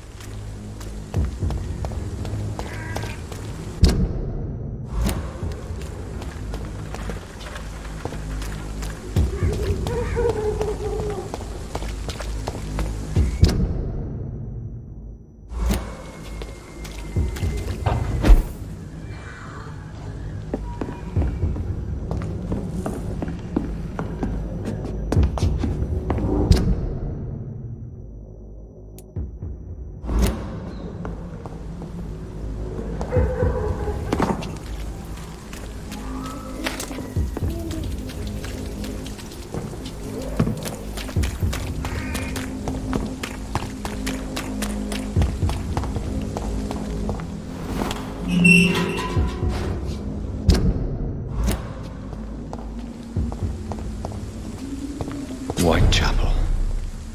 This neighborhood is linked somehow to the kind Lady Ashbury's blackmail. First, let's find this Petrescu fellow.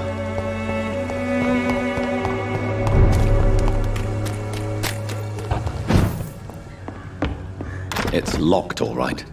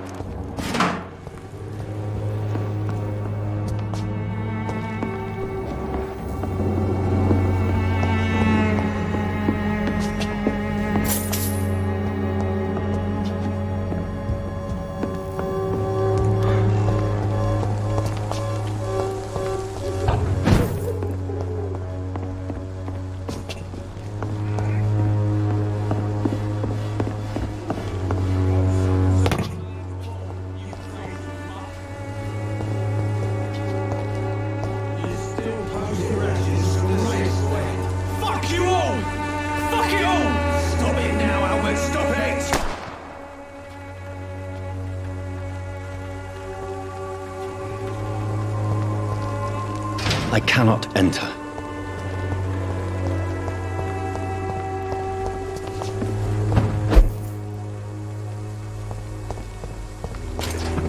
Me? I'll not die in some piss-stinking alley reeking worse than a... Are you all right? The bastard hit the wall next to me. I don't even know if he meant to miss. If you've been hurt, I can help you. I'm a doctor. Name's Albert. Remember it. Now bugger off.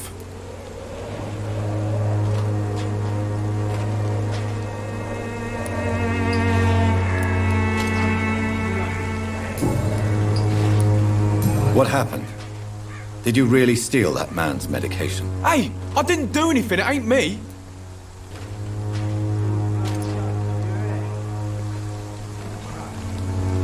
All right. Perhaps the poor drunk just confused you with someone else. Sod off, mister. You ain't got no clue what's going on here.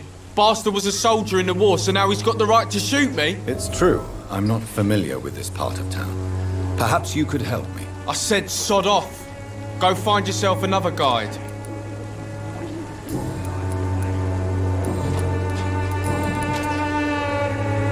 Do you know Nurse Dorothy Crane from the Pembroke Hospital? If you know anything about her, I'd appreciate it. Never heard of her. She's pretty, I'll keep an eye out. I found the recruiter you were expecting. He's dead, but he carried a note.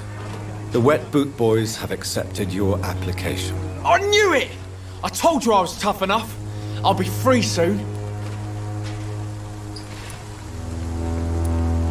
This note was found on a dead man, Albert. If that doesn't change your mind, then you must be ready to face the risks. You're all fancy words, none of which concern me. Go worry about someone else. I'm fine and I've a future here.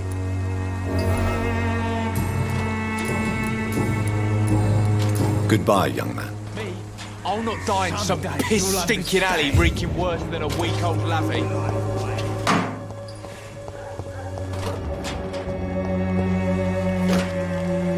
What? Shooting a boy in the middle of the street. Not the best thing to do, wouldn't you say? What? You saw what happened? Who are you? I'm Dr. Reid, and I'd like to ask you a few questions, if you promise me to set your gun aside. No. Look, I'm not a violent man. I'm Benjamin Palmer, doctor. And no one can help me. Not even you. What can you tell me about this place? Nothing to say, really. This is where I used to live, and this is where I live now. You don't have anywhere to go? No family that would welcome you? Not since the death of my wife, Albert's mother. She was sick, you see. Long before the flu and all this shit. You mean you used to have a better life? Yeah, I had a wife, a home, and a job. I even used to have a name. Now I'm just Ben. Ben the Tramp. Perhaps you could focus for a moment and tell me your troubles. I'm sick, broke, and my son just stole my pills. Everything's coming up roses. Whatever the boy did, I'm sure he didn't deserve a public execution. I swear I didn't want to hit him. It's just that I'm sick in the head, you see, and the boy just frayed me last nerve. What is it, Benjamin? It was the war, wasn't it? Your nerves are shot, aren't they? I need some answers, Private. From one soldier to another. The doctors called me a liar, a coward. Put me in a straitjacket, locked me up. Finally, they sent me back to the front lines with a handful of tablets.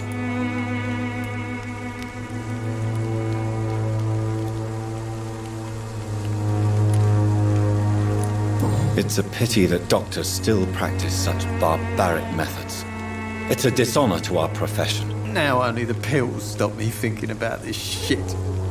To not hear the explosions. I'm even scared of the dark these days.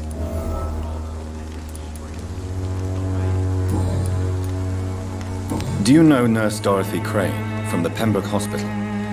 Have you heard anything? It's funny, I've been searching for her too. I need some pills. But the woman is a phantom. if you ask me. Really? And why is that? Word is she ain't real. She's just a cover for some doctor who runs an illegal dispensary for migrants.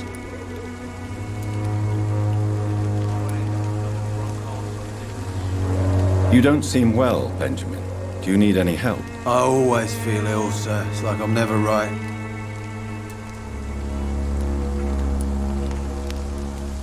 I will see you.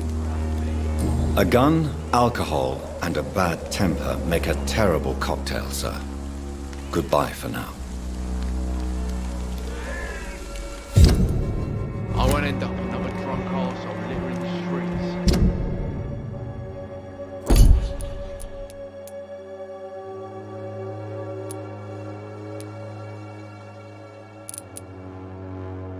Not me.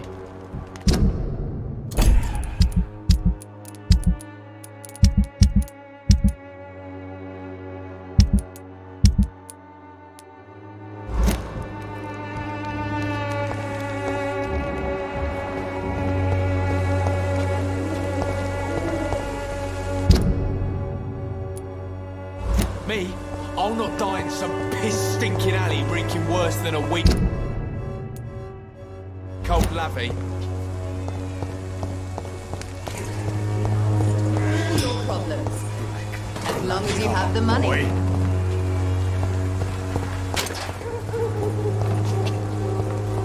Its effectiveness has been proven. Good evening, miss. Good evening, sir. Are you interested in a miraculous cure for this unknown and deadly epidemic? Actually, I am. Then you have come to the right place. The famous Swanborough cordial is all you need to help keep you in perfect health. Oh, really? Why didn't I hear about it during my studies? I'm Jonathan Reid, by the way. Dr. Jonathan Reid. Ah, my brother has spoken of your research, sir. I'm Loretta Swanborough, and it's always a pleasure to meet a fellow healer.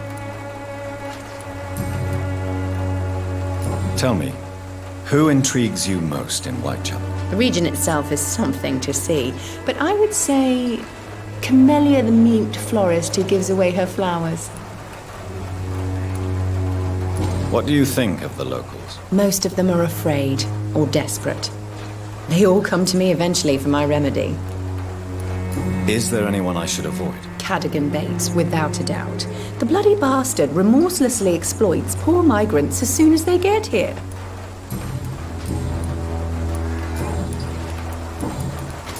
Do you know Nurse Dorothy Crane from the Pembroke Hospital?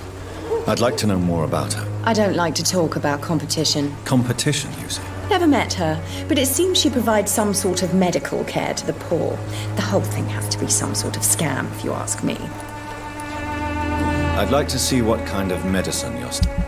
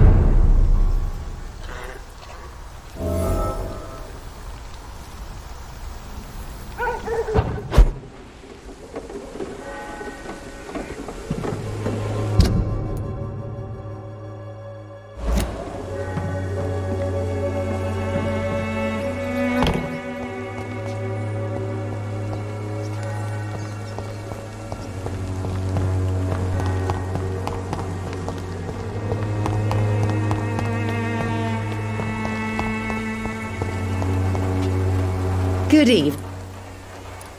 I'd like to see...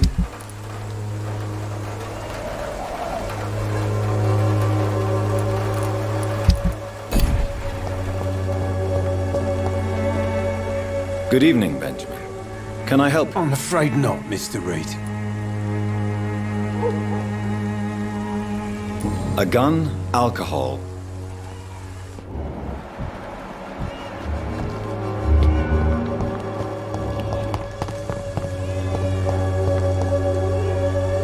How are you? I'm not your boy, all right? Now, Do you need assistance? please. Feeling tired these days. There you go. Let's hope nobody steals it from you. Very funny.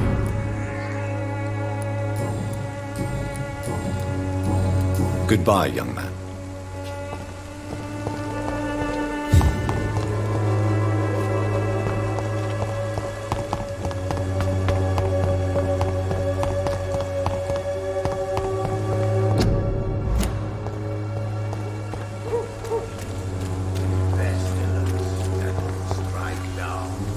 Good evening, sir.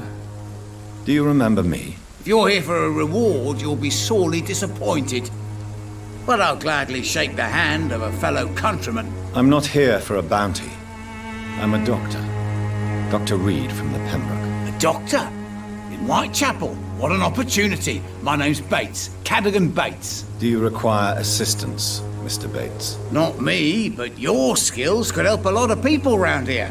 That would help my business, because I say, a live tenant's a paying tenant.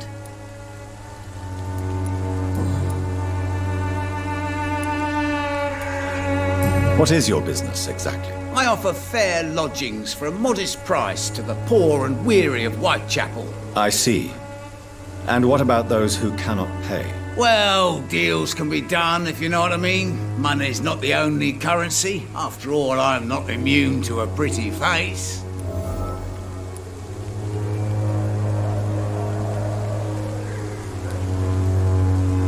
In other words, you take advantage of these poor lost souls. Begging your pardon, I thought you was a man who could appreciate the complexity of the modern world. Things ain't just black and white, you know. It's unusual to see someone so happy around here, especially considering the current situation. Why should I be sad now? There've always been wars, disease, tragedy. There always will be. That's an unusual way of seeing things in these trying times. I don't see why I should shed a tear for another man's woes. I'm healthy, and I intend to stay so. What help could I possibly be to your business? That's simple. I already get good money from all those fleeing the war. Can you imagine what they'd be willing to pay if I could offer medical assistance too? Mr. Bates, do not make me regret saving your life in this quarantine zone. I understand, Dr. Reid, you're from a good family. Don't want to get your hands dirty. That's fine. I'll be happy to act as your middleman.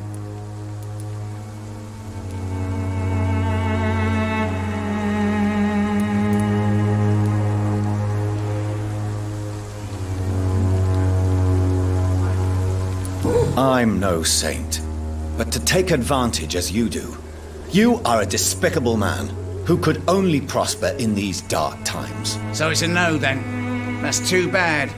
The Reid tonic could have really helped people, you know, save lives. Isn't that what you do? I mean, people buy that Swamburgh shit. Tell me, what's your... People are just beginning to discover what we've always known. This city's rotten to the core. They just took their bloody time. What do you mean? People are acting like the violence is news. But it's always been savage down here. It just bubbles to the surface every now and again.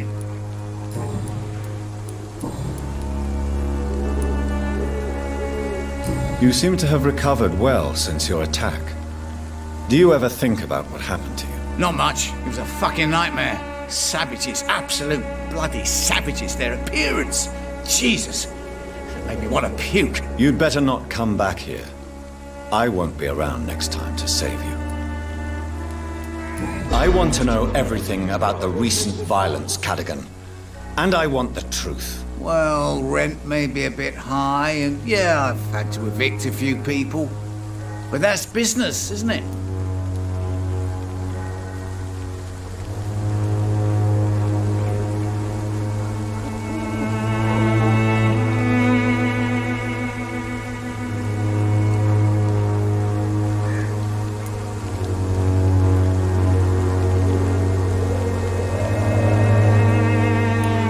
don't believe even you deserve such a cruel fate, though you have tested my patience beyond its limit. Glad to hear. Nice to know there's another civilized individual in these parts. Not like those bloody savages. I'm looking for Dorothy Crane. She's a nurse. What can you tell me about her? Dorothy Crane, bless her soul. I really should thank her someday. Has she treated you? No. When I need a checkup, I'd go to a bloody doctor, not some back alley clinic full of sick foreigners. Tell me truthfully, why are you so thankful? By keeping my tenants alive, she's making me a rich man. Every month they live, it's more coin in my pocket.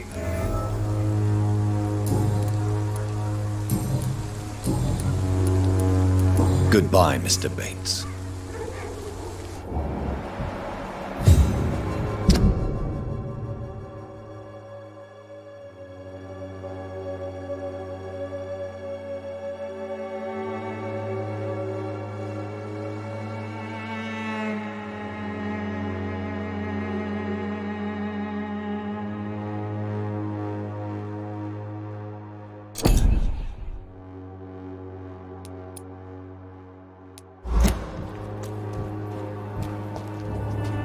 Mr. Bates. Evening.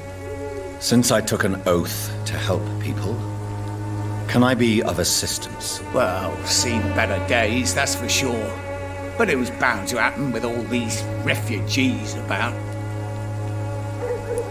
Infecting you is probably the last thing on these people's minds. Take this, in any case. What? You give me this for free? Don't have a clue about this place, do you? Goodbye, Mr. Bates.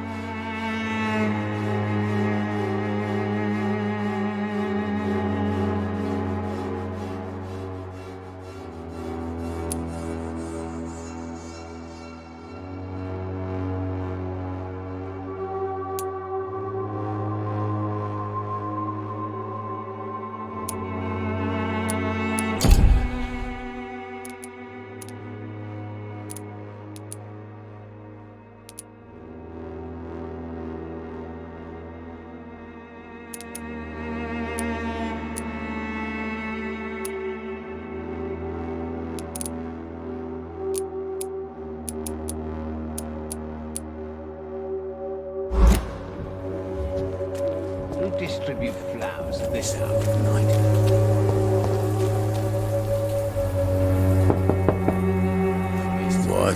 What do you want? Leave me alone. Good evening, sir. I'm Dr. Reid. I'm looking for Nurse Dorothy Crane. There is no Dorothy Crane here. Now, goodbye. I'm afraid this medical leaflet says the opposite, sir. Really? Well, I'm afraid I'm going to close this door right now. Go bother someone else, Mr. Doctor. To enter that house, I must discover who this man really is. Maybe I could start by observing what he's up to.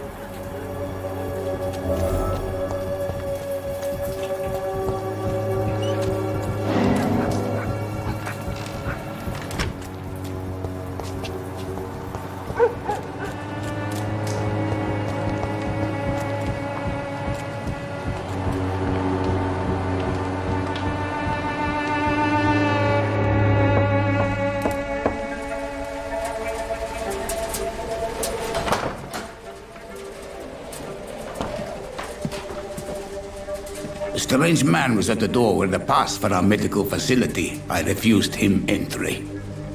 Darius, how could you know he didn't need our help? His clothes were too finely tailored to be for Whitechapel. Perhaps just a friend of that stray poet who is always about. Richard Nethercott? No, not of the same cloth, this man. I suspect some machination from that journalist. Clayton Darby. Is he still asking questions? Yes. I saw him drifting around St. Mary's Church. I swear he is tracking me just downwind.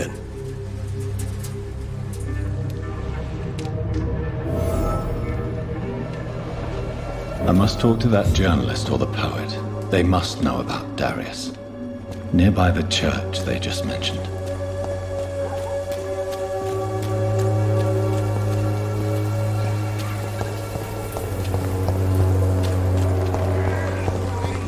Come on, take a look. Don't be afraid. Welcome, sir. Please, take a browse of my wares. I am Dr. Reid. I would like to ask you a few questions, if you don't mind. Doctor? Interesting. I'm Barrett Lewis. Usually I don't have time to waste with talk, but at this hour of the night I can hardly refuse. Right then.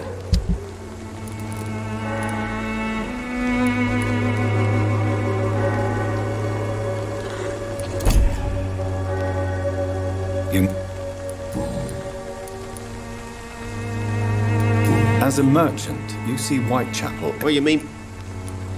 Yeah. Where did this... In the clothes... Have not... How is... It's no...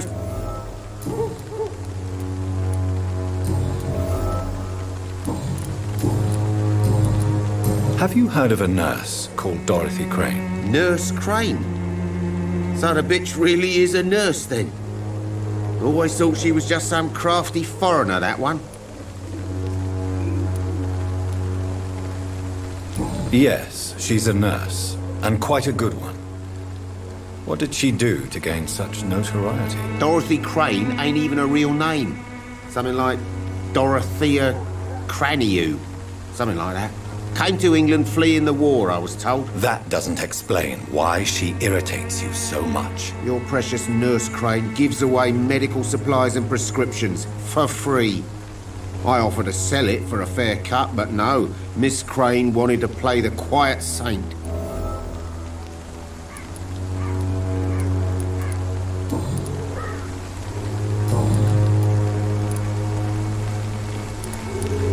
Goodbye for now, Mr. Lewis.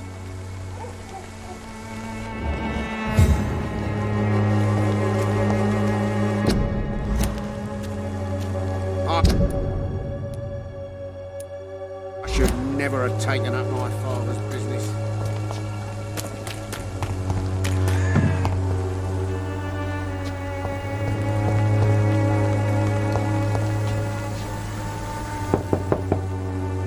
Hello, young man. I'm Dr. Reid, and I would like to ask you a few questions. May I enter, please? Sorry, no, sir. My father does not like people entering our house, you see. Your father is worried about you, boy. He asked me to look for you. So my father actually worries about me, then? Okay, then. Come on in. I'm Harry, by the way. Even my dreams are soaked with gloom.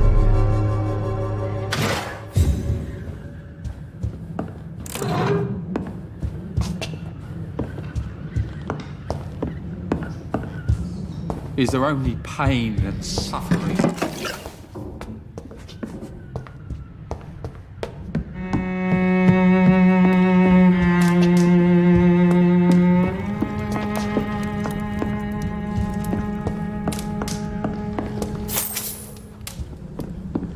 It's locked.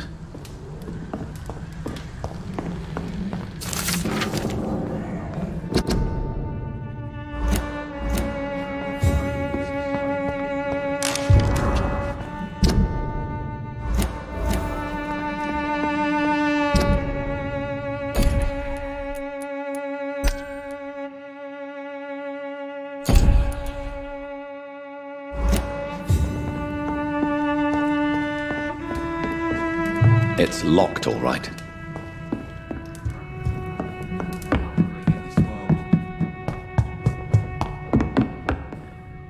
So, I'm not bothered. how do you... I'm fine. My fault. Forgive... Why should... You have a roof over your head, a place to call home. Many people here are not as lucky, you know. That's exactly what my father says. Harry, you should be grateful for what you've got. I wasn't even consulted when we moved here.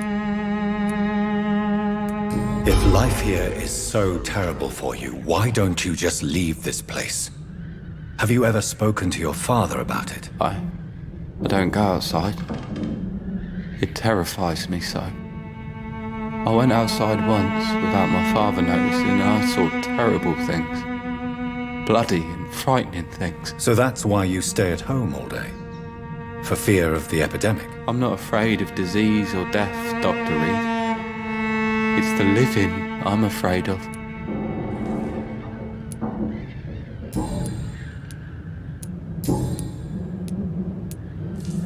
Would it ease tensions with your father if he got an honest job? Because he tried, you know. I can't say. I'd be glad if he dropped his thuggish activities, but I'm not sure it would be enough. Why is that? Sometimes I suspect it's me, Dr. Reid. Or it's this life. It's like I can't find my place.